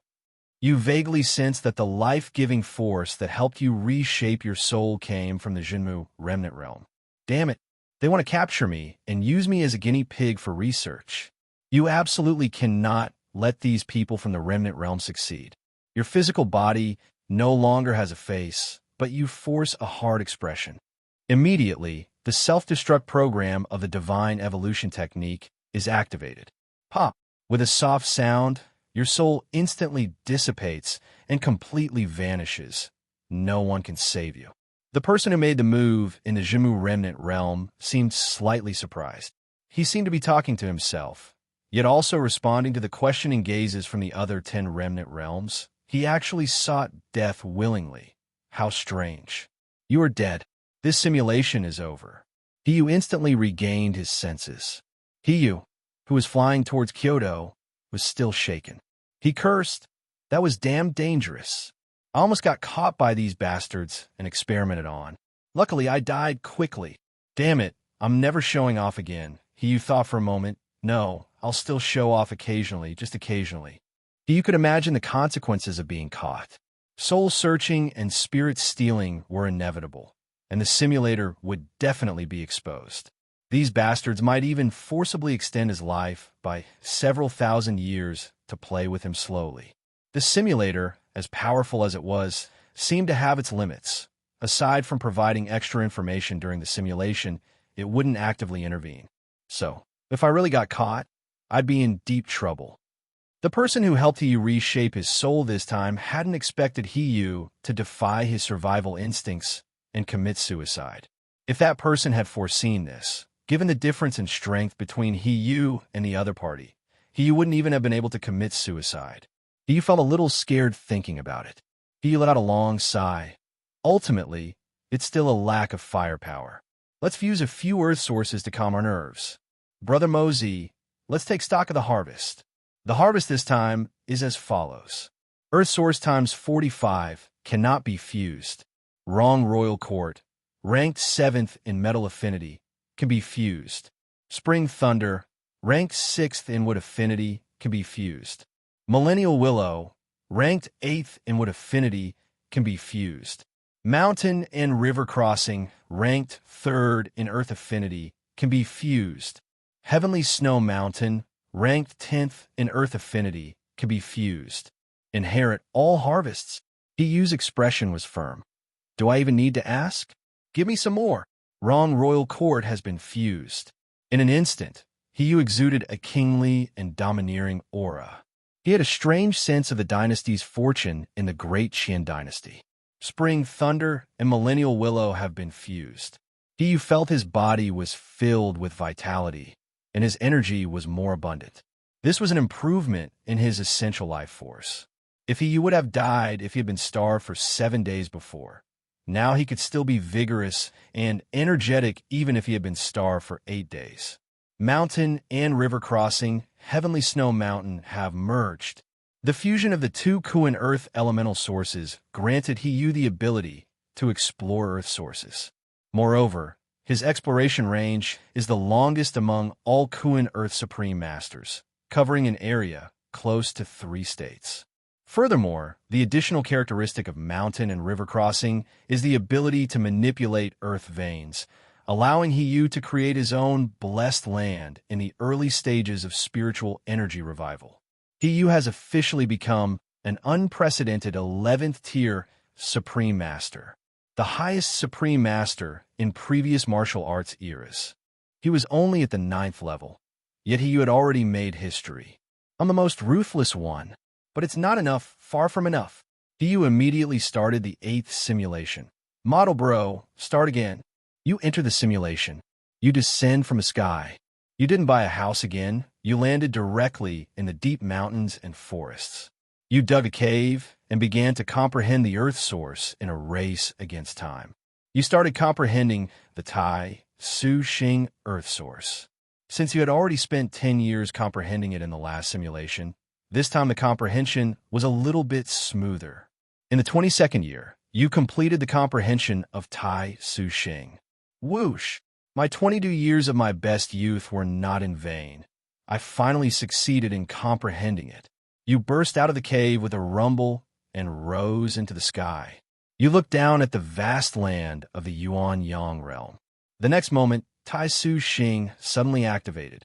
The area within your sight instantly lost all color, turning into a black, white, and gray world.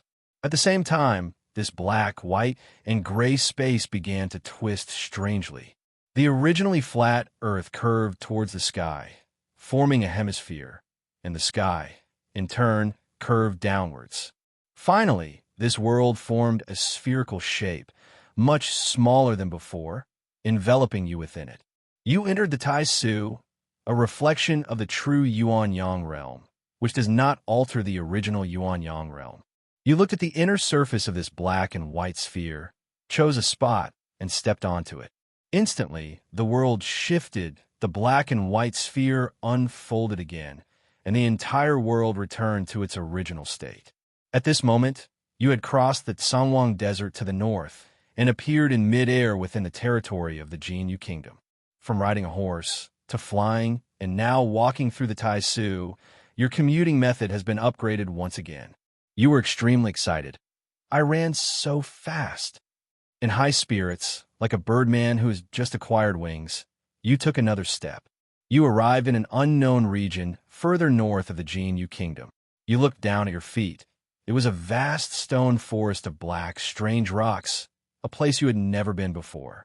Just as you were about to leave again, you suddenly realized that the spiritual energy concentration in this area was even higher than that of 1,000 bright mountains. What? I just went for a walk and found a spiritual vein. You felt lucky, finally feeling like a protagonist. You landed in this black stone forest, activated the mountain and river crossing ability to sense the spiritual energy, and found that the concentration was indeed many times richer than that of 1,000 bright mountains. Wonderful. Move it. I have to move it. You plan to use the mountain and river crossing ability to move this spiritual vein directly to the 1,000 bright mountains, forming a 2-star spiritual vein. You sat cross-legged and began to examine the size of this spiritual vein. If the spiritual vein exceeded your capabilities, you would need to cut it and move it in multiple stages. Soon, you completed your sensing. This spiritual vein was unexpectedly thick, stretching for thousands of miles. You realized the project was too large and had to be completed in multiple phases. You stretched out your long, slender hand with distinct knuckles and placed it on the ground. The mountain and river crossing was activated, and a pale blue light instantly spread across the ground centered on your hand. Unseen underground, a massive spiritual vein, radiating rich spiritual energy, was also permeated by a pale blue light. After the light expanded to its limit, your entire body surged with source energy, and the entire black stone forest began to rumble and tremble. The portion of the spiritual vein that you covered with your mountain and river crossing ability began to sever from its main body, and muffled cracking sounds continuously emanated from the ground.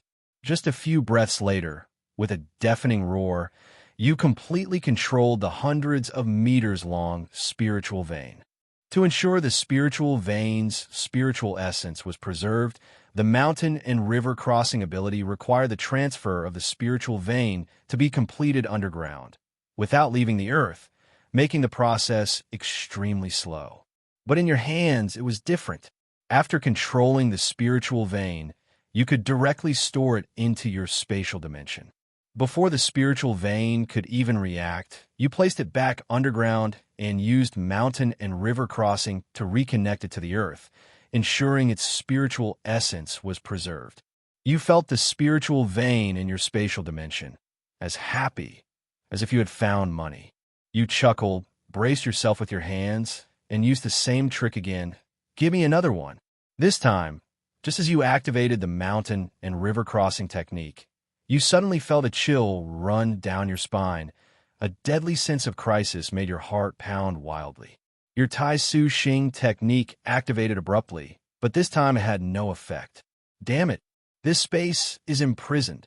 You had no choice but to abandon using the Tai Su Xing technique, suddenly activating your source power and soaring into the sky. A giant creature simultaneously emerged from the ground where you had just been standing. This thing resembled a giant tadpole with a semi-transparent pale green body, its gaping maw charging up from beneath your feet. You little tadpole, instead of going to find your mother, you came to ambush me. You swung your sword in a backhand strike, but the giant tadpole vanished instantly, and you lost all sense of it. Your eyes widened. This is so eerie. The giant tadpole appeared behind you in an instant. You didn't even have time to turn around before it swallowed you whole. It squeezed with its pale green mouth. Sizzle. You burst into the giant tadpole's mouth like a pissing beef ball. You are dead. This simulation is over. He, flying through the air, snapped back to reality, the wind whistling in his ears. He was completely bewildered. Damn, where did this giant tadpole come from? Is it treating me like a marshmallow, melting me in its mouth? I'm a dignified 11th level Grandmaster of the Tao. Isn't this embarrassing? He calmed himself down slightly, a thought flickering in his mind. Then he asked the magical simulator, Model bro, what is this giant tadpole? The simulator's information entered Hiyu's mind. Zhun would attribute, late golden core, earth spirit, piercing stone root. Earth spirit? And it's a golden core stage. He was surprised, slightly shocked. After learning Yi Yun's Jade Purification Purple Chi technique, He knew that a martial artist who fused with one earth source had combat power equivalent to the peak of chi refining. A martial artist who fused with 9 earth sources had combat power equivalent to the peak of foundation establishment. After the 10th fusion of earth source or earth spirit, combat power could rival the early golden core stage. However, a martial artist who fused with Earth Source for the 10th time was a level weaker than a martial artist who fused with Earth Spirit and would be unable to improve further. Currently, Hyu's combat power was slightly stronger than the early Golden Core stage, but not by much, only a tiny bit. This is merely an analogy of overall combat strength. In reality, martial arts and immortality are two completely different systems with entirely different methods of attack. Immortality relies on spells and supernatural powers. Martial arts relies on brute force and stubbornness. Hyu's eyes brightened slightly after realizing that what had killed him was an earth spirit. He had originally thought that the spiritual energy in the Yuan-Yang realm was too thin to nurture earth spirits, but he hadn't expected that an earth spirit would actually appear. Hyu planned to fuse with several more earth sources before bringing back this giant tadpole to enjoy with his drinks. The giant tadpole could be used as a backup. If there were no other earth spirits, he could fuse with the giant tadpole to advance to a new level. But this golden core stage is too ridiculous. The spiritual energy has only been recovering for a short time. Something's not right. He pondered for a while, but couldn't come up with any further clues, so he could only leave it for the time being. It seems that besides the Great Qian and the Jinyu Kingdom, there are many unknown places where interesting things are happening. I've just comprehended the Tai Su Xing technique. The world is so vast that I can go anywhere. I'll be busy with simulations from now on. He calmed his mind and skillfully took stock of the gains from this simulation. Tai Su Xing, rank number 1 in Wind and Thunder Affinity, can be fused. One small spiritual vein, incomplete. He directly fused with the Tai Su Xing Earth Source. He instantly became a 12th tier extreme Dao Grandmaster. After fusing with an earth source of wind and thunder affinity, the fused individual can achieve rapid speed and attack. With the enhancement in his cultivation, he was 3 times stronger than he had been a second ago. The incomplete spiritual vein was placed in his spatial dimension. He ascended to a higher altitude, allowing him to see further. With the Taishu travel, the capital city was within reach in an instant. Little on long, I'm here. He took a step forward and appeared before the Hall of Supreme Harmony in the Palace City. At the same time, he activated his 9th simulation. You have entered the simulation. Before the Hall of Supreme Harmony, He carefully changed his appearance, now resembling Shangwan Goshing.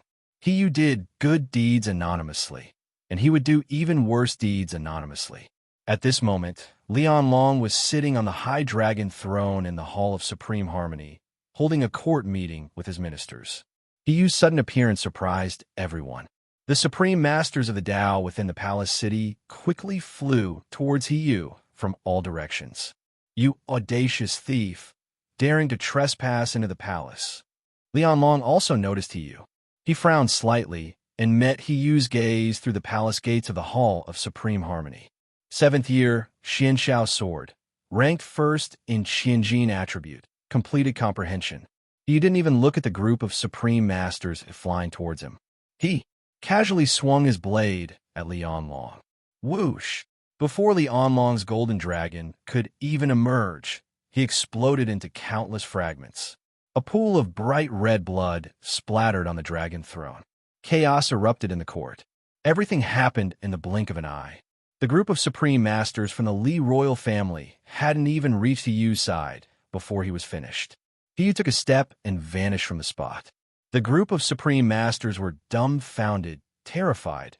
They had never witnessed such a supernatural phenomenon. Hiyu appeared in front of the great Qian treasury. 13th year, the meteorite axe and fire phoenix spear ranked 7th and 8th respectively in the Qian metal elemental attribute, completing comprehension. At this point, you have comprehended all 9 earthly sources ranked in the top 9 of the Qian metal elemental attribute. 22nd year, stabilizing the nation's Qi ranked 3rd in the DUI metal elemental attribute, completing comprehension. 28th year, J balance platform ranked 6th in the DUI metal elemental attribute, completing comprehension. 34th year, extending the golden crown ranked 8th in the DUI metal elemental attribute, completing comprehension. He who cleaved open the heavy doors of the great Qian treasury with a single strike, as familiar with the place as if it were his own home. He took the book of memories and a large spear. He didn't take the gung metal iron, various rare materials, or the huge sum of money. It wasn't because he had a change of heart, but because he planned to come back every time he simulated the event to prevent the source from being cut off. Before anyone in the palace could react, he had already killed Li Onlong and taken the Book of Memories. He ascended into the sky again. In the 38th year, the resilient grass grows strong, ranking 5th in the Zhanwood element and completing comprehension. In the 43rd year, the Nuyang breaks, ranking 4th in the Zhanwood element and completing comprehension.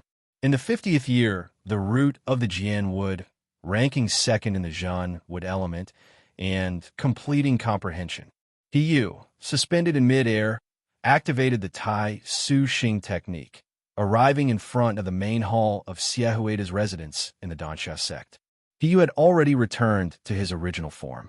Xiehuida, noticing Yu, was startled, immediately realizing that Yu was an extreme Dao grandmaster.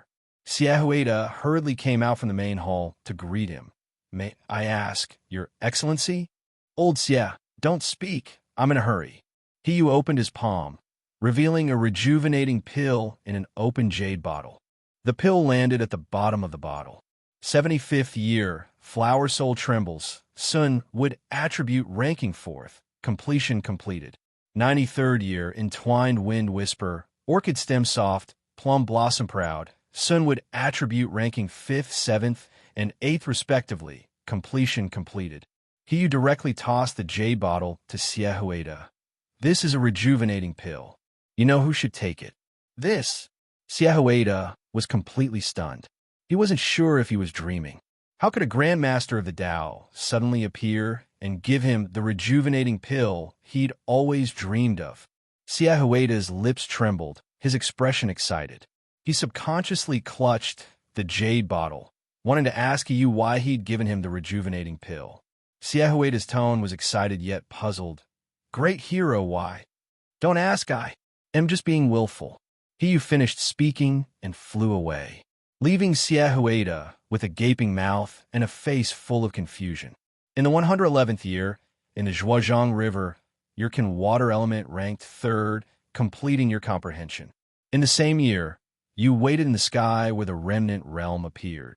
The void of the remnant realm slowly opened, and you coldly surveyed all the remnant realm cultivators. All the remnant realm cultivators were stunned when they saw you. They didn't understand why you weren't shocked at all by their appearance, and you even seemed to be waiting for them. Just as they were puzzled, you smiled wickedly and shouted with all your might, "Fuck your mothers." Your voice, amplified by the source energy, resounded for miles, echoing for a long time. The remnant realm cultivators were shocked for a moment, then enraged, and were about to attack you. Bang! You decisively self-destructed, exploding into a cloud of blood mist, which was blown away by the wind, leaving nothing behind. You are dead. This simulation is over. You had already left the Danxia sect and launched the Taishu journey, arriving in Yutong County at the foot of Danxia Mountain. He found an inn and booked the presidential suite number 1. During his stay, Yu completed the settlement of the 9th simulation. The 9th simulation resulted in the comprehension of 14 Earth sources. These were the Xianshao sword, the Dinghui Qi, the Yuheng platform. These Earth sources were all obtained in the 7th simulation. In the 7th simulation, Yu had taken all the Earth sources that appeared in the 111 years of the Great Qian and Jinyu kingdoms, which was quite presumptuous. Yu sat in the tea room of the inn, taking a sip of tea. Then a thought flickered in his mind. Earth sources merge. The 14 different Earth sources have merged. Hiyu's dark eyes trembled slightly, and a muffled groan escaped his chest, followed by a feeling of great comfort. Hiyu officially became a 26th level Extreme Dao Grandmaster.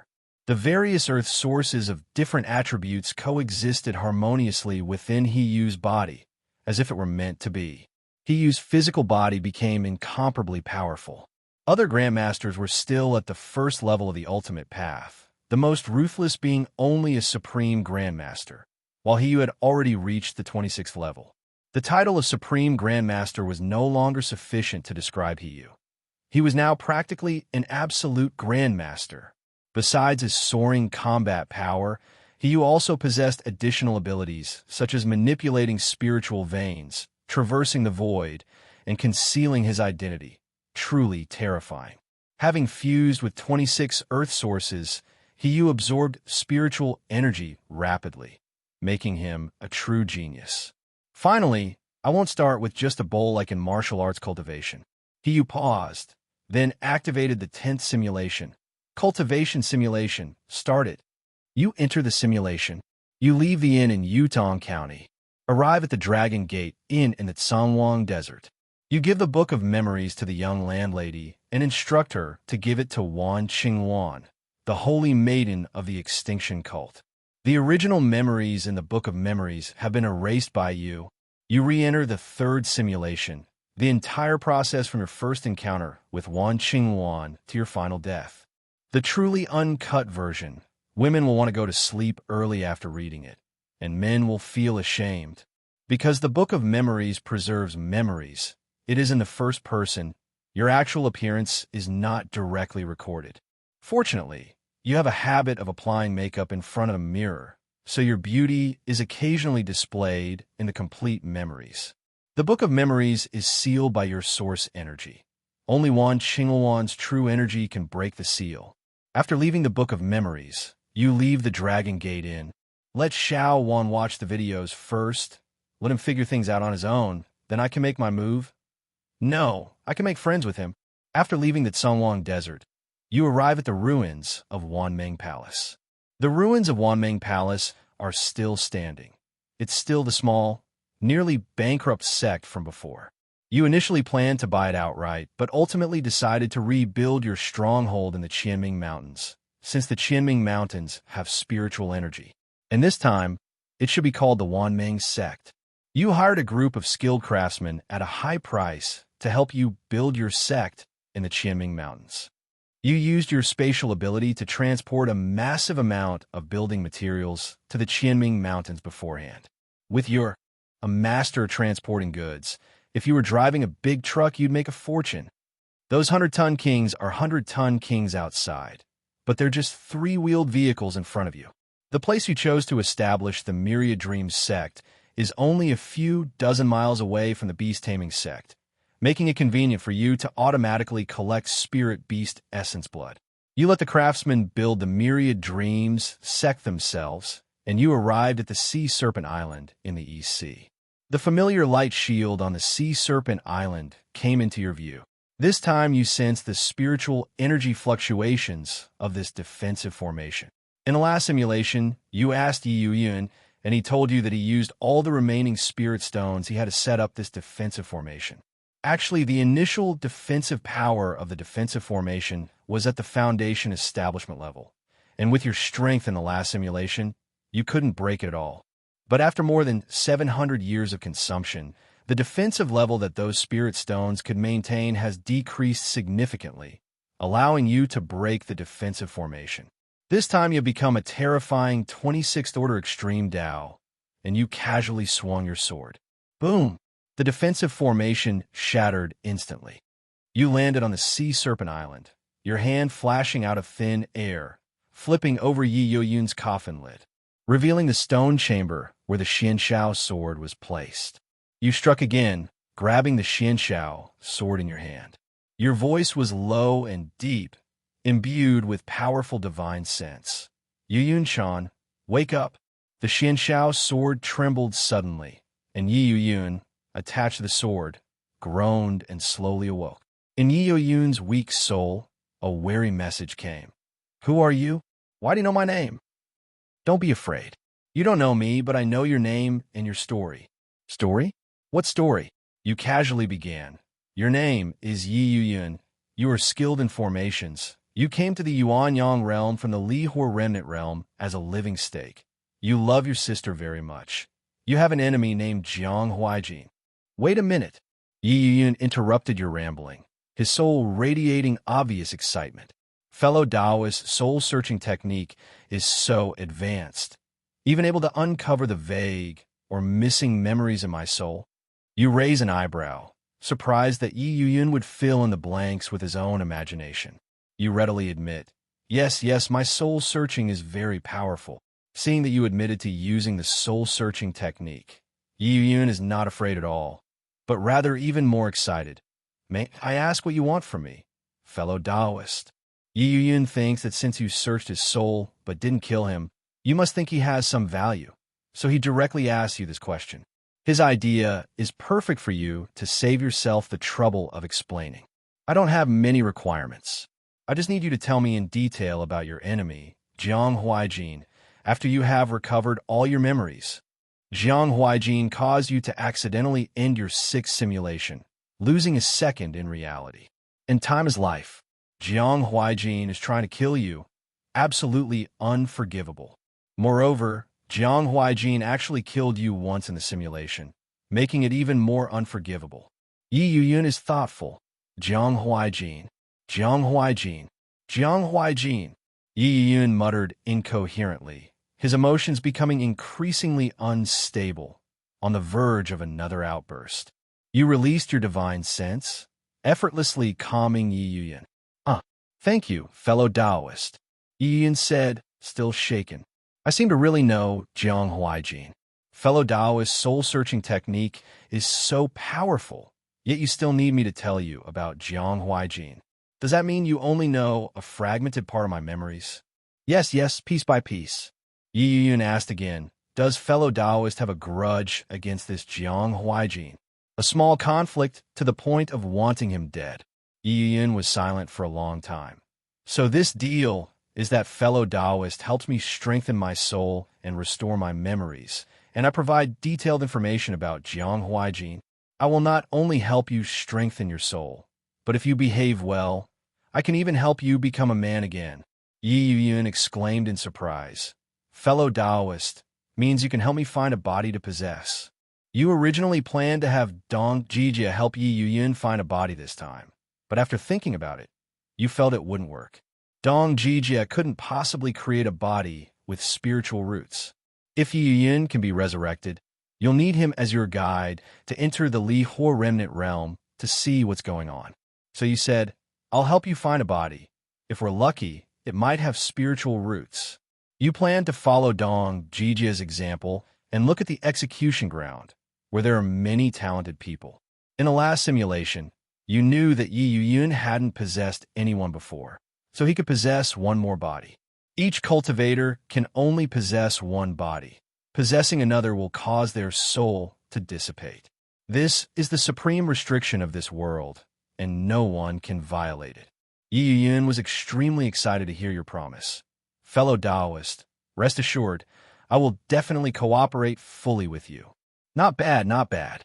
You transferred 2 layers of the divine evolution technique into Yi Yuyun's mind. This technique can stabilize the soul. Practice it occasionally to keep it active. Thank you, fellow Taoist. Just a quick thing.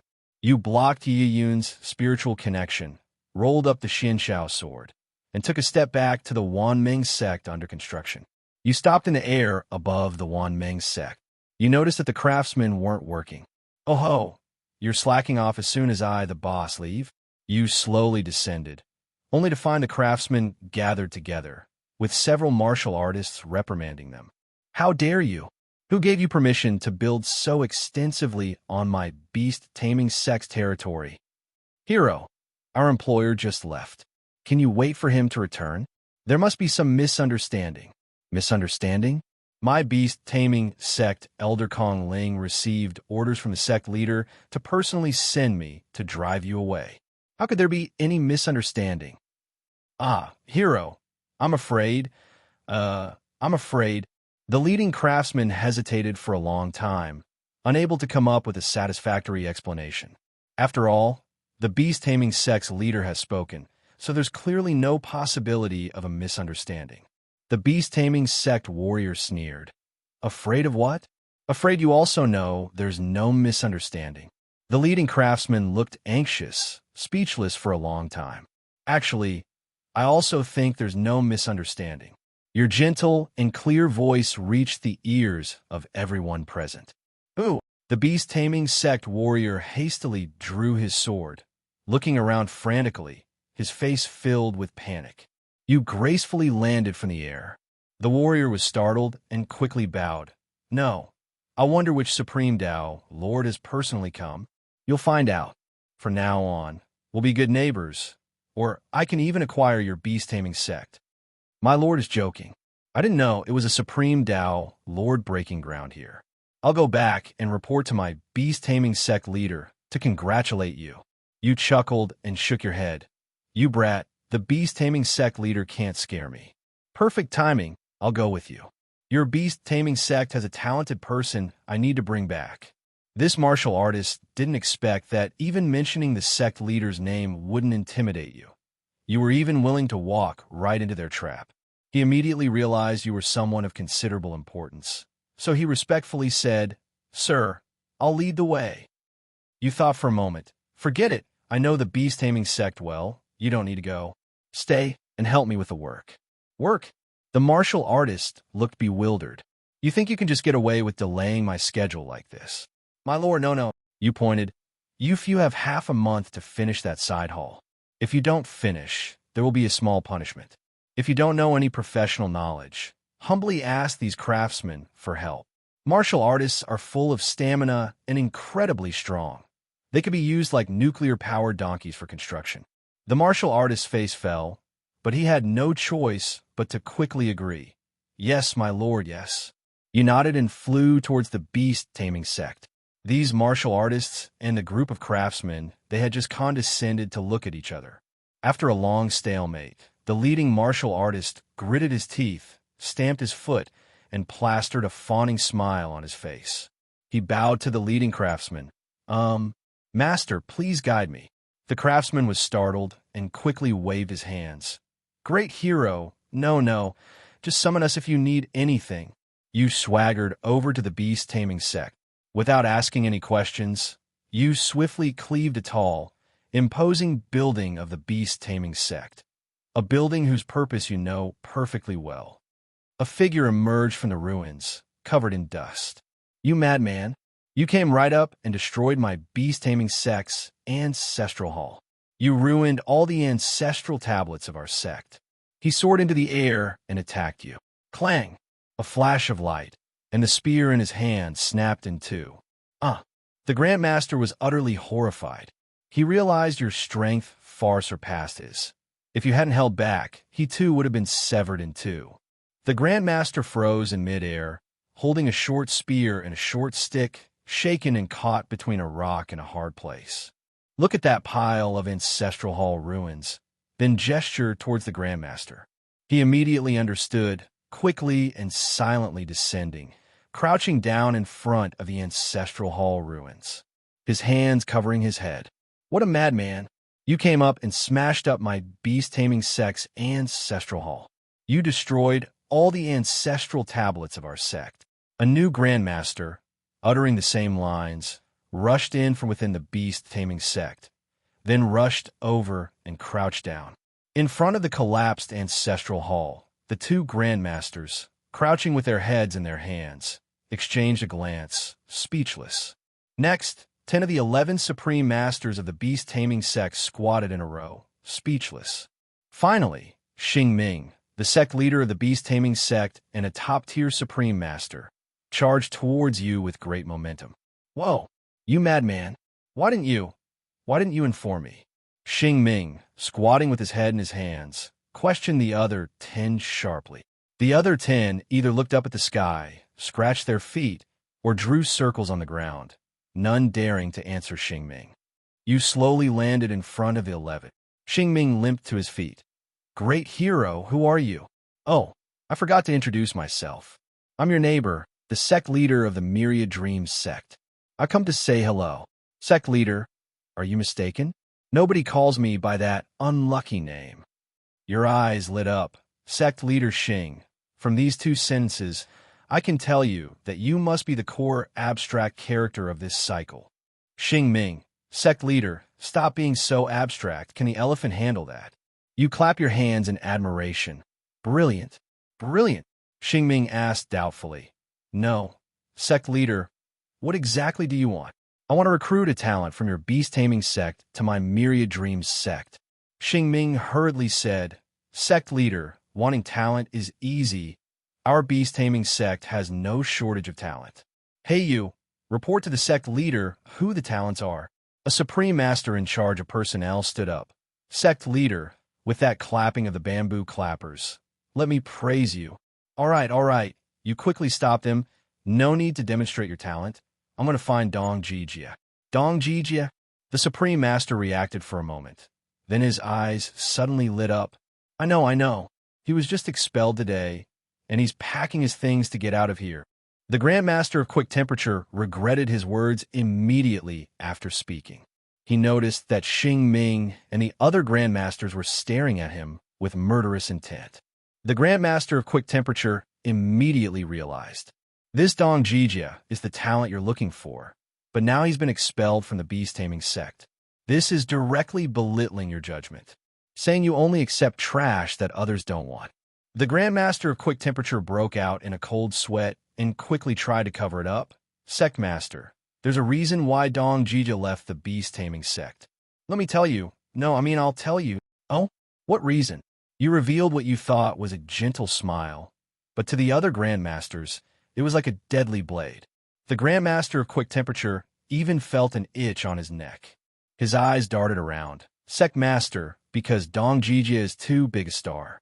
He should go to a better, more prestigious stage to showcase his talent. Clearly, your stage isn't famous enough. The quick-talking Master of Extreme Paths looks to the other Extreme Path Masters for help. A moment of silence. Xing Ming, as expected of the sect leader, has a good memory. He says with exasperation, Wan Ming's sect. Yes, Dong Jijia should go to a big sect like Wan Ming's sect to shine. You laugh? Is that so? But as far as I know, Dong Jijia was expelled because he was always conducting inhuman biological experiments. The quick-talking Master of Extreme Paths is taken aback, surprised. Sect leader, even this kid's petty affairs have reached your ears. Then the quick-talking Master of Extreme Paths pours out his grievances to you, saying that Dong Jijia actually has very high talent in beast taming and excels in all assessments. But he's always doing all sorts of nonsense, and the beast taming sect has been trying to turn a blind eye. But Dong Jijia often does some outrageous things, and the beast taming sect couldn't take it anymore. So they simply use someone's report as an opportunity to expel him. You wave your hand. Got it. Where is Dong Jijia now? Over there in the Shoshan domain, where the outer disciples are. Lead the way. All right. You, a group of supreme masters, fly directly towards the Shoshan domain of the beast-taming sect. Soon, you arrive above the Shoshan domain. Dong Jijia happens to emerge from the residential area at the foot of the Shoshan domain. He packs his bags, preparing to flee. Beside Dong Jijia is a short, stocky boy of about 18 or 19, seeing him off. The two walk down the wide mountain path. The short, stocky boy's eyes dart around, and he exclaims in an exaggerated tone, Brother Dong, we entered the sect on the same day and got along quite well, but I never imagined that I would enter the inner sect while you would be expelled. Dong Jijia's previously gloomy expression brightens considerably. He is genuinely happy for Tan Feng. Brother Tan, you've entered the inner sect? A barely perceptible hint of smugness flashed in Tan Feng's eyes. Exactly. It was just luck, pure luck. Congratulations, Brother Tan. Dong Jijia, with pure intentions, offered sincere congratulations. Tan Feng's chin involuntarily lifted slightly. His tone was somewhat condescending. Jijia, don't be discouraged. You must continue your research. You will surely become famous one day. Tan. After finishing speaking, Tan Feng glanced at Dong Jijia's reaction. Seeing Dong Jijia encouraged, one corner of Tan Feng's mouth subtly curled up. Meanwhile, several other youths on both sides of the mountain path subtly glanced in their direction. Tan Feng met their gazes, then smiled knowingly, his eyes full of mockery. In truth, Tan Feng didn't think Dong Jijia's research was meaningful at all. It was a complete waste of life. But he didn't speak sarcastically. Instead, he tried his best to encourage him. After Dong Jijia's work became increasingly elaborate, Tan Feng anonymously reported him a few days ago. This led to Dong Jijia being expelled from the beast-taming sect. Tan Feng did this simply because Dong Jijia, while distracted by his research, consistently outperformed him in the beast-taming assessments, fueling his jealousy. You and a group of beast-taming sect grandmasters, high in the sky, had already observed all of Tan Feng's expressions and actions. Xingming felt a chill run down his spine. Sect leader, let's take that youth next to Dong Jijia as well. You smiled. What would I do with him? Xingming, burying them in the ground to compost is fine too. You look at Xingming in surprise. Sect leader Xing, the beast-taming sect is one of the 5 major sects, not a demonic sect. Be more discreet. Yes, sect leader is truly kind and beautiful. Go down. Tan Feng was still boasting to Dong Jijia about the various benefits of the inner sect, his eyes gradually becoming arrogant, and his tone becoming less pretentious. Even with his pure heart, Dong Jijia noticed that the other party's attitude had changed. Dong Jijia frowned slightly, very puzzled, not understanding why the other party suddenly seemed like a different person. They said they would distribute qi and blood pills, but I don't really want them. Tan Feng stopped mid-sentence, quickly taking 2 steps past Dong Jijia. Greetings, sect leader. Greetings, elders. Greetings, sir. Tan Feng was startled. The beast-taming sect leader and all the elders were present. This was quite a grand display. Tan Feng didn't understand what was going on, but sensed something was amiss. Tan Feng thought to himself, they probably aren't here for a mere newly promoted inner disciple like me. Dong Jijia, hearing Tan Feng's words, quickly turned around and bowed. All the members of the beast-taming sect on this mountain path stopped and bowed, exchanging confused glances. Xingming waved, Brother Dong, come here. Brother Dong. A buzz of discussion immediately arose among the surrounding people, their astonished gazes fixed on Dong Jijia. The dignified sect leader actually addressed a dismissed outer disciple as brother. These people felt like they were still half asleep or hallucinating. Tan Feng was jolted awake, almost wetting himself. Looking at the way these high-ranking members were looking at him, he felt like he was half buried in the ground. Dong Jijia himself was also bewildered, hurriedly saying, Sect leader, I dare not accept such praise. Xingming laughed. This is our esteemed sect master, he of the Wanmeng sect. Sect master, he has come specially today to accept you into his sect. Come and pay your respects. The usually aloof beast-taming sect master was now speaking ingratiatingly to you, leaving the other disciples dumbfounded. Tan Feng immediately understood that you must be a ruthless person, and your Wanmeng sect must be even more extraordinary. But when Tan Feng heard that you had come specifically to accept Dong Jijia, his expression turned serious, and he wanted to ask, why? Why is it that someone as gifted as Dong Jijia, despite being expelled, can immediately rise again and even climb higher? Was all my hard work in vain? Tan Feng's jealousy was reignited. Dong Jijia didn't understand what was going on, but he desperately wanted to improve. His instincts made him dash forward, sliding to his knees before you. Greetings, sect master. You chuckled. Good lad. You unleashed your source energy, taking Dong Jijia with you as you prepare to leave. But Tan Feng, caught up in the moment, became enraged. Jealousy clouded Tan Feng's vision. He hurriedly cried out, Wait. You turn around. Tan Feng shouts sharply. Sect leader wait a minute. Do you know why Dong Jijia was expelled from the beast-taming sect? Dong Jijia looked surprised, his eyes filled with disbelief, realizing Tan Feng is betraying him. But before Dong Jijia can speak, you reply, I know, because of your report. Dong Jija told you this during the sixth simulation. He only found out later himself. Tan Feng is stunned, speechless. This. You smile easily.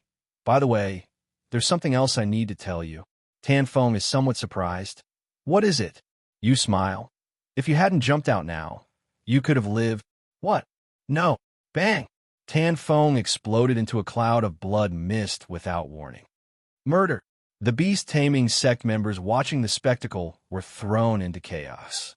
But after a moment, they realized that the higher-ups of the beast-taming sect didn't react and gradually quieted down. At this moment, they all looked at you with even more terrified eyes, constantly guessing your identity. You felt relieved after putting on this act. Xingming, quick-witted, shouted, "Hey you, clean up the mess." Several people rushed out and skillfully cleaned up Tan Feng's traces. You looked at Xingming, sect leader Xing. The people you sent delayed the construction of my Wanmeng sect. How about you do something about it? Xingming said solemnly. Something? We must do something. Sect leader He, what's your opinion? You smiled slightly and called out. Kong Ling, step forward. Kong Ling stepped forward. Sect leader He, we're here. Bring over your 3 birds, as well as your beast-taming sect's giant armored rhinoceros, white lotus deer, red scorpion elephant. You rattled off the names of the beast-taming sect's spirit beasts with the ease of ordering food at a restaurant. With each name you read, Kong Ling's heart trembled. He couldn't understand why you were so familiar with these treasures of the beast-taming sect, able to pick only the most valuable ones. You were clearly a connoisseur. After you finished reading, Kong Ling's face turned incredibly grim. These were practically all the top-tier beasts in their beast-taming sect. Hurry up and bring them over. Xingming, though his heart was bleeding, still shouted in a deep voice. Kong Ling had no choice but to run and bring all the spirit beasts. But to their surprise, you didn't take the beasts with you. You only extracted their essence blood. Although the beasts immediately became weak, at least they were saved. They could be slowly treated later. You waved the large bottle containing the spirit beast blood in front of you. This time you collected 56 drops of spirit beast essence blood. Quite a haul. You tossed 10 bottles of blood extraction pills to Xingming. Don't look so gloomy. These are 5th-grade pills. Give the children a boost. 10 bottles.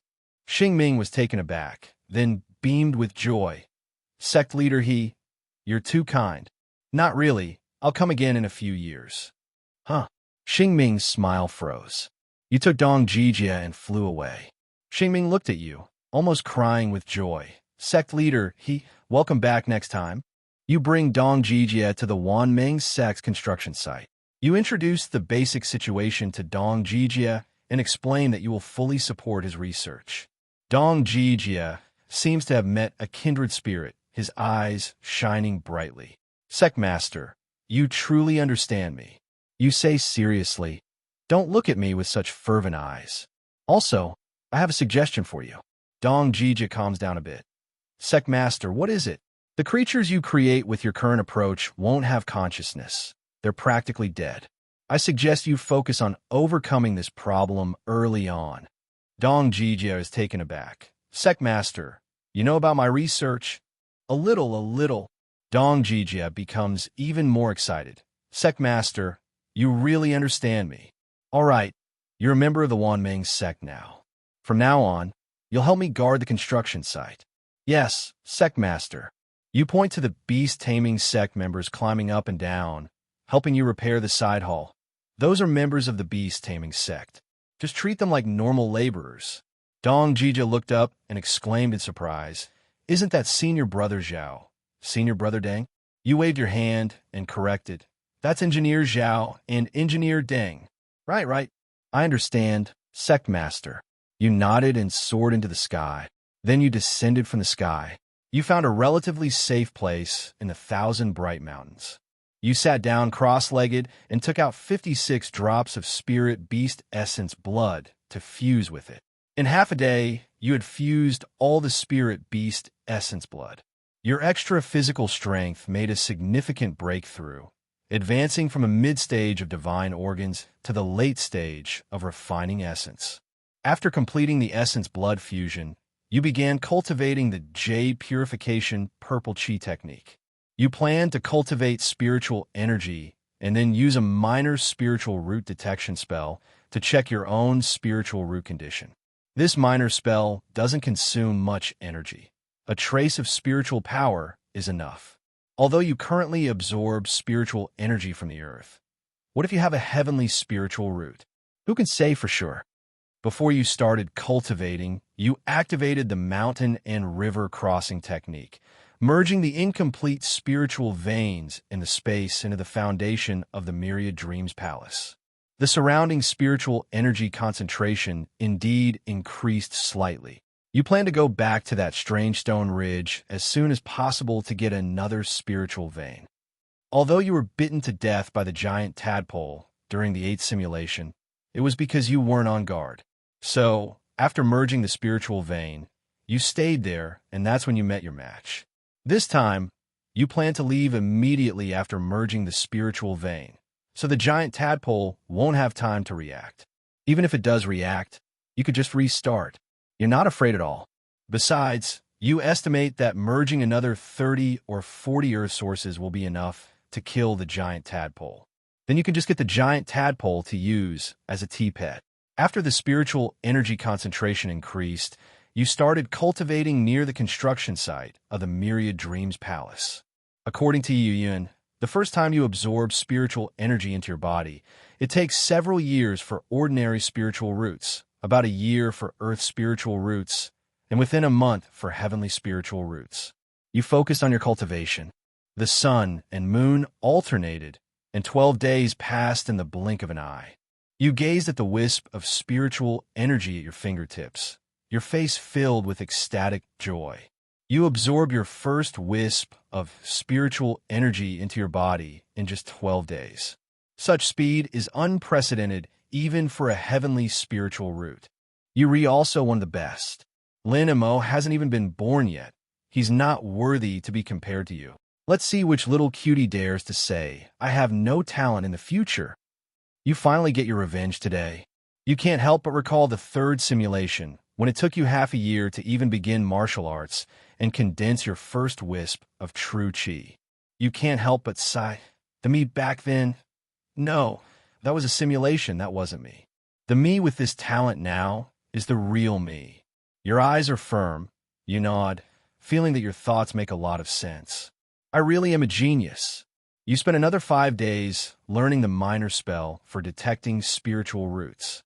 You also learned the display standards for spiritual roots. White means no spiritual root, orange means ordinary spiritual root, red means earth spiritual root, and purple means heaven spiritual root. You dug a cave in the 1,000 bright mountains. At this moment, you stand in the cave, your gaze focused. A wisp of spiritual energy suddenly circulates, containing special power that sways at your fingertips. Next, it's time to witness a miracle. Your slender fingers touched your dantian, and a wisp of spiritual energy flowed into your body. Instantly, your dantian shone brightly. You looked down and saw a blinding purple light bursting forth. You were stunned for a moment, then burst into maniacal laughter.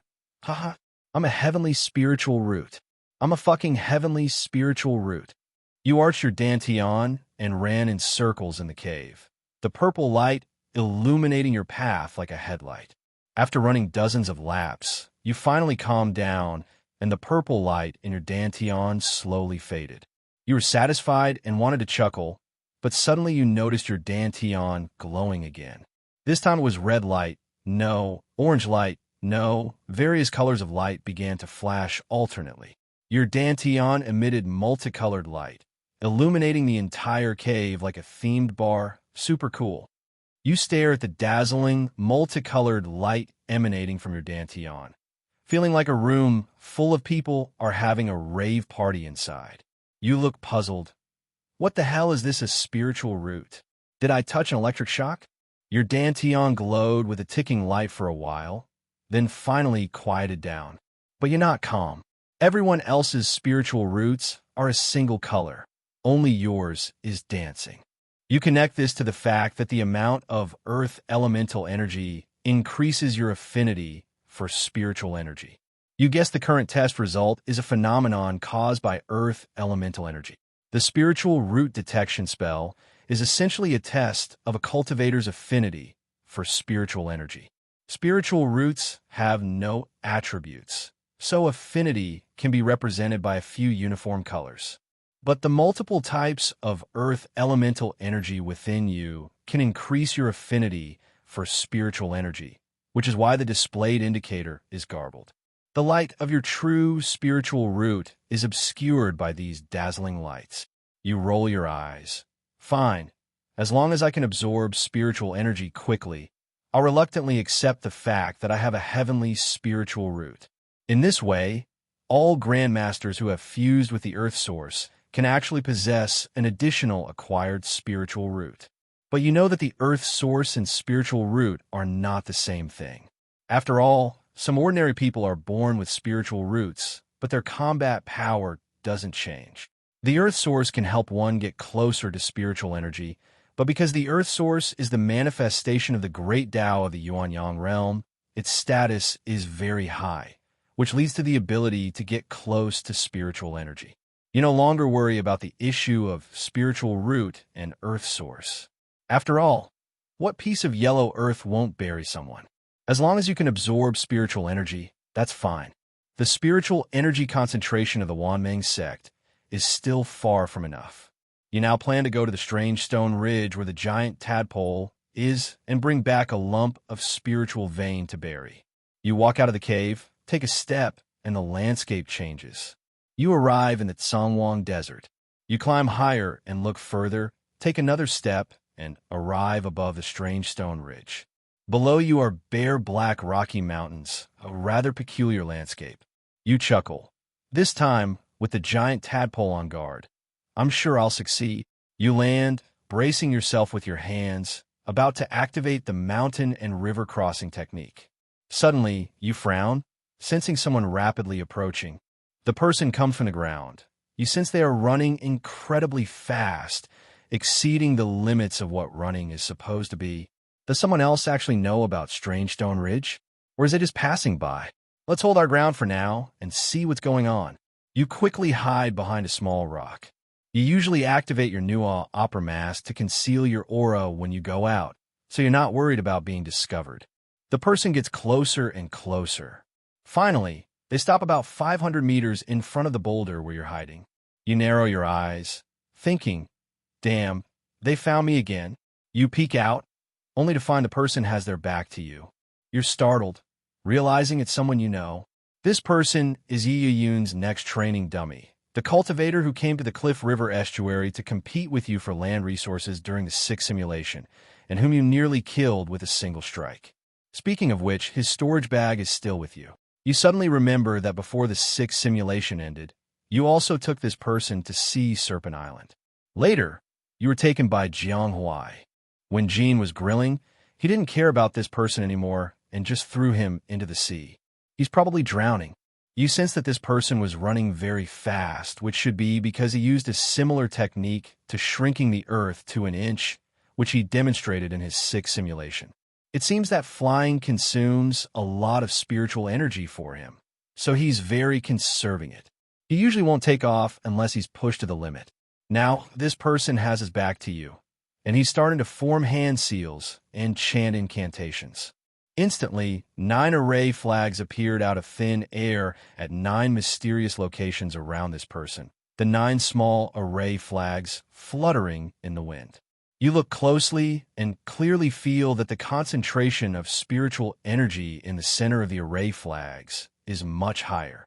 The person nodded slightly and then concealed the array flags. Suddenly, a loud bang. The pale green tadpole jumped out of ground. But the tadpole didn't attack the person. Instead, it swam around in the air a couple of times and looked at the person. The person's attitude immediately became very respectful. The tadpole swam around twice and then burrowed back into the ground. After pausing for a moment, the person left directly, heading east. Looking at the person's back, you think to yourself, the tadpole and this person have something going on. Could this tadpole, this earth spirit, be someone this person raised? But judging from this person's respectful attitude, it's possible the tadpole gave this person a favor, getting him to cook for them. Your eyes flashed, and you used your new opera mask to its fullest potential, quietly following him. This guy is too frugal. He never flies on a sword. You followed him for over 2 months before finally seeing the EC. This person finally rode his flying sword and plunged into the sea. There were no obstructions at sea, so you activated the Tai Su travel skill to follow him from a greater distance. After following for another 5 months, the sea was no longer just a monotonous blue expanse. Instead, scattered islands appeared. As you ventured deeper, the islands grew larger and larger, and their numbers increased. Then, a gigantic island, almost filling your entire field of vision, appeared before you. From afar, the island's towns appear bustling and densely populated. There are no city walls on the island. The various buildings are arranged freely and in a staggered manner. The man flew directly onto the island and entered a street. You followed him closely. He turned and twisted until he reached the gate of an imposing mansion on a bustling street. He paused before entering, looking left and right warily. You quickly stepped aside, picked up a child on the spot, and pretended to be his biological father whom he had never seen before. The little boy in your arms had a topknot, held a string of candied hawthorns, and stared blankly at you with rosy cheeks. Seeing the man enter the mansion, you took a big bite out of 5 candied hawthorns and returned the little boy to his mother. Only 1 candied hawthorn remained in the little boy's hand, the top half of which you had bitten off. The little boy paused, then burst into tears.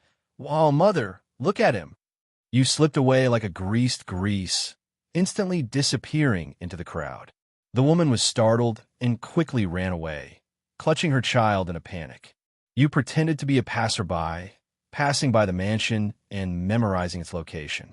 Night fell in the blink of an eye. You moved like a ghost, perfectly blending into the darkness. You drifted and slipped into the vast mansion. At this moment, the study in the mansion was lit, and 4 or 5 people were discussing matters inside. You stealthily approached them. A voice came from the study. "Immortal Master, can you really kill that Zhao family patriarch?" You, who had been following that person during the day, said in a low voice, "Let me tell you something. My strength and Zhao Shi's are roughly equal." Immortal Master, doesn't that mean there's no guarantee of victory? What's the panic? That's why I had you unite with the Supreme Masters from other islands. When you attack Endless Island, you must be fierce, forcing Zhao Shi to make a move. Then I'll seize the opportunity to launch a sneak attack. As long as one strike succeeds, he'll be dead for sure. Yes, Immortal Master. Alas, originally, my Wu family's 4 Supreme Masters were about to unify the Myriad Island Sea, but this Zhao Shi inexplicably became an Immortal Master.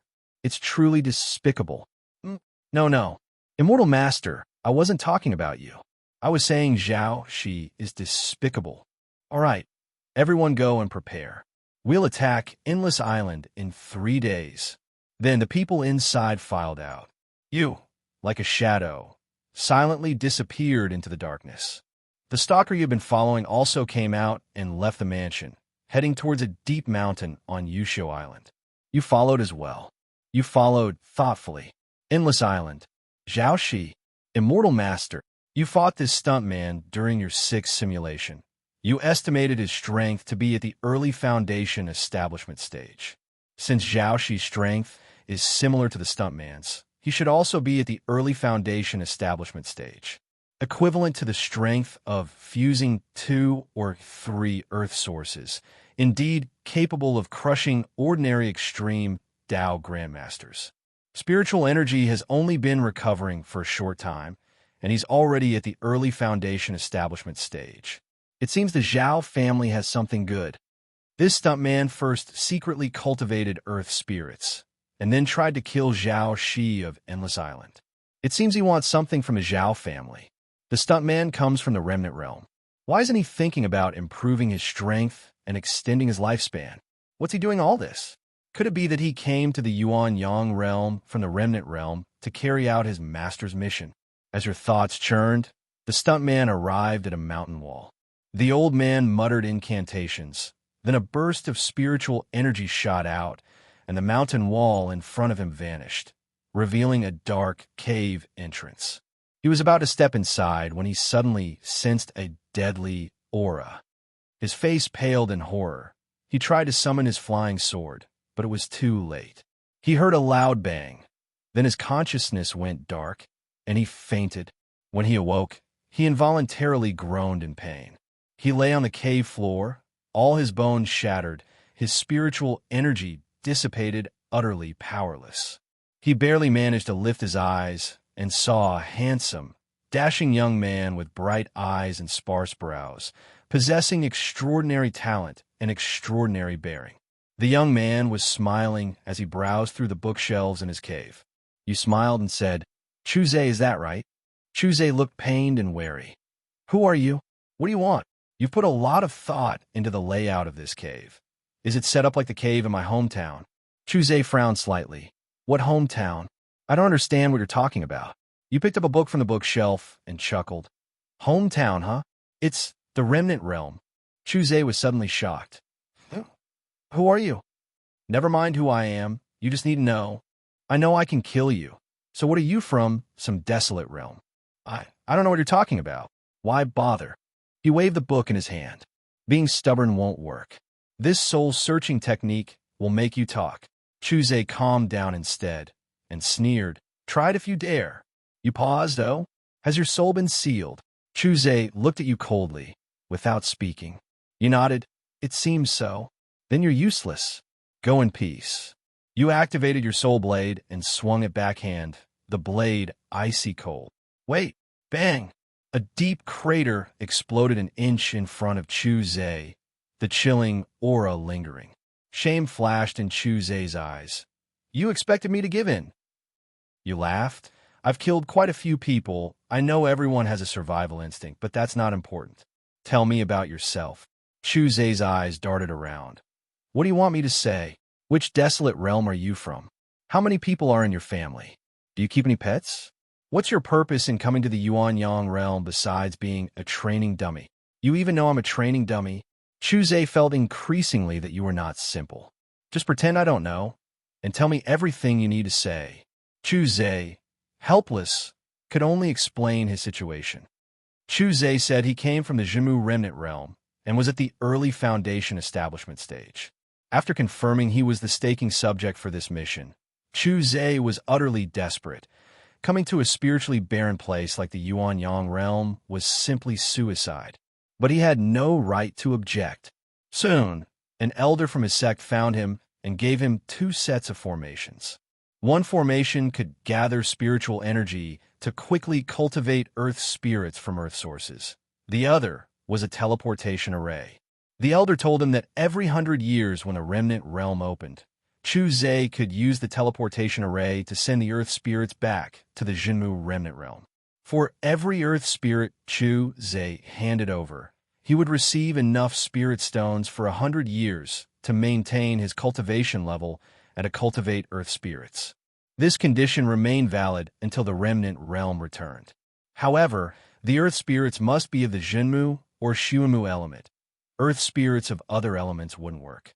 Now you understand why Chuze came to compete with you for Earth sources during the 6th simulation. It turns out he didn't want to fuse with Earth sources to increase his lifespan, but rather to cultivate Earth sources with Jinmu or Shuimu affinity into Earth spirits, and then teleport them back to the Jinmu remnant realm. This teleportation array was set up by Chuze in this cave. Chuze came to the Yuan-Yang realm 189 years ago, and 89 years ago, he had already handed over an Earth spirit to the Jinmu remnant realm. He also obtained the corresponding spirit stones, but after 89 years, they were almost all used up. You opened his storage bag and found that he indeed didn't have many spirit stones, with 7, 66, and 264 high-grade, mid-grade, and low-grade spirit stones respectively. The spirit stones you confiscated from Chuze during the 6th simulation were even fewer than now, but this year is the 1st year, and that time was the 11th year, so it's normal for some to have been used up. Chuze's spirit stones are really limited. If he fails to hand over an Earth spirit even once, the Jimu Remnant Realm Company will not give him any spirit stones. Chuzhe diligently collects Earth sources in the Yuan Yang realm. He's raising a spirit Earth, waiting for the Jimu Remnant Realm to pay him 100-year salary. He's like a glorious and great working man. Now you understand why Chuzhe doesn't use his flying sword and travels by movement techniques all day. This kid is reluctant to use his energy. These immortal cultivators are so damn pitiful. Those who hear this are heartbroken. Those who listen are moved to tears. After hearing Chuzhe's story, even your fragile little heart can't bear it. So, with tears in your eyes, you accept all his spirit stones. This way, Chuzhe's cultivation level will definitely drop. When he can't drop any further, he won't have to worry about falling in cultivation anymore. You've completely solved his problem. You've once again become a great good Samaritan.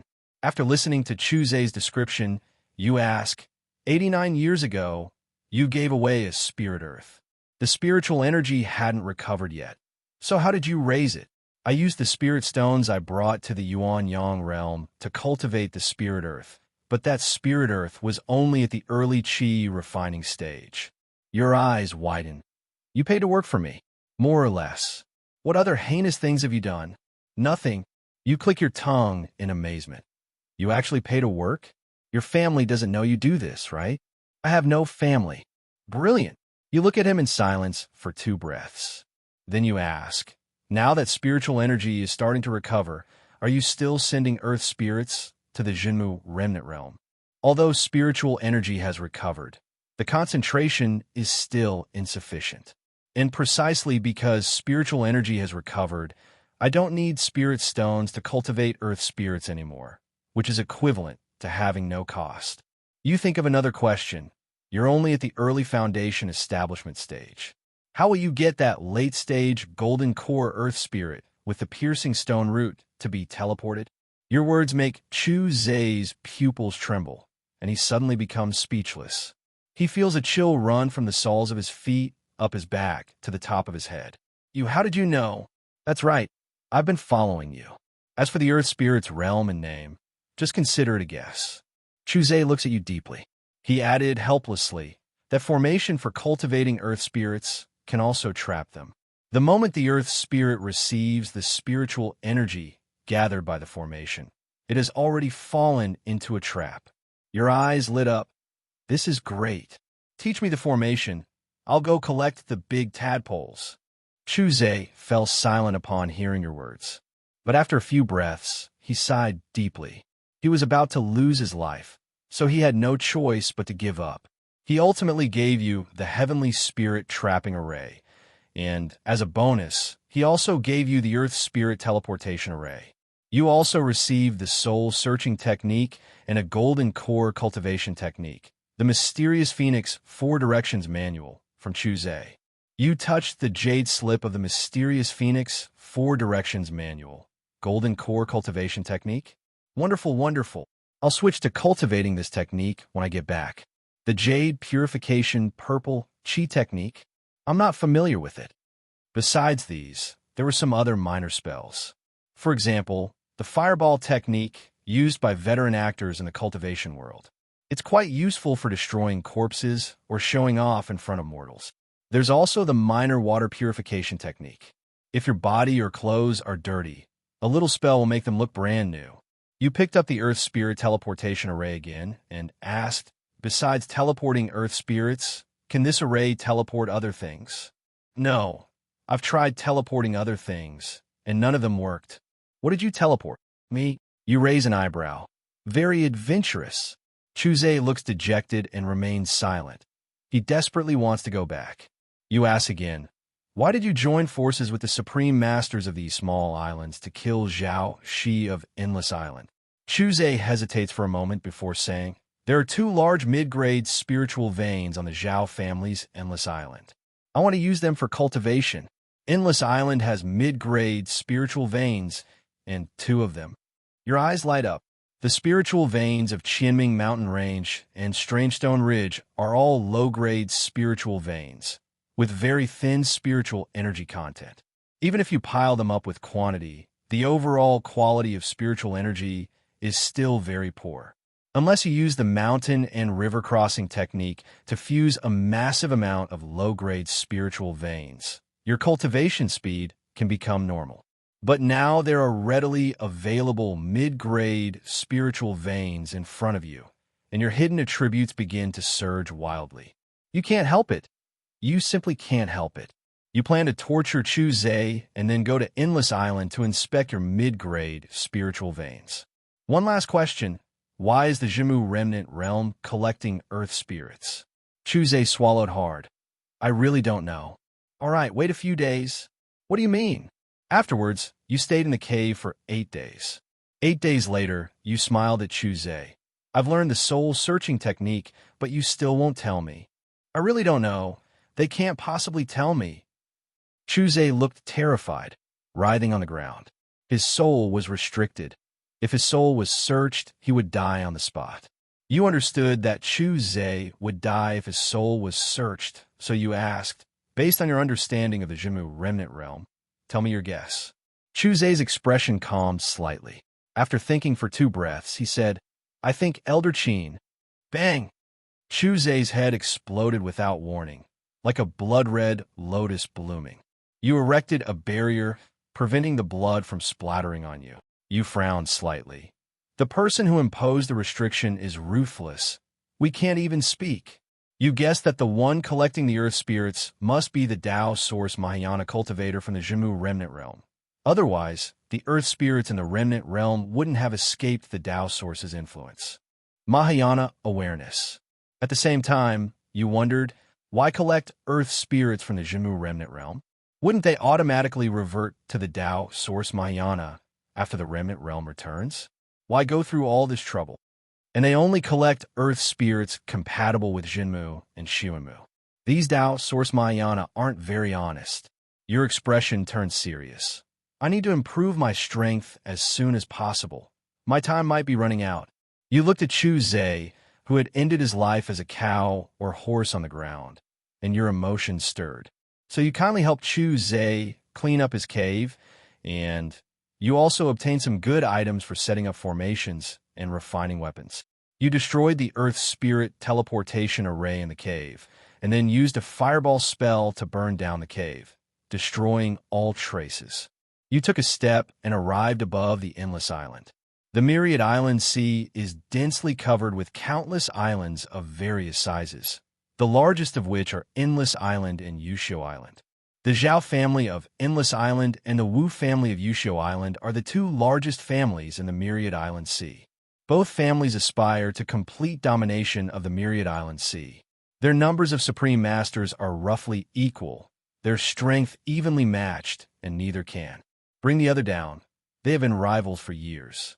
But a few years ago, Zhao Shi, the head of the Zhao family, suddenly became a foundation establishment cultivator, instantly humiliating the Wu family. This led the Wu family to plot with Chu Zhe to kill Zhao Shi. At this moment, you stand above the Zhao family on Endless Island, seeing their luxurious mansion filled with kneeling people. It turns out the Wu family's plan was exposed, and without Chu Zhe's assistance, the Wu family and all the smaller families that had allied with them were captured by the Zhao family. You sense the area below, but find no spiritual energy fluctuations. Clearly, Zhao Shi isn't here. But you don't care where he is. After a brief sensing, you immediately locate a mid-grade spiritual vein. You take a step and arrive above the spiritual vein. The dense spiritual energy makes you involuntarily take a deep breath. Hiss, awesome. You intend to descend, but discover someone meditating cross-legged below. It should be Zhao Shi in the early foundation establishment stage, you secretly guess. You transformed into Chu Zhe's appearance and landed directly in front of him. Zhao Shi didn't notice you. He remained engrossed in cultivation with his eyes closed. Wake up! Who? Zhao Shi was startled. He shouted and flew away. A simple bronze mirror suddenly appeared in his hand, his face full of vigilance. Zhao Shi was incredibly shocked. He hadn't expected you to approach him so silently, almost touching his face. If you had suddenly attacked, he would be dead by now. Zhao Shi's heart pounded, his eyes filled with horror. You smiled and said, "Don't be afraid. I borrowed a spiritual vein from you. I just wanted to let you know." Zhao Shi remained wary. Borrow a spiritual vein? You're the foundation establishment cultivator, the Wu family mentioned. Yes, yes, yes. After saying that, you flew away. Zhao Shi was immediately confused, but he was wary of your strength and didn't attack. Borrow a spiritual vein? Zhao Shi looked at the spiritual vein beneath his feet, but didn't find anything unusual. But then his expression changed drastically. This is bad. Zhao Shi immediately flew towards another medium-sized spiritual vein on Endless Island. When he arrived above this spiritual vein, he was immediately dumbfounded. The once flat land where the spiritual vein had been stood had transformed into a deep, bottomless canyon stretching for hundreds of miles, and the spiritual vein beneath it had vanished without a trace. Zhao Shi was stunned for a long time, speechless. After a long while, Zhao Shi muttered to himself, the spiritual vein stood up and ran away on its own. At this moment, you have returned to the great Qian territory. You did not immediately return to the Wanmeng sect, but instead went to the Dragon Gate Inn. You have returned to your original appearance. You entered the inn and smiled. Landlady, has the little saintess been here? The landlady behind the counter slightly raised her beautiful eyes, her expression slightly surprised. Young master, it's you? The saintess took the things you left behind 2 months ago. The saintess also said what? Said your things were very interesting. You smiled slightly. Leave another message for the saintess. What message? Tell her to come to the Wanmeng sect if she wants to find me. I'll show her something even more interesting. The proprietress chuckled, covering her mouth. Okay. You arrive at Strange Stone Ridge. You gaze at the dark stone forest beneath your feet and smile slightly. You rapidly form hand seals. Spiritual energy surges around you, and the binding power of the Heavenly Gang solidification formation is suddenly activated. Boom! The stone-piercing root earth spirit was pulled from the ground with a loud bang, its entire body bound. The intense pain and the feeling of losing control of its life caused it to struggle violently. The stone-piercing root looked at you in terror, not understanding what you had done to it. Now, with just a thought, the stone-piercing root would explode. You hovered in front of the stone-piercing root, reaching out to pat its large head. Big tadpole, still greedy this time? Speak. Oh, I forgot you can't speak. After you punched it twice more, the stone-piercing root finally understood who was whose father. You smiled, then released the bindings. The stone-piercing root landed on the ground with a thud, looking at you warily, then suddenly lunged forward, trying to escape. You just watched it, making no move. Just as the big tadpole was about to escape the range of the Heavenly Gang solidification formation, a light shield suddenly appeared. The big tadpole crashed into it with a thud, shaking its head dizzily. The stone-piercing root's movement was restricted, unable to escape the Heavenly Gang solidification formation. You nodded repeatedly, very satisfied. You planned to let the stone-piercing root stay in the Strange Stone Ridge. It couldn't escape anyway, and with its late-stage golden core strength, no one could defeat it. You planned to fuse the giant tadpole when you needed to fuse with the Earth Spirit. You ignored the stone-piercing root and activated the Taisu travel, returning to the Myriad Dreams sect. Several months passed, and the main structure of the Myriad Dreams sect was basically completed, with only some finishing touches remaining. Amidst the cloud-shrouded mountains, the Myriad Dreams sect's magnificent buildings stood tall, already possessing the aura of a major immortal sect. You then integrated the mid-grade spiritual vein borrowed from Endless Island into the foundation of the Myriad Dreams sect. The Thousand Bright Mountains were a low-grade spiritual vein, and now a mid-grade spiritual vein had been added.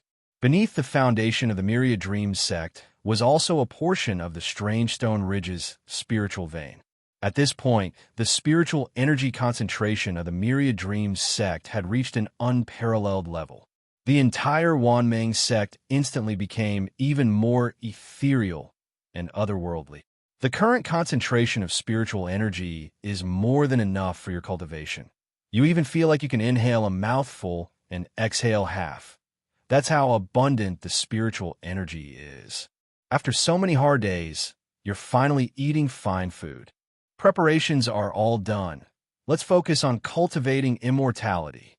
You arrive at your exclusive eastern peak, where the spiritual energy concentration is highest.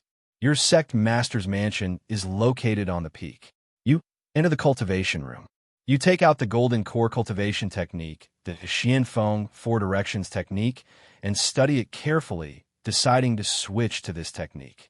The Xianfeng four directions technique isn't a particularly top-tier technique, but that's all right. After Brother Mosey is born in a few years, I'll have him make me a really powerful one. Then you begin to focus on cultivation. In the blink of an eye, 3 years have passed. The 4th year. You slowly open your eyes in the cultivation room, a hint of excitement flashing in your calm eyes. You smile faintly. Immortal cultivation isn't too difficult. In just 3 years, you're immortal. Your Tao realm has advanced to the mid-stage of Qi refining. Your lamp ball spiritual root has made a great contribution. Your martial Tao realm has surged to the late stage of the ultimate Tao Grandmaster realm. Your source power has been condensed twice more, bringing the total number of source power condensations at the ultimate Tao Grandmaster realm to 4. Your divine evolution technique has finally broken through that barrier, reaching the 3rd level.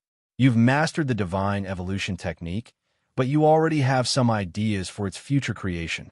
You've reaped a great harvest in these 3 years of cultivation. You leave the cultivation room and arrive at the summit of Dongji Peak. During these 3 years, you went out several times, mainly to find some old acquaintances. Sang Yi was the first one you found.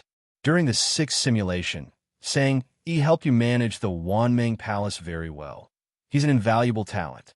However, it was a little late when you found Sang Yi, because he had already married his very easygoing wife. Fortunately, Sang Yi's wife hasn't hooked up with that aristocratic young master this time. She's only hooked up with the neighbor next door. Poor Sang Yi didn't realize this, so you could only subtly hint at it to him using leaves, grass, bamboo, and the like. Sang Yi finally realized his mistake, turned around, and killed his wife and neighbor, then came to the Wanmeng sect with you. You also brought Old Wang back. During the 6th simulation, you only lasted 11 years before Old Wang killed you. Even though you've started cultivating immortality, you still think there's no scientific basis for Old Wang's supposed curse. You just can't help it. You're so skeptical. Both Sang Yi and Old Wang have steward-like jobs, but their duties don't conflict.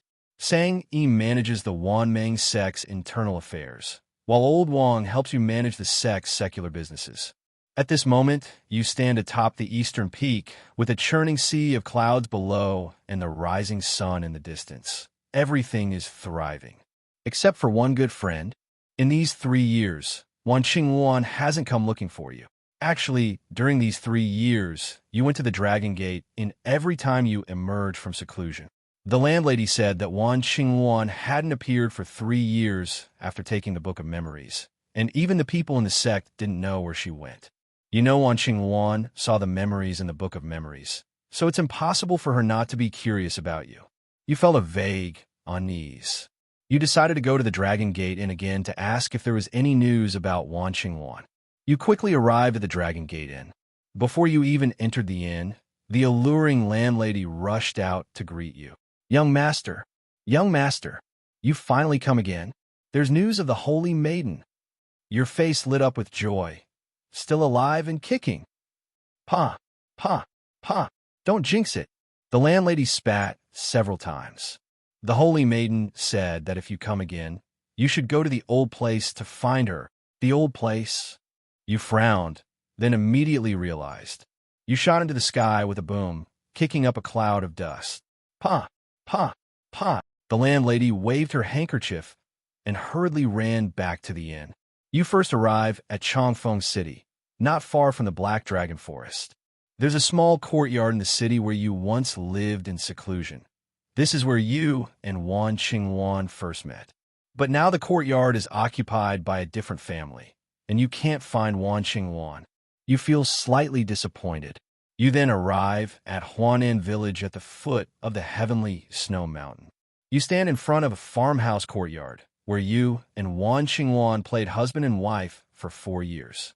By the end, you had blurred the lines between right and wrong, and couldn't distinguish truth from falsehood. Wan Qingwan isn't here either. You feel a little uneasy. Finally, you take a step forward and appear in the Tsangwang Desert. You stand where you once planted trees in the desert oasis. But without your afforestation, this place remains desolate.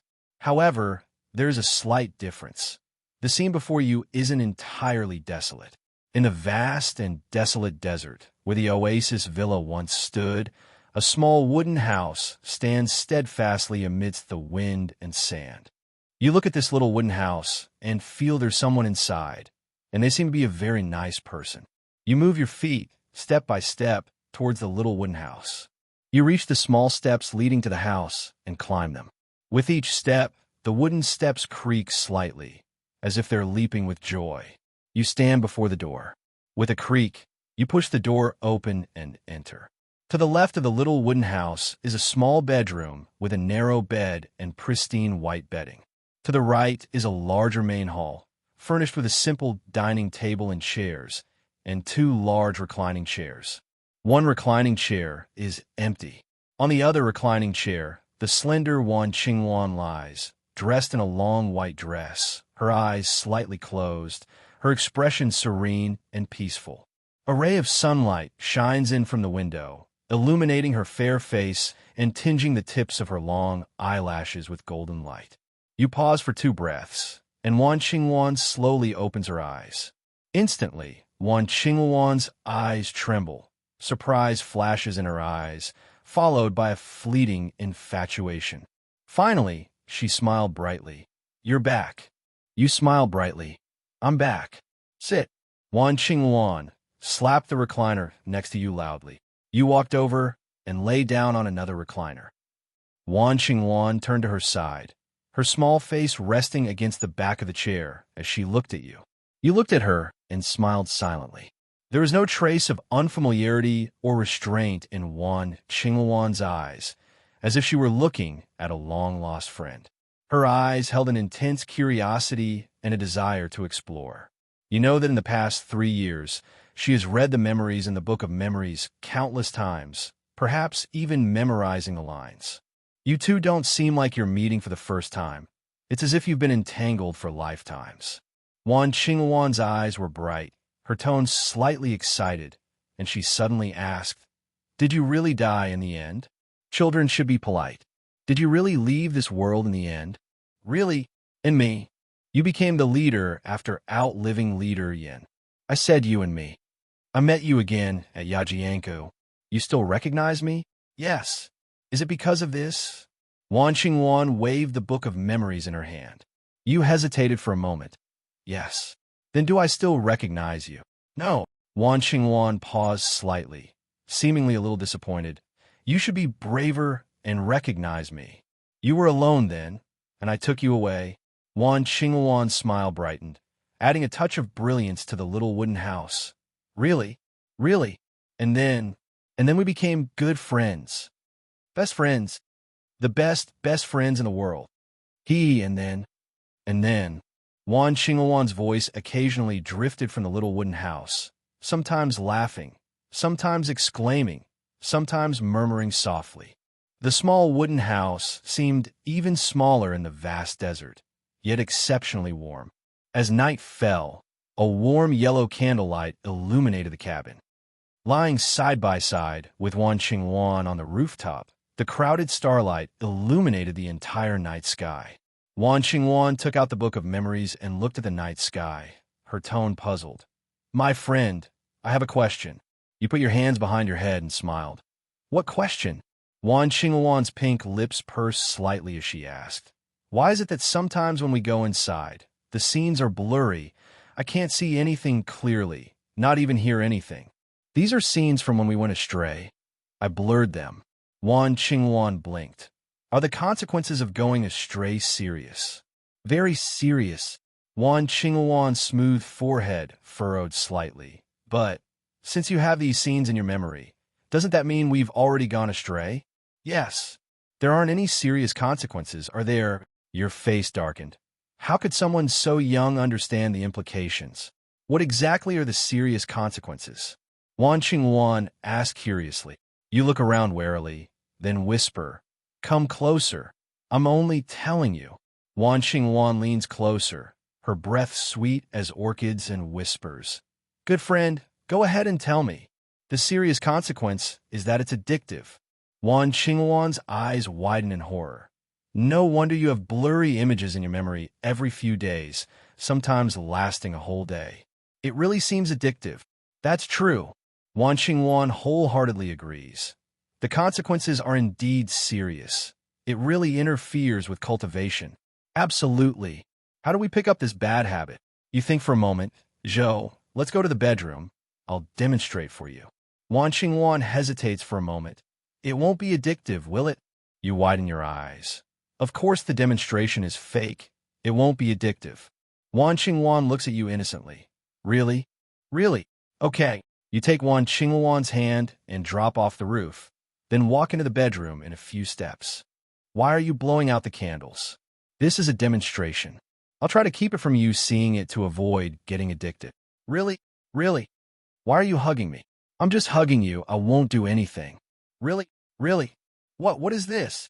This is my spiritual root. What is a spiritual root? When I was little, I was quite clever, so I called it a spiritual root. Why don't I have a spiritual root? It's okay, just look at my spiritual root. Really? Really? The next day, the two of you are squeezed onto a narrow wooden bed. Wan Qingluan's eyes are slightly resentful. A big spiritual root isn't fun at all. You roll Wan Qingluan onto you. Actually, I made a mistake last night. This is my spiritual root. You place Wan Qingluan's hand on your dantian, and then your seven-colored spiritual root lights up. Your dantian instantly emits a dazzling array of colors. Wan Qingluan exclaimed in surprise. My good friend, why is your dantian glowing? This is my spiritual root. You have a spiritual root too. Wan Qingluan asked doubtfully. My dantian can glow too. You gather spiritual energy in your hand, and a stream of spiritual energy shoots from your fingertip into Wan Qingluan's body. Immediately, a dazzling deep purple light appears in Wan Qingluan's dantian. Wan Qingluan's cheeks are also illuminated by a faint purple light. What's wrong with me? You beam with joy. As expected of my good friend, you and I are both heavenly spiritual roots. Wan Qingluan clearly didn't understand. What's a heavenly spiritual root? You smiled and explained everything about the spiritual energy revival to Wan Qingluan. A faint look of surprise crossed Wan Qingluan's usually aloof face. All the supreme grandmasters will die then. Yes, you'll die too. I have special survival skills. Wan Qingluan looked puzzled. Then the sect leader will die. He'll die a horrible death. Wan Qingluan fell silent, unable to accept the story, let alone judge its truth. You patted her head. Let's go. Wan Qingluan looked up. Where to? To the Dragon Gate Inn, to leave a letter for sect leader Yin, asking her to come to the Wanmeng sect to find me. Wan Qingluan got off you. I'll go. You go back to the Wanmeng sect. I'll deliver the letter and then come find you to play. You smirked. Didn't you say it wasn't fun at all? Wan Qingluan raised her little face. Sometimes it's quite fun. You stand up and pick up Wan Qingluan. Let's go together. You take a step and arrive at the entrance of the Dragon Gate Inn, your speed exceeding all reason. Wan Qingluan's beautiful eyes are filled with surprise, her expression blank. You smile. Don't be too surprised. I've always been fast. Wan Qingluan's mouth slightly opens. My friend, you run too fast. After leaving a letter for Yin Jixue, you leave the Dragon Gate Inn. Wan Qingluan looks at you. My friend, what did you write to the sect leader? I wrote that you've been kidnapped and taken back to the Wanmeng sect, and that she should appoint another holy maiden. Otherwise, she should come to the Wanmeng sect and fight me to save you. Wan Qingluan smiles. That's great. What's great? Someone will fight me for you. That's great. Having you is a blessing for me and sect leader Yin. Wan Xingwan asks again, can you beat the sect leader? Do you want me to win? Wan Xingwan didn't answer, but instead asked, if the sect leader wins, will he take me away from you? Yes. Then I'll make the sect leader go easy on you. You pulled Wan Xingwan into your arms, letting her straddle your waist. Even if he doesn't go easy on me, she'll still lose to me. You soared into the sky with a roar. Wan Xingwan, braving the howling wind, shouted in your ear, my good friend, you're really going all out to keep me here. You smiled helplessly and gently patted Wan Xingwan's head twice. Wan Xingwan continued shouting, actually, you don't need to go so hard. I'm easy to keep. I'll stay if you try. You paused slightly, tightening your grip on Wan Xingwan's long arms. Then you returned to the Wanmeng sect in one step. You landed on the summit of Dongji Peak, with the various halls of the Wanmeng sect below you and the afterglow of the setting sun in the distance. You said, try to feel it using the method I just taught you. Wan Xingwan concentrated for a moment, then suddenly opened her eyes. I can feel it. This is what they call spiritual energy. Under your guidance, Wan Xingwan sensed the presence of spiritual energy at lightning speed. However, she is still some distance from truly absorbing spiritual energy into her body. You nodded. This is spiritual energy, even more powerful than true qi. Wan Xingwan pondered. This feeling, what's wrong? Wan Xingwan's eyes showed a look of recollection. The feeling of spiritual energy is very similar to the description of a cultivation technique I once read. Cultivation technique? The Extinction Sect's cultivation technique? You asked doubtfully. Wan Xingwan looked at you. Yes, the sect leader showed me a cultivation technique. You immediately realized there was something to it. You took out the mysterious Phoenix Four Directions technique and handed it to Wan Xingwan. Is it similar to the description of this cultivation technique? After flipping through it for a while, Wan Xingwan said with certainty, it's a similar approach. Oh, you suddenly became interested. Is only that one similar? The sect leader only showed me that one, but I remember there's more than one. You stroked your chin, thinking for a moment. Does the Extinction Sect have a cultivation inheritance? If the Extinction Sect does, do other sects also have it? If so, that would be too awesome. I'll get even more inheritance. You look at Wan Xingwan. Little Wan, I originally wanted you to cultivate this Xianfeng Four Directions technique, but it seems we don't need it anymore. The Extinction Sect should have a more suitable cultivation method for you. Okay, Wan Xingwan hands the Xianfeng Four Directions technique back to you. You wave your hand. You should cultivate this technique first and absorb spiritual energy into your body as soon as possible. I'll explain the situation to sect leader Yin when she comes to Wanmeng's sect. Okay, you take Wan Xingwan to your cultivation room. You'll cultivate in my cultivation room recently. And what about you? I'll cultivate in the alchemy room. Why don't you cultivate with me? How can I concentrate on cultivation if we're together? Wan Xingwan nods. That makes sense. Look at Wan Xingwan. Wan Xingwan looks at you. Neither of you went into the room. The atmosphere is a bit off. After a long while, Wan Xingwan pursed her moist pink lips. Why don't you go into the alchemy room? Why don't you go into the cultivation room? Wan Xingwan, I don't like cultivation. I don't like cultivation either. Wan Xingwan, then what do you like to do? Question mark. You picked up Wan Xingwan and went straight to the bedroom in the mansion. Cultivation, a day or half a day won't be a problem. Cultivation, 3 or 5 days won't be a problem. Cultivation, half a month won't be a problem. Cultivation, 1 or 2 months will indeed be a bit of a problem. Wan Xingwan's face flushed slightly as she crawled out of bed. My dear friend, we've really gone astray again. It's so addictive, and it's really interfering with our cultivation. We need to think of a way to have the best of both worlds. What way? I'll find a dual cultivation technique. Then we can enjoy ourselves while cultivating. My dear friend, you're so clever. When are you going? Tomorrow. What about today? Let's enjoy ourselves today. My dear friend, it's already tomorrow. Aren't you going to find a technique? I've decided we won't practice dual cultivation. Why? That's too utilitarian. We should enjoy this pure enjoyment. That makes sense. You finally sat down in the alchemy room, rubbing your aching back. It was a bit too enjoyable. Luckily, I'm a traditional Chinese medicine doctor myself. I can help. You pop a pill into your mouth, and instantly you're full of energy again. You pierce through the wall with your spiritual power, casually tossing one to Wan Qingwan next door as well. Immediately, you hear a smacking sound from next door. Soon after, Wan Qingwan pushes open the door to your alchemy room, walks over, and squats down in front of you, stretching out her delicate little hand. One more. This is a pill, not candy. Wan Qingwan's hand gesture remains unchanged. One more. You shake your head helplessly and pour her another pill. Wan Qingwan feeds it to her little mouth, smacking twice. One more. Oh. You pick her up and put her back in the cultivation room next door. You're not allowed to come out until you reach the early stage of qi refining. You walk back to your alchemy room. As soon as you sit down, Wan Qingwan's voice comes from next door. After reaching the early stage of qi refining, can I have another one? Both chapters are about good friends.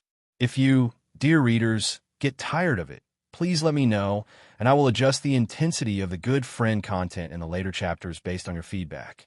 You thought for a moment, I can't take another pill after the initial stage of qi refining, but I could try again.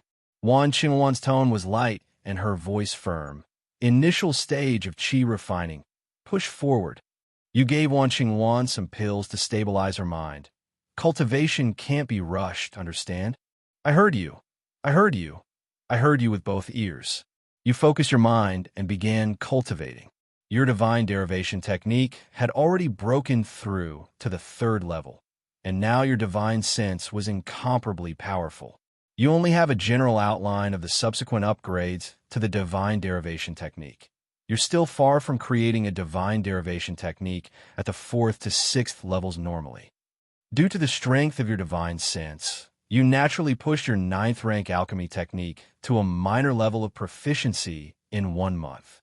You only need one more stage to become a unique 9th rank alchemist in the Great Qian Dynasty and even the entire Yuan Yang realm. You looked at the 9th rank pill in your hand and wondered, I wonder what changes will occur in alchemy after the spiritual energy revival. You guessed that it would require the use of spiritual energy for alchemy, and the materials used would definitely be upgraded to spiritual materials that absorb spiritual energy to grow. The basic refining principles definitely won't change, so my alchemy skills shouldn't be wasted. It's just a matter of adaptation. Your vision in alchemy is already extremely high. You basically know how to proceed. 4 months later, your immortal Tao realm unexpectedly advanced to the late qi refining stage. You were overjoyed. Damn, my spiritual root is cool, but it's very useful. During these 4 months, you also completed the 5th refinement of source energy using the 9 condensation profound technique. You tried using the 9 condensation profound technique to crudely refine spiritual energy, but it didn't work. Looks like I can't just blindly follow the template. I can only wait for my brother Mosey to make a move. You plan to visit Wei Xia and Lin Kaifeng again after the seclusion. You've already visited them a few times. They're doing well, but they're not having children, which is quite inconsiderate.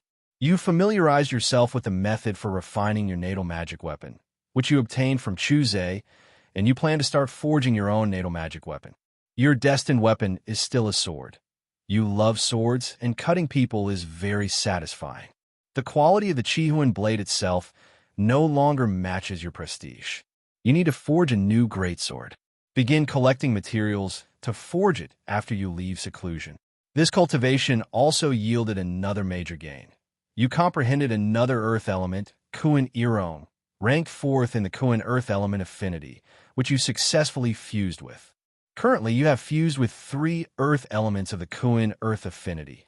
Shana Fairy, ranked 3rd, 4th, and 10th respectively. Kuan Irong and Tianding Snow Mountain. Your perception range of the mountains and rivers of the Yuanyang realm has reached the highest among all Kuan Earth Ultimate Masters. You have officially become a 27th level Ultimate Master. You're still continuously comprehending the Huangchuan River, ranked first in the Can-Water Affinity, and have been comprehending it for a total of 18 years. Although the comprehension is slow, you're constantly improving. You walked out of the alchemy room. You glanced at the cultivation room next door, released your divine sense, and sensed that Wan Qingluan was still focused on her cultivation. You did not disturb her and left on your own. You have come to the Myriad Dreams sect to store the Xianxiao sword. Inside the hall, after you awaken Yi Yun, you find that his memories haven't returned much. They're mostly information you already know. You think you should have captured Chu Zhe first. They're both unwitting targets. A bit of same-sex attraction could stimulate Yi Yun, and it might be worth it. Fortunately, Yi Yun's soul has been strengthened considerably, so regaining his memories is only a matter of time. Keep him as an electronic pet for now. It won't cost much. Once Yi Yun regains his memories, you need to find out more about that bastard Jiang Huaijin. You arrive at Dong Jijia's research lab. You've specially assigned him a mountain peak. Dong Jijia's research is a crucial part of your subsequent plan to fight the Remnant Realm. You enter Dong Jijia's research institute and find him. You laugh. Dr. Dong, did you come up with something disgusting today? Dong Jijia is holding a large saw, its tongue lolling out as it saws away on the cutting board. When he sees you enter, he quickly wipes the blood splattered on his face. He approached. Sect Master, the progress of other research is quite good, but the issue of developing consciousness is still nowhere in sight. You nodded. I'll give you another direction. Explore the field of human replication. Dong Jijia was stunned. Human replication? Yes, using a piece of skin or flesh to complete the cultivation and replication of the entire human body. Dong Jijia trembled upon hearing this, his eyes gleaming with intense light, as if a new world had opened up for him. He slapped his thigh. That's right. I don't have to start from scratch. I can use a sample to replicate, and I can also modify and optimize it during the cultivation process. Dong Jijia's face flushed in unusual crimson. Sect Master, your idea is truly unique, truly insane. I'll take this as a compliment. Keep up the good work, you're the best. Sect Master, I will definitely not let you down. After saying this, you left the research room, which was filled with hanging entrails and waste. You arrived at Wei Xia and Lin Kaifeng's village. You couldn't wait any longer. You were about to forcibly activate your humanoid cheat. You directly moved Wei Xia and her husband with your sincerity, and they came to the Wanmeng sect with you, carrying a deep sense of goodwill. You told Wei Xia and her husband beforehand to stay in the Wanmeng sect and focus on having a baby. You even set up a bet for them. If Wei Xia didn't get pregnant, you would take back a portion of the sincerity you had given them. If she still didn't get pregnant, the sincerity would be reset to 0. This frightened Wei Xia and her husband so much that they immediately locked themselves in their room and began researching the grand topic of the origin of life. You were very satisfied and only listened outside for half an hour before leaving. You arrived at your good neighbor, the beast-taming sect. The 3-year period had ended, and many spirit beasts had recovered their strength and were ready to be used to strengthen your body. You went straight to the beast-taming sect, where you happened to encounter Xing Ming, who was trying to ascend to heaven. You stopped him, and Xing Ming hurriedly welcomed you into the main hall. Upon arriving at the main hall, you both took your seats, with a young servant standing behind you serving tea and water. Despite Xing Ming's heart-wrenching pain, his professionalism remained impeccable. He flashed the signature service industry smile. Sect leader what would you like to order today? You smiled slightly and rattled off the menu with practiced ease. And because of the blood extraction pill you gave me last time, there were over 20 more spirit beasts that had absorbed spiritual energy this time. You ultimately obtained 78 drops of spirit beast essence blood. You fused with it on the spot, and your extra physical strength reached the mid-stage of the dragon transformation realm. You glanced at Xing Ming and stood up. Sect leader Xing, let's go. Xing Ming almost couldn't maintain his smile. His face nearly crumbled. Sect leader please take care. You turn around. Why isn't sect leader Xing welcoming me back this time? Sect leader We really can't welcome you anymore. Every time you come, the beast-taming sect suffers. You toss a pill to Xingming. Sect leader Xing. Do you think I'm the kind of person who drains the pond to catch all the fish? Xingming catches the pill, and his eyes light up. An 8th-grade Cloudborn pill. It can extend the lifespan of a Grandmaster of the Extreme Path by 3 to 5 years. You smile. Is that enough to offset the loss of essence blood? Enough, enough, enough. More than enough. Xingming nods repeatedly. You wave your hand. I'm leaving. Sect leader He, let me see you off. Xingming takes 2 steps to catch up. You chuckle and turn to leave. But then, you suddenly sense a fluctuation of spiritual energy in the main hall. You pause and instantly release your divine sense. Sect leader He, what's wrong? Xingming asks, puzzled. Your expression hardens, and your divine sense sweeps over Xingming and the tea-serving boy behind him. Aha, it's you. You grab at the tea-serving boy out of thin air, pulling him into your hand. You cackle. Got you. This tea-serving boy actually possesses spiritual power, albeit weak, but it's clear he's cultivated immortal techniques, making him look dangerous. Xingming, standing nearby, is immediately shocked. Sect leader He, you're actually going to harm a child? Are animals no longer enough for you? You kick the abstract-minded Xingming far away. You ask the tea-serving boy, who are you? Where did you get your cultivation techniques? The tea-serving boy, grabbed by the collar, trembles and says, Sect leader He, my cultivation techniques were all taught within the beast-taming sect. Still not honest. You use a soul-searching technique to probe the tea-serving boy's soul. A moment later, the tea-serving boy collapses limply to the ground. You then burst out of the beast-taming sect with a thunderous roar. You arrive at the entrance of a cave deep within the 1,000 Bright Mountains. Through your understanding of the tea-serving boy's spirit, you know that he obtained a foundation establishment stage cultivation technique within this cave. Previously, the tea-serving boy and a fellow disciple accidentally discovered this cave entrance and entered. This cave is actually a cave dwelling left behind by a cultivator. The spiritual energy in the 1,000 Bright Mountains was the first to recover, causing the array formations and restrictions within the cave to reactivate. The tea-serving boy's fellow disciple triggered the restrictions and died inside the cave. The tea-serving boy was lucky enough to escape, taking with him a foundation establishment cultivation technique. He knew it was a valuable item. He feared his secret being exposed and the blame for killing his fellow disciple, so he deliberately concealed it from you earlier. You flashed into the cave, showing no fear of the array formations and restrictions, simply charging in. Most of the restrictions within the cave have become ineffective, and the few that remain are greatly weakened, posing no threat to you. You explored the cave, but gained nothing else. With the ravages of time, almost everything within has turned to dust. Your only gain is the foundation establishment cultivation technique in the mind of the tea-serving boy. It's better than nothing. You brought out the beast-taming sect member who died in the cave and buried him nearby. You didn't care about the tea-serving boy. He was just a mortal with a mortal spiritual root. As spiritual energy recovers, more and more people will begin cultivating immortality through various opportunities. This is a foreseeable trend. But this process will be slow, and your first mover advantage will continue. To maintain this advantage, you left the 1,000 Bright Mountains and sought out supreme masters of the earth element from various sections. Just like in the 7th simulation, you gathered them all together, making them contribute to your cultivation endeavors. You led them to continuously explore and search for the underground caves left by cultivators in the Great Qian and Jinyu kingdoms.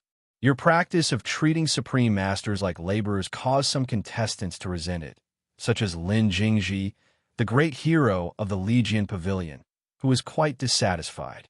As a highly prestigious supreme master of the extreme path, he would never allow the supreme masters under his Legion Pavilion to be used by you like metal detectors. So, in a state of extreme anger, you cut Lin Jingji's sword in half with a single strike. Above the Legion Pavilion, Lin Jingji stared blankly at the 1.5-foot-long sword in his hand, his eyes filled with shock. There was also a faint bloodstain on his chest.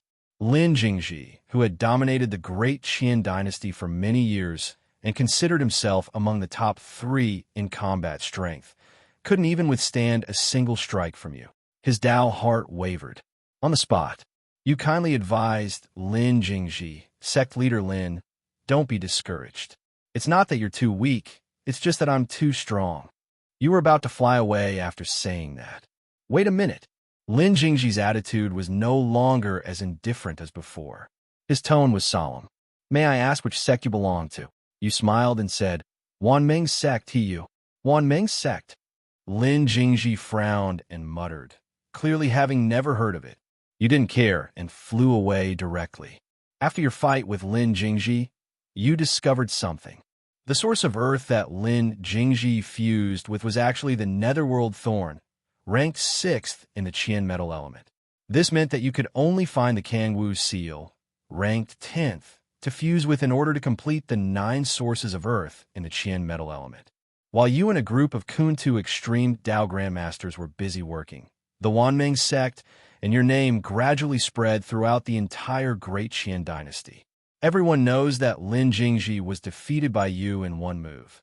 Your move was truly ruthless.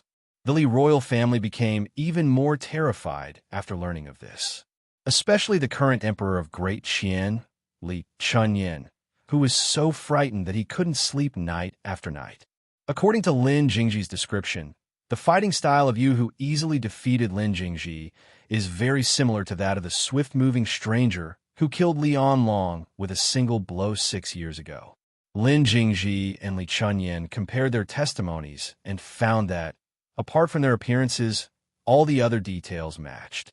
The two were basically certain that they were the same person. Lin Jingji became even more desperate. Li Onlong had been killed with a single blow, and he couldn't even see the upper limit of your strength, let alone establish a target to chase. Li Chunyan, on the other hand, suddenly turned terrified. He begged Lin Jingji to keep this a secret. At the same time, he issued the strictest gag order to all members of the Li imperial family who knew the details, as well as to all civil and military officials, forbidding them from mentioning the specific circumstances of Li Onlong's death. The reason Li Chunyan reacted so strongly was because he realized that your disguise to kill Li Onlong, or to kill Lin Jingji, was simply to prevent others from knowing your true identity. Therefore, even if Li Chunyan deduces your true identity, he must pretend not to know, otherwise he might never find out. Lin Jingji doesn't have this worry because you yourself revealed your sect and name, clearly not intending to hide your identity. After returning, Lin Jingji framed the 2 broken sword pieces, looking at them every day to remind himself that there are people above him. From then on, the usually pretentious Lin Jingji could no longer pretend. On the other hand, the archaeological excavation work you led has also made some progress. Through your tireless investigation day and night and the concerted efforts of each team, you have currently discovered 17 cultivator caves. In 5 of them, you have made substantial gains, mainly obtaining cultivation technique jade slips. Among them, 1 nascent soul cultivation technique, 2 golden core cultivation techniques, and 4 qi refining cultivation techniques. You plan to collect these miscellaneous cultivation techniques first, and when Lin Mo emerges, you will compile them for his reference, helping him create the most powerful cultivation technique. What also makes you feel gratified is that a pill formula was also found in the tomb pit.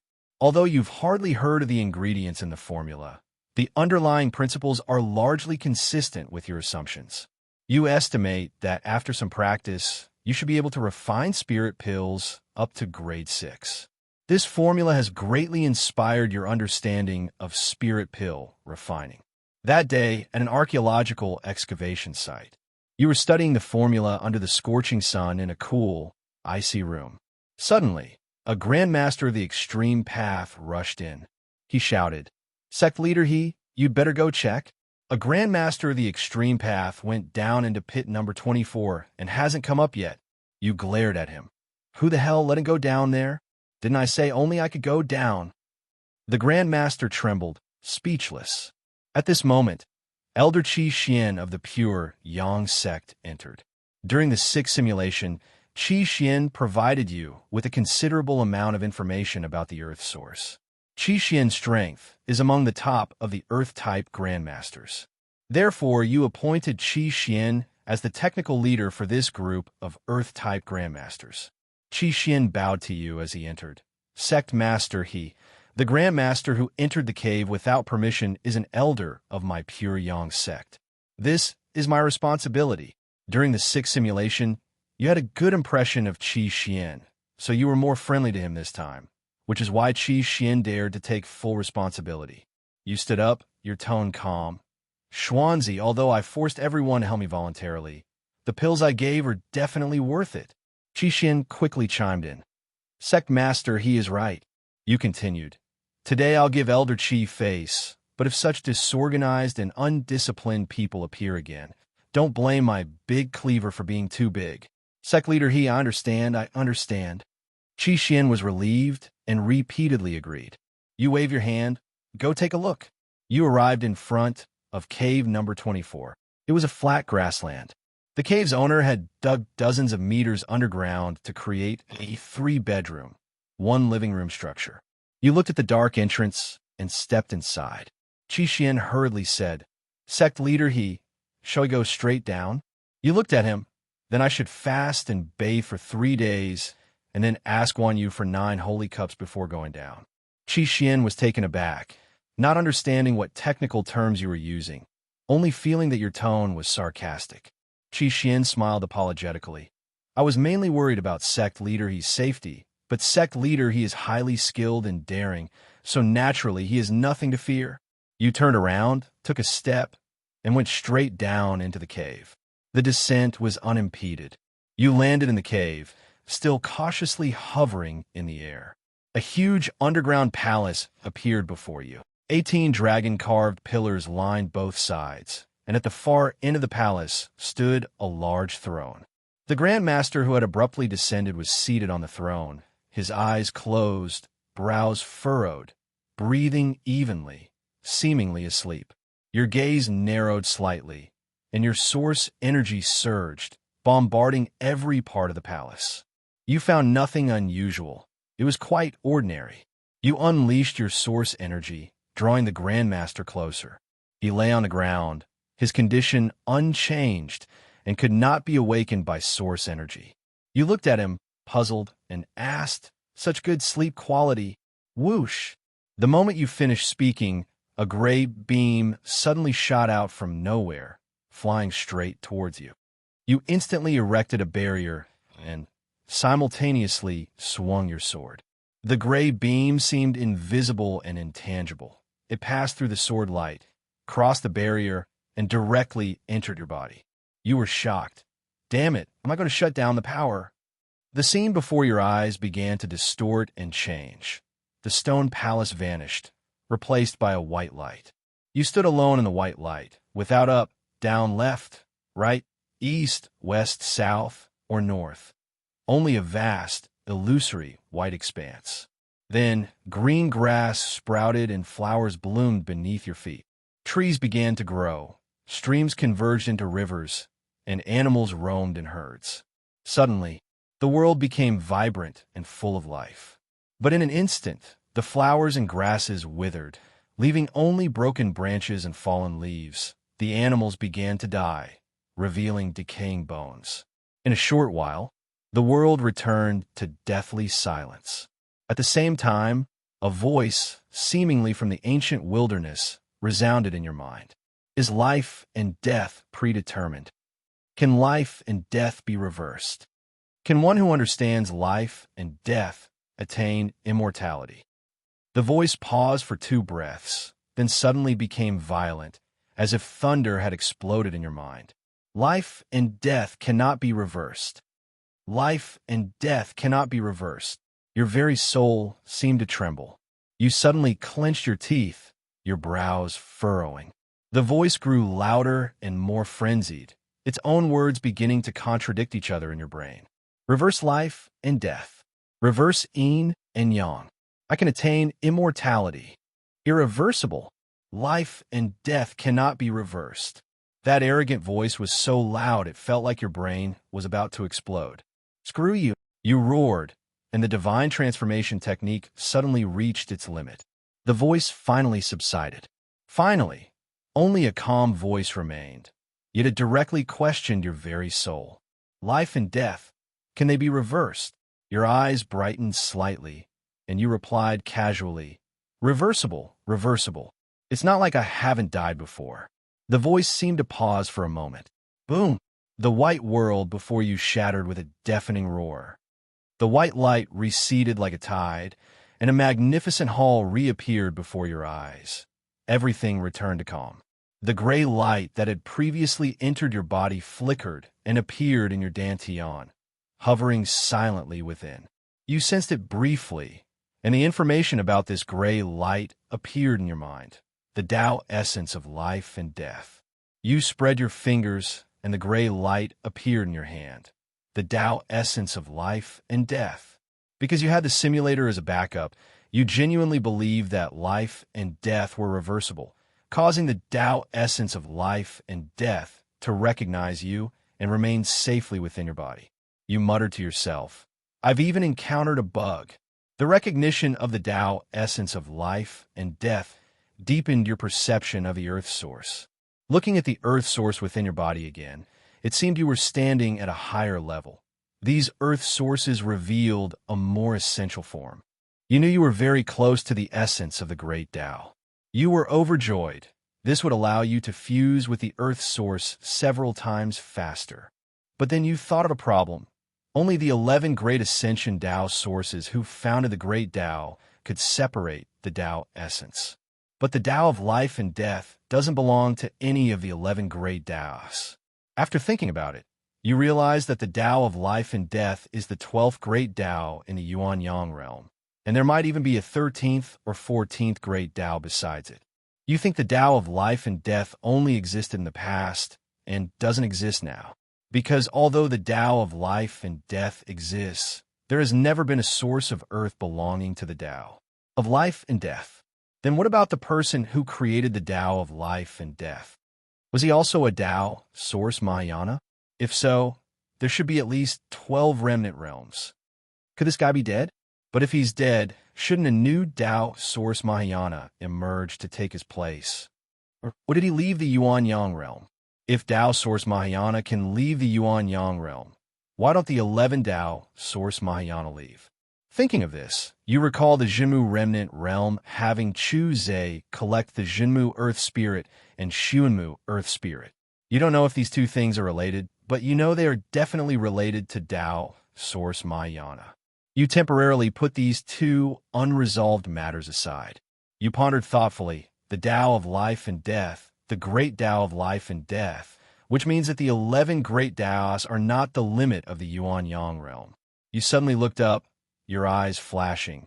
Then, theoretically speaking, I can create a new great Tao. The moment this idea came to mind, you immediately became excited. If you truly establish your own great Tao, the Tao source Mahayana cultivators of the remnant realm will be even more bewildered upon their return. Your strength will reach a completely new level. Great, great. One person, one path. No one should compete. Although the whereabouts of the founder of the great Tao of life and death are still unclear, the direction of establishing a great Tao is definitely correct. Establishing a great Tao will certainly be a long and arduous process, but it doesn't matter. You can cheat. You decided to carefully comprehend the collected earth sources, making ample references and accumulations. In high spirits, you carefully searched the palace twice more, but found nothing else of value. You looked at the supreme Tao master at your feet and knew that he had not passed the soul probing of the Tao essence of life and death. His consciousness was trapped in that white light space, in a state of neither life nor death. You used the Tao essence of life and death to awaken him and brought him back to the ground. Qi Xian and a group of supreme Tao masters were already anxiously pacing around the cave entrance. As soon as you came out, Everyone immediately surrounded you with joy. When Qi Xian saw you bring the Grandmaster out unharmed, he breathed a sigh of relief. Your voice was calm, yet irresistible as you said to the Grandmaster, "Don't run around like that next time." The man swallowed hard. "Sectmaster, I won't dare." The others gathered around to ask what happened, but the Grandmaster you rescued could only give a rough outline, knowing nothing of the specifics. You naturally wouldn't tell them anything related to the Tao of life and death. This made the whole thing seem mysterious, and also made your strength seem unfathomable. Their eyes looked at you with even more awe. You acted this out flawlessly, without any awkwardness.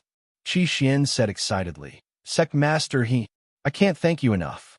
My Pure Yang sect will forever remember your kindness." You said, "Elder Qi, you can't be so formal. You should thank me." Qi Xian hesitated, then chuckled dryly. Sectmaster, he is right. Does Sectmaster he have any needs? Give me one of each of the best refining materials from your Pure Yang sect." Qi Xian immediately replied, "Sect leader when do you need it? The faster you go, the more sincere you seem." Understood. Qi Xian pointed to the Supreme Master you rescued. "Shall I have my junior brother go back to the Pure Yang sect to retrieve it now? After retrieving it, send it to the Myriad Dreams sect." "All right."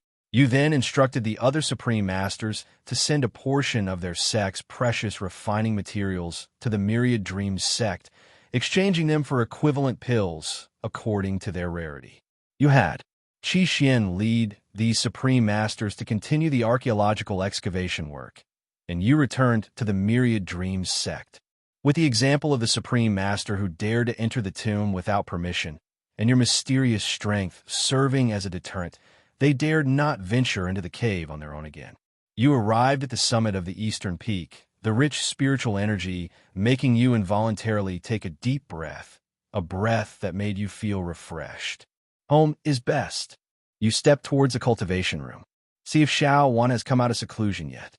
She's been hanging around here all day. I should charge her some rent, or she can pay with something else. You arrive outside the cultivation room, God. You released your senses and sensed that Wan Qingwan was still diligently cultivating. Her spiritual energy had already reached a considerable scale, showing great progress, but she was still some distance from the early stage of qi refining. You didn't disturb her and quietly left. You arrived at Lin Mo's factory. From afar, you saw Lin Kaifeng helping Wei Xia walk in the courtyard. Wei Xia's belly was already quite large. Your face lit up with joy, and you stepped in front of them. You two are quite something. Wei Xia and her husband exchanged a glance, then handed you a silver note, smiling. "Sect Master, we've calculated the days, and we still need to deduct half a month's wages." "Deduct what wages?" "Double the reward." "Sect Master, didn't we establish rules?" "What rules?" "My rules are the rules." You stared at Wei Xia with shining eyes for a moment. Then Lin Kaifeng silently pulled Wei Xia into his arms. You chuckled and left. Lin Kaifeng breathed a sigh of relief as you flew away. "Is the sect master all right?" Wei Xia hesitated for a moment. "He doesn't really look like a good person." You arrive at the main hall and summon Sang Yi to report on the recent situation of the Wanmeng sect. Sang Yi tells you that Xing Ming of the beast-taming sect recently sent you 30 very old beasts, saying it was a small token of goodwill from a neighbor. You know that Xing Ming has heard about your one-hit kill of Lin Jingji, so he's trying to curry favor with you. You smile and say, "Return these beasts to Xing Ming." Sang Yi is taken aback. "Sect Master, why?" "After returning them to the beast-taming sect, these beasts will still belong to someone else, and I'll enjoy them even more when I use them."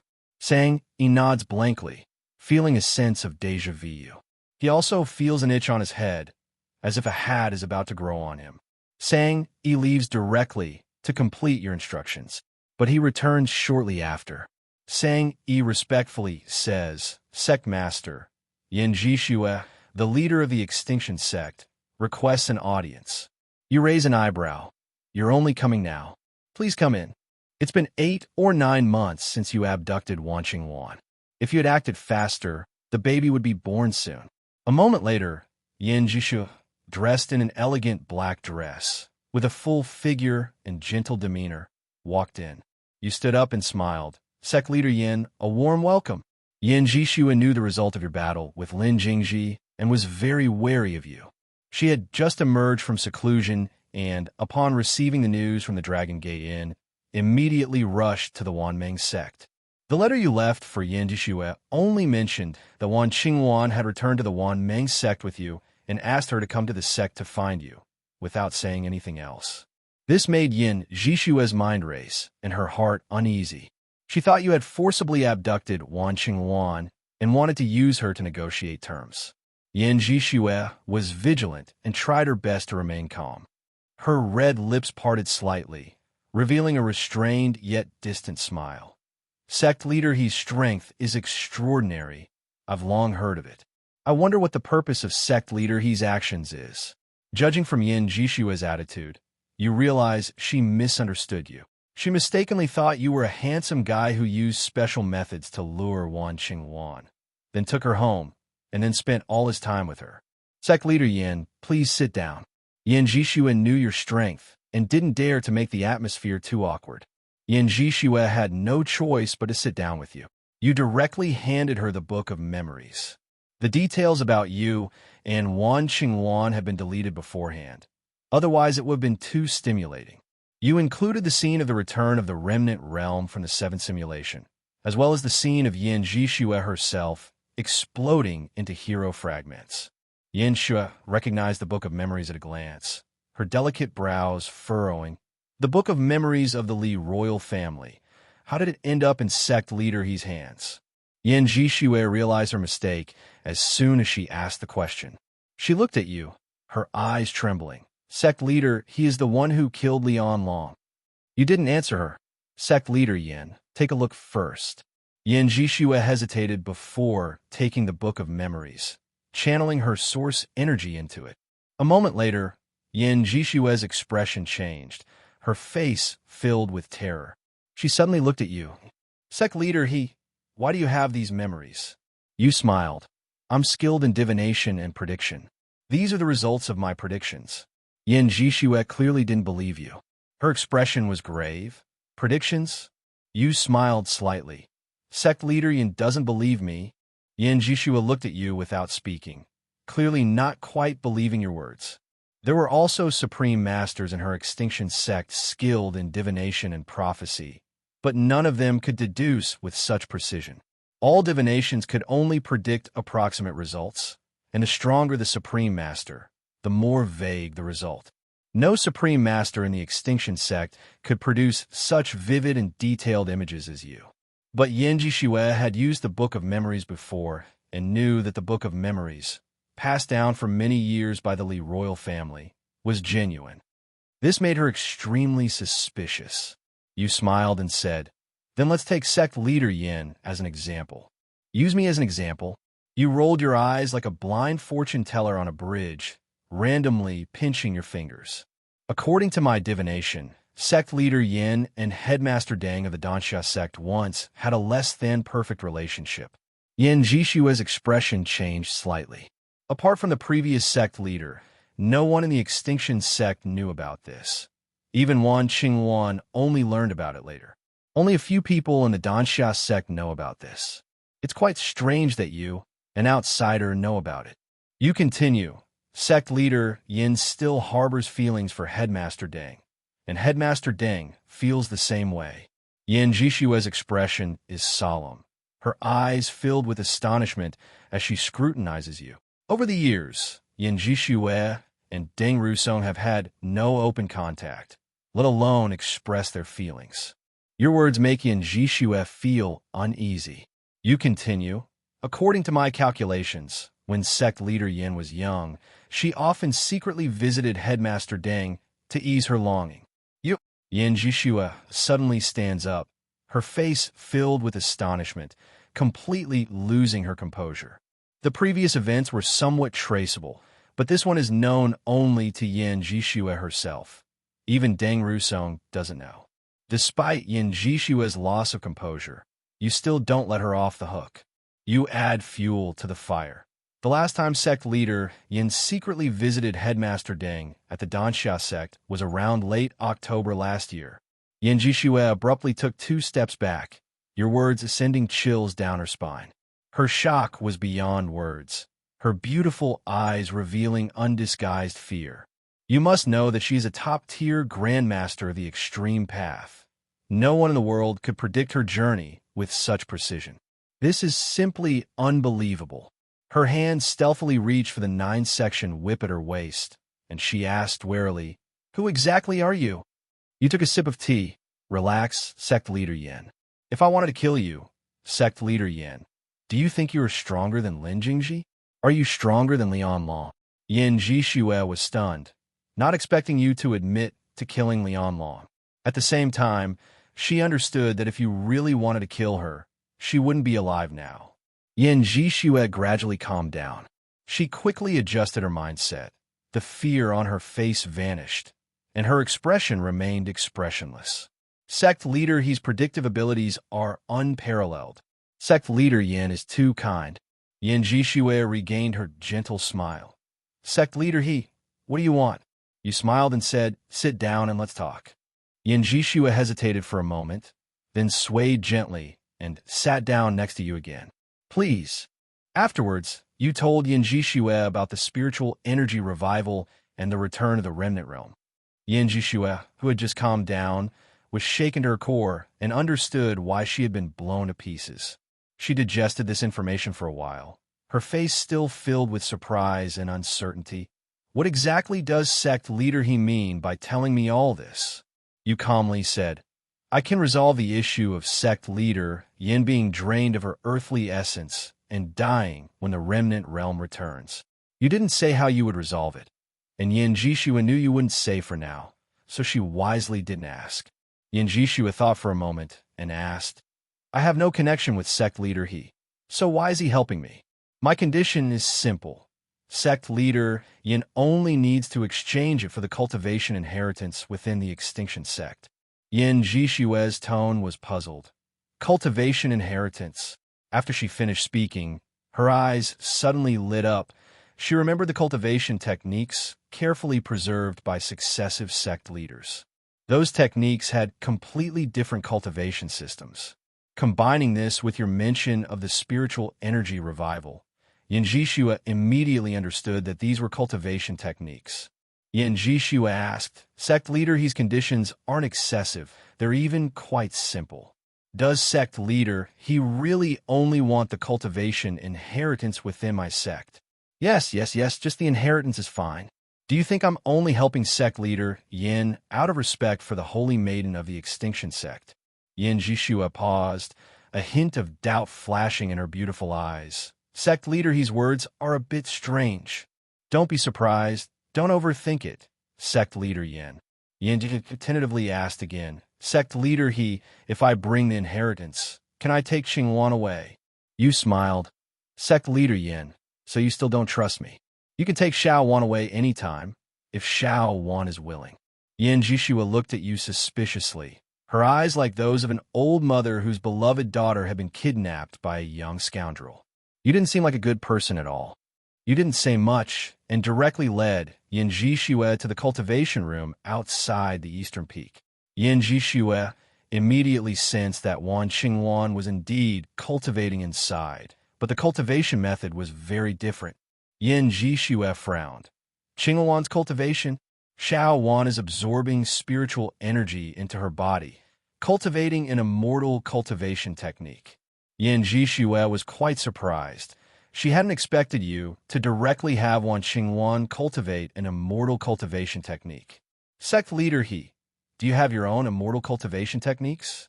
Not many, less than 10, Yin Jishue asked doubtfully. Why does sect leader He also want the techniques from my extinction sect? The more the better, and we can compare them to see which technique is most suitable for Xiaowan. Yin Jishue's expression stiffened. She could sense your sincere tone, not malice towards Wan Xingwan. But she still cautiously asked, Sect leader He, may I wake Xingwan to say a few words? You thought for a moment. I'll wake her. Wan Xingwan is currently in a cultivation state. Your control over your divine sense is strong, so you won't use too much force. You released a wisp of your divine sense, like a gentle breeze caressing Wan Qingluan's cheek.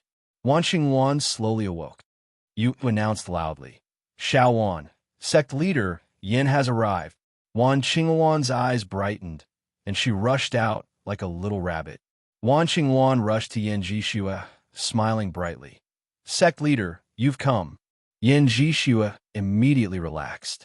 She glanced at you and said to Wan Qingluan, Qingluan, let's go back to the sect. Wan Qingluan's face tightened. She took 2 steps back to your side and reached out to hug your arm. Sect leader, my good friend is doing very well here. Yin Jishua saw Wan Qingluan's natural and intimate gesture towards you. Her eyes flickered, and she understood the situation. But Yin Jishua frowned, finding the form of address strange, and asked, Good friend? Yes. Wan Qingluan poked your face with her index finger, her smile radiant.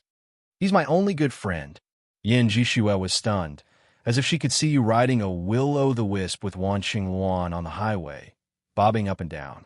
You tossed aside the blonde hair covering one eye. Sect leader Yin, my friendship with Xiao Wan is unbreakable. Yin Jishua shook her head in confusion and said to Wan Qingluan, Qingluan, you haven't been back to the sect for so long. Your cultivation progress must have dropped, right? Wan Qingluan shook her head vigorously. Sect leader, don't worry. I cultivate during the day and at night with my good friend.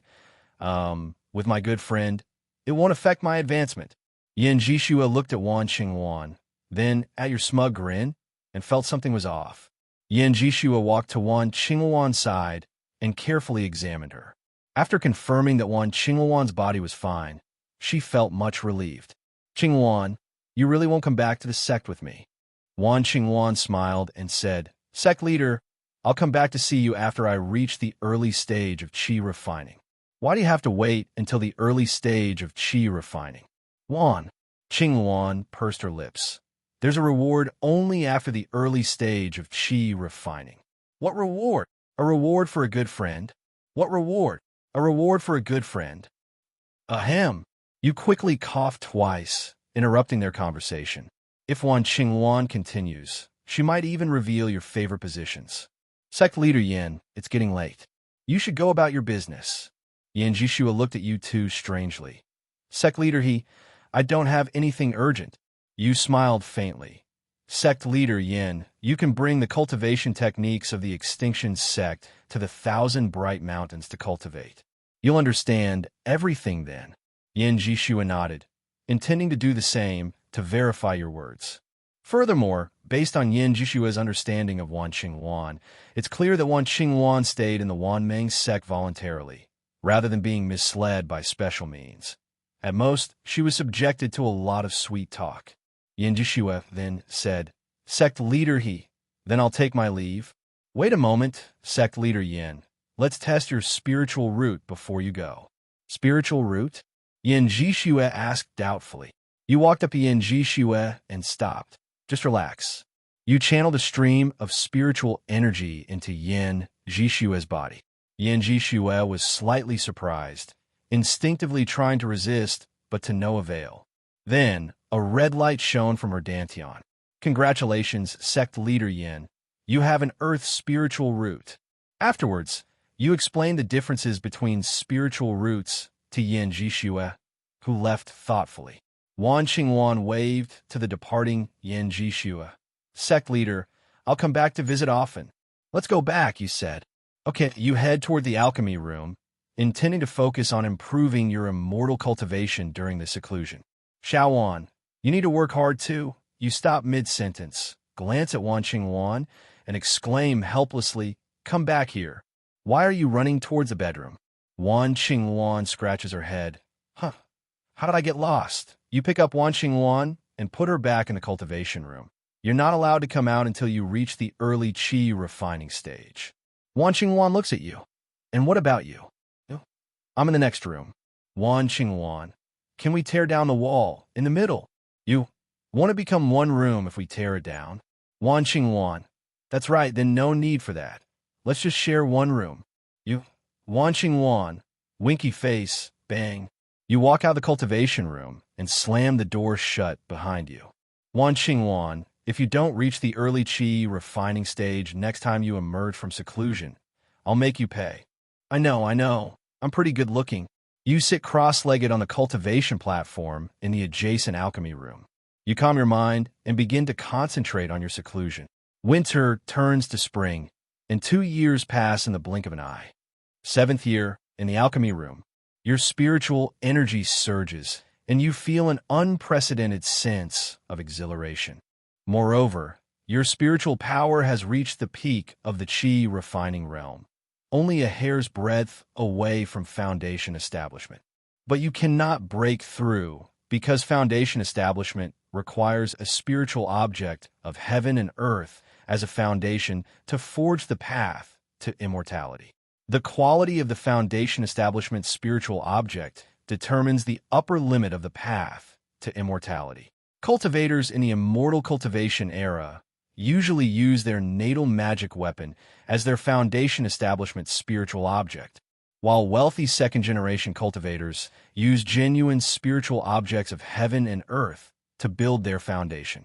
You thought of the earth spirit piercing stone root, a late-stage golden core cultivator. You previously planned to fuse 99 earth sources and then use the piercing stone root as the earth spirit for your 100th fusion. But now it seems more urgent to break through to foundation establishment. You decided to use the piercing stone root as your foundation establishment's spiritual object, and after leaving seclusion, you'll capture it to advance your foundation establishment. You're not worried about not having enough earth spirits to fuse later, because spiritual energy has recovered, and you have the heavenly gang-trapping spirit array to cultivate earth spirits, so you are not worried at all. The life and death Tao essence you obtained last time made your comprehension of earth sources faster. In 2 years, you comprehended and fused 3 earth sources. These are the 5th, 7th, and 8th ranked wood elemental attributes: entwined wind whisper, orchid stem softness, and plum blossom pride. You have become an absurdly powerful 30th tier supreme Tao master. Through comprehending the earth source and understanding the Tao of life and death, you have gained a deeper understanding of the essence of the great Tao. However, you have not yet established the direction for the creation of the great Tao, which is too far away for you at present. The only thing you can do is touch the earth source and the Tao of life and death every day to see if you can comprehend anything new. Your 9 condensation profound technique has completed its 8th condensation at the supreme Tao master level. Only one more time is needed to complete the grand slam of the 9 condensation profound technique. Speaking of which, Brother Mosey should have been born for over a year now. It's time to go out and see him. You stand up and sense Wan Qingwan next door, discovering that she has successfully advanced to the early stage of qi refining. Wan Qingwan is still cultivating. You know she must have come out of seclusion once, but seeing you hadn't, she went back to continue cultivating. You don't disturb her. The higher your immortal Tao realm, the better. Just the lifespan alone is incredible. A peak qi refining cultivator can live to be 400 years old, and after foundation establishment, their lifespan can reach 1,000 years. The longer Wan Qingwan's lifespan, the more she can entangle with you. Let her train relentlessly. You leave Dongji Peak and go straight to Wei Xia and Lin Kaifeng. You step into the courtyard and see the couple holding a chubby, fair-skinned infant, none other than the reincarnated spirit child Lin Mo. You immediately beam with joy. You too. Sect Master, you finally arrived. Wei Xia and Lin Kaifeng rush to greet you, their faces filled with anxiety. Your heart skips a beat, thinking, did something happen to my cheat code? You quickly take little Lin Mo and examine him closely. The 1-year-old Lin Mo can only speak, but he has never seen you before, only giggling. You quickly ask, what's wrong with Lin Mo? Wei Xia is taken aback. Sect Master, how did you know my child's name is Lin Mo? Sang Yi told me. Tell me quickly what happened. Wei Xia hurriedly said, my child is possessed. Possessed? What kind of damned thing dares to swagger around the Wanming sect? Wei Xia said, Mo keeps saying there's something every day, sometimes something on the ground, sometimes something in the sky, but he can't explain what it is. You frowned, thinking for a moment. Lin and Mo, look at me. Wei Xia quickly reminded you. And Mo, this is Uncle Sect Master. Uncle, Uncle Sect Master. Lin and Mo called out to you, his words a little unclear. Good boy, look at my hand. You instantly gathered the surrounding spiritual energy into your right hand. Is this it? Lin and Mo giggled and said, Mommy, look, Uncle has something in his hand. Wei Xia looked at your empty hands, then at Lin and Mo, her face contorted in distress. Sect Master, my Mo is talking nonsense again. Your eyes lit up and you patted Lin Mo's head. Good boy, still going strong. Wei Xia and Lin Kaifeng exchanged a glance, puzzled. You understood that Lin Mo's ability to directly sense spiritual energy was due to the fact that the Wanming sect's spiritual veins had upgraded from a primary to a mid-level spiritual vein during the sixth simulation. You don't need to worry, you said proudly. Lin and Mo is like this because his cultivation talent is extremely high, almost on par with mine. Wei Xia's worry eased considerably. Sect Master, what do you mean? You smiled wickedly. What I mean is that among the 2 or 3 disciples of the Wanming sect, Lin and Mo is the most suitable person to inherit my mantle. Wei Xia and Lin Kaifeng were overjoyed. Sect Master, really? Of course it's true. From today onwards, Lin and Mo is my first disciple, my grand disciple. Lin Kaifeng exclaimed excitedly. Sect Master, will my Mo be able to fly and teleport like you in the future? Flying and teleporting are just basic skills. I guarantee you'll learn them.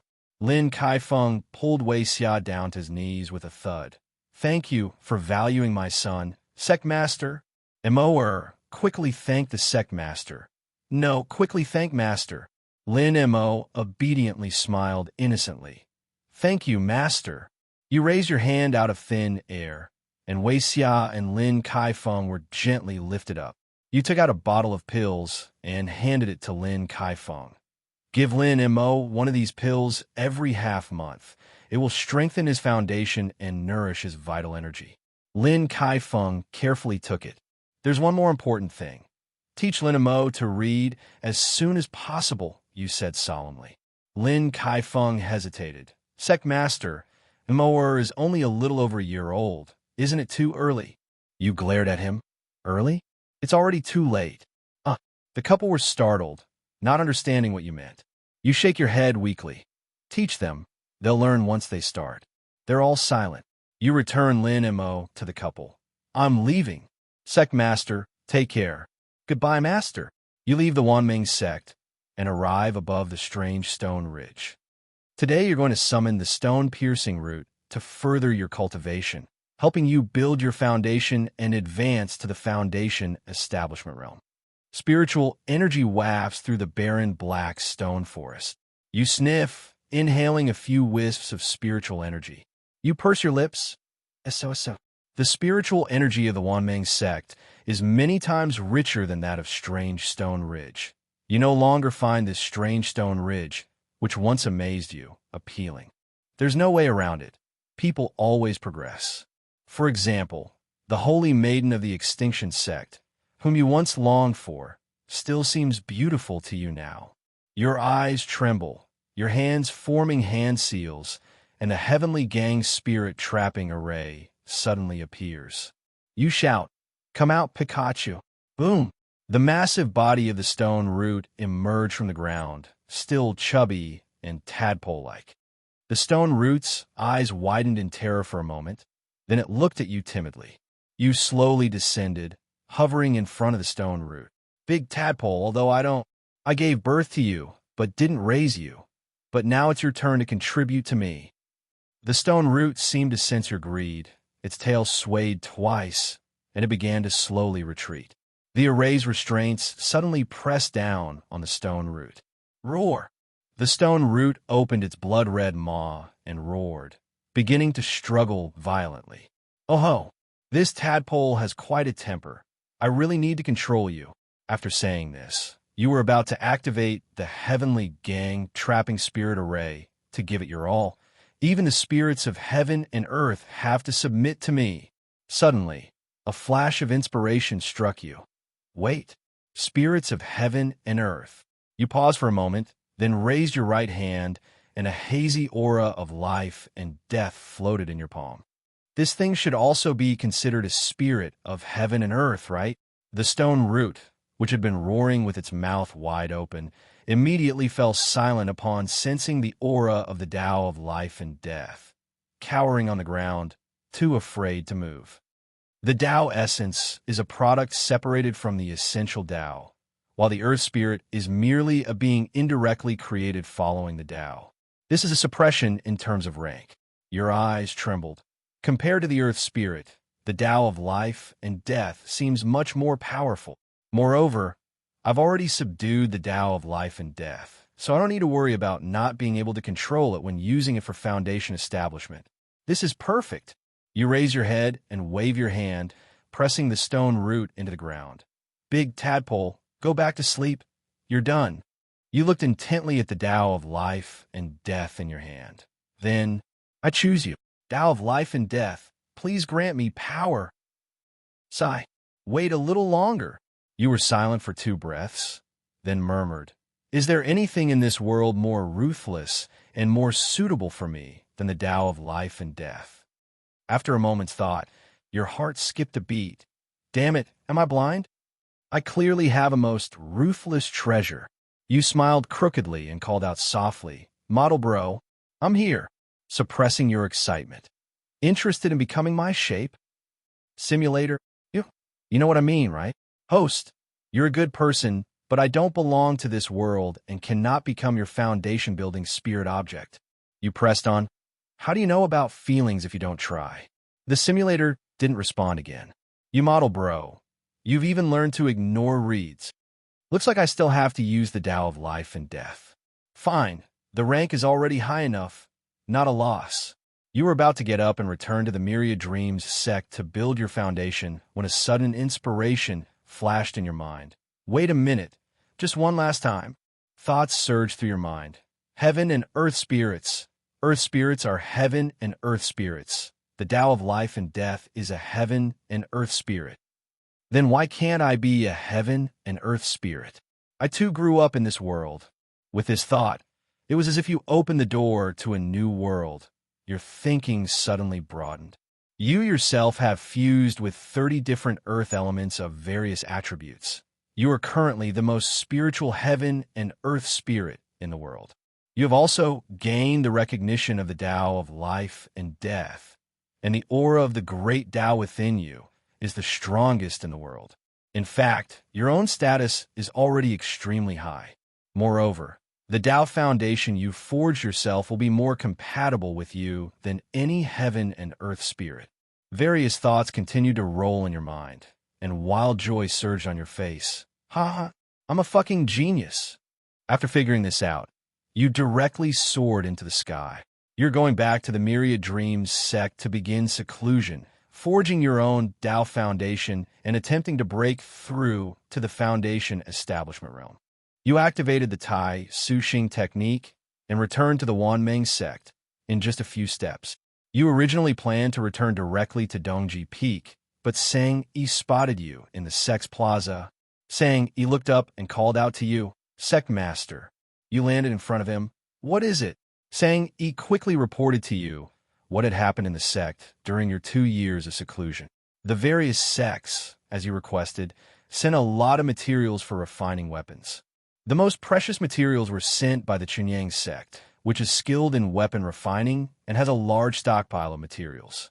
The Chunyang sect also wanted to thank you for saving that Supreme Master.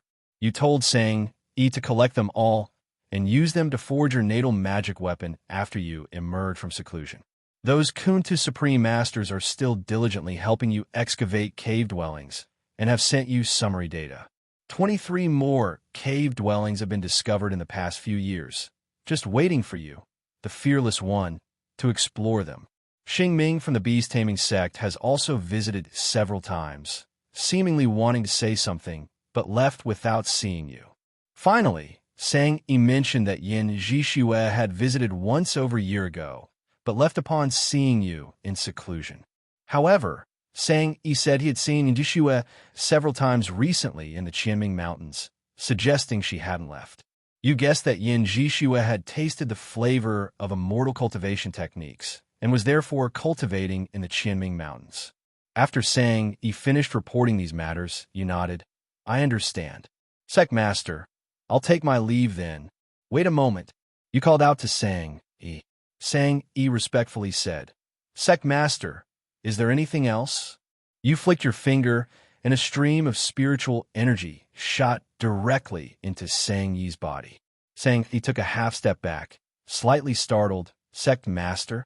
You waited a moment, and a faint white light emerged from Sang Yi's dantian. Sang Yi exclaimed in surprise. Sect Master, what is this? A barely perceptible hint of regret flashed in your eyes. Sang Yi didn't have a spiritual root. From this moment on, Sang Yi and you are on different paths. You casually produce a martial arts manual. You've done an excellent job these past few years. This is a sect-level manual, and it's most suitable for your current martial arts path. Sang Yi, overjoyed, accepts it with both hands. Thank you, Sect Master. These are 5,000 essence pills. Let me know when you've finished them. Sang Yi hesitates, unsure how to accept. Sect Master, I've only just completed the marrow cleansing stage. Using essence pills would be too wasteful. I said take it, so take it. Sang Yi dares not refuse any longer and quickly accepts it. You say in a deep voice, use better pills. It'll speed up your advancement. Sang Yi beams. Yes, Sect Master.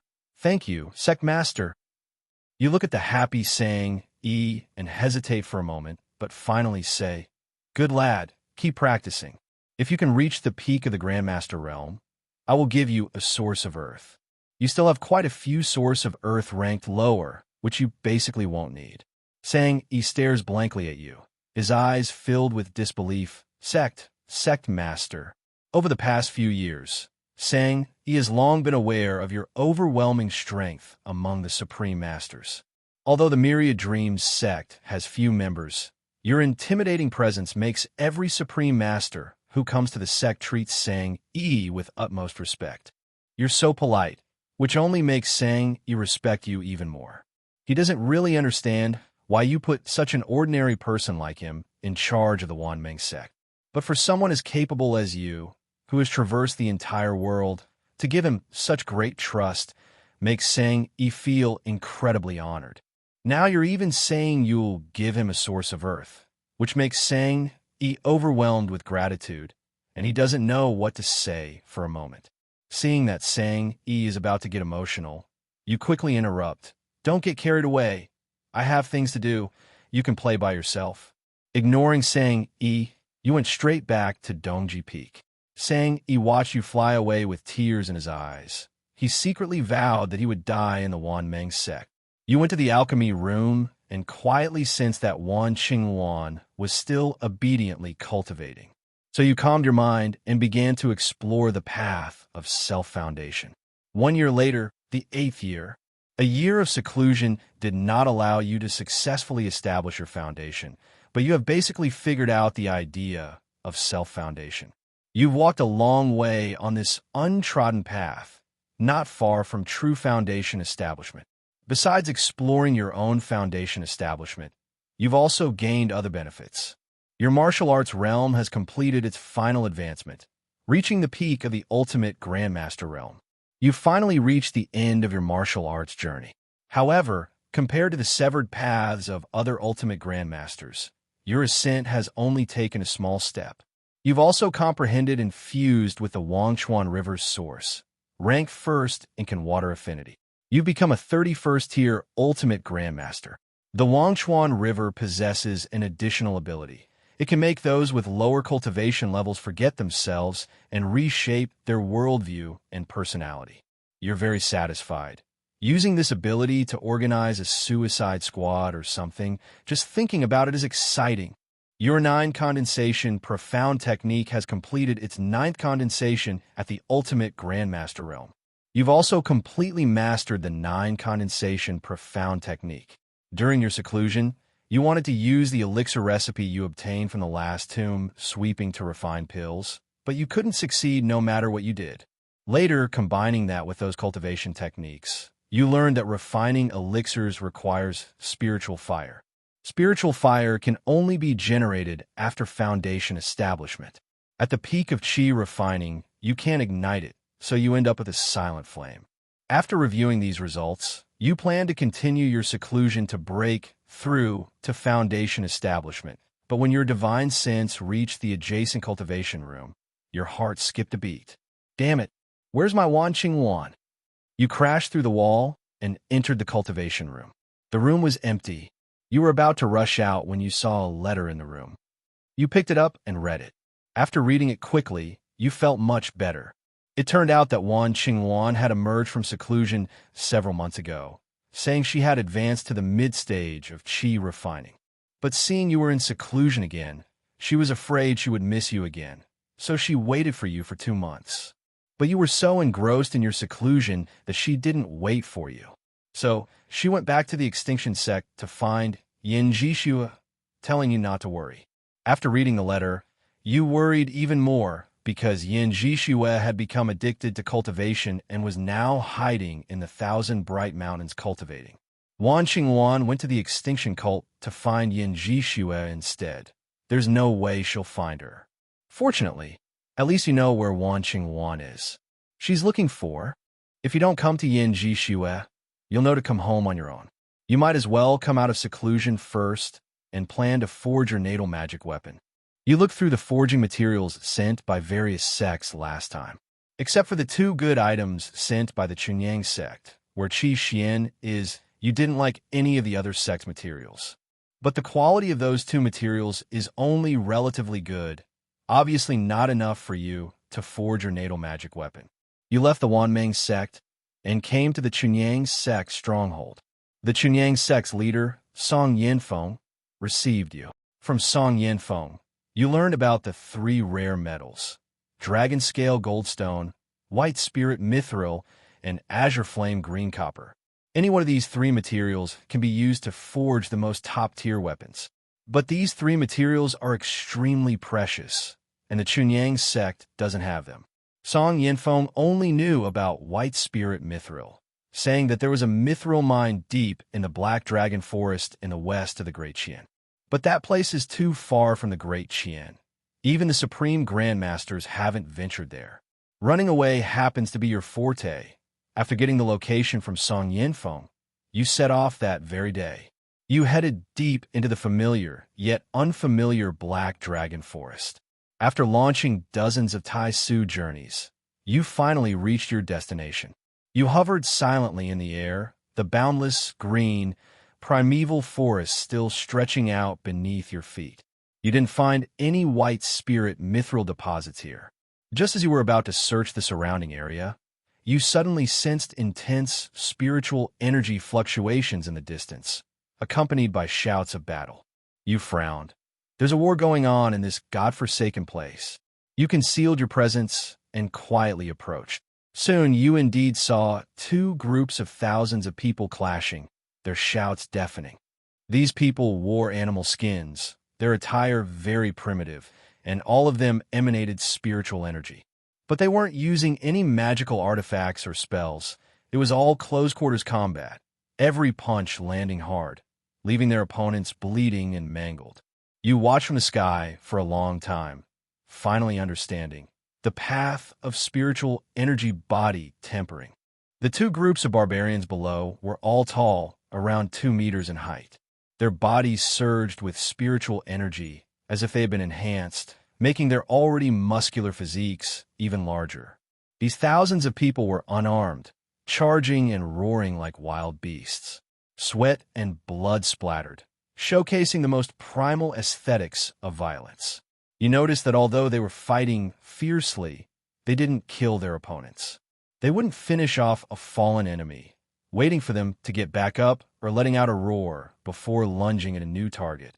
A display of martial ethics.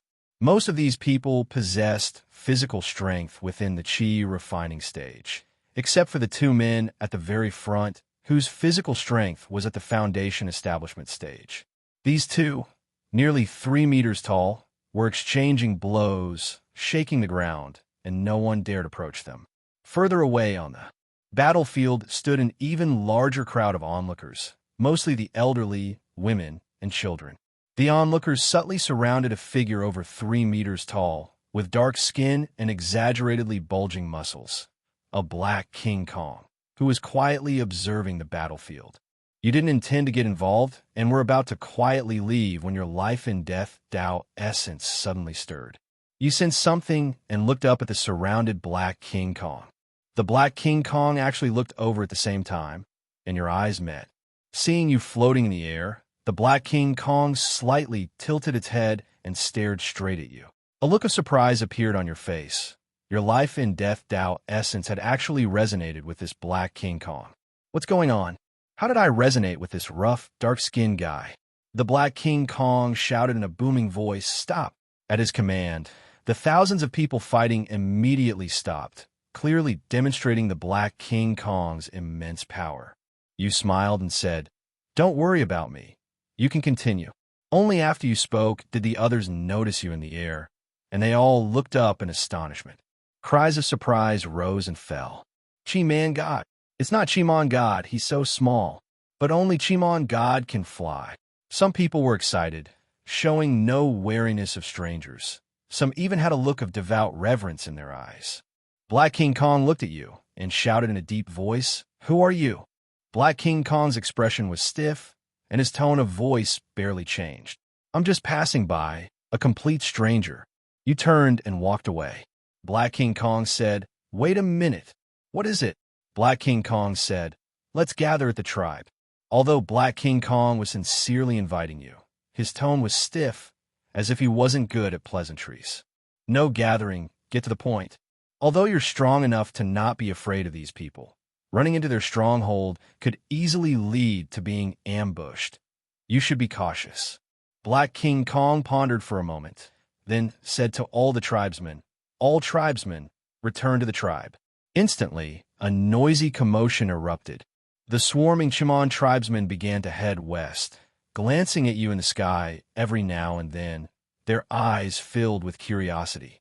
Soon, all the Chimon tribesmen had left. Black King Kong called out to you loudly, "I am Black Phoenix, the great priestess of the Chimon tribe." "Who are you?" "The great witch." You scrutinized the towering Black Phoenix. "What did you eat to grow up like this?" The muscular Black Phoenix's voice booms through the heavens. "This is the battle stance of the Chi barbarians." After speaking, the Black Phoenix's form gradually shrinks, her bulging muscles deflated like a punctured balloon. Finally, the Black Phoenix, clad in animal skin, transforms into a dark-skinned, well-defined female athlete. She is surprisingly beautiful. Her dark skin cannot conceal her exquisite features. You look on in amazement. You can even change size at will. The Black Phoenix stares intently at you. "What's your name?" You think for a moment and give your real name. "Hiyu." The Black Phoenix asks inexplicably, "Hiyu, do you need help?" "Do I look like I need help?" Before the Chi barbarian god left, he said that those who possess Tao essence are fellow travelers, and we should try to befriend them. Fellow travelers? Where are you trying to lure me? Tell me more. Black Phoenix is quite guileless. She told you about the Chi barbarian clan. According to Black Phoenix, the Chi barbarian clan are descendants of the Chi barbarian god. Countless years ago, the Chi barbarian god left the Chi barbarian clan. Before leaving, he left the Yuanling overlord body technique for his people to cultivate, and left Black Phoenix to continue leading the Chi barbarian clan to survive. Black Phoenix's body is fused with the divine power and Tao essence of the Chi barbarian god. That's why Black Phoenix could feel a slight connection with you just now. Black Phoenix can't remember how many years she has lived, only that it's been a very, very long time. But Black Phoenix's combat power isn't very high. Her combat power is based on the combat power of her clan members. The stronger the overall strength of her clan, the stronger Black Phoenix's combat power, and she is always stronger than the strongest clan member. The two groups fighting just now were both Chi barbarians. They were competing for the title of the new Chi barbarian king.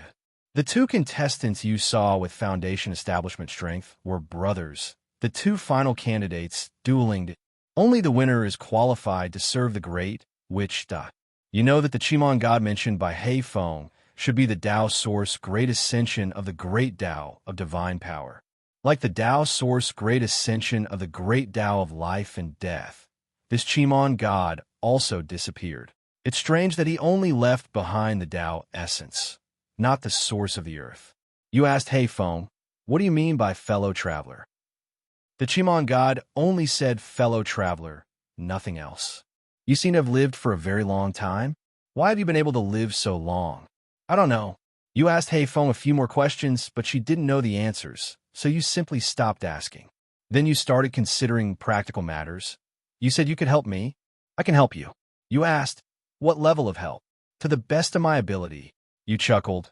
Can I take a look at the Yuanling overlord body technique you just mentioned? He Feng remained expressionless. Of course. She immediately crafted a cultivation technique jade slip for you, giving you the Yuanling overlord body technique. You're a little unaccustomed to it.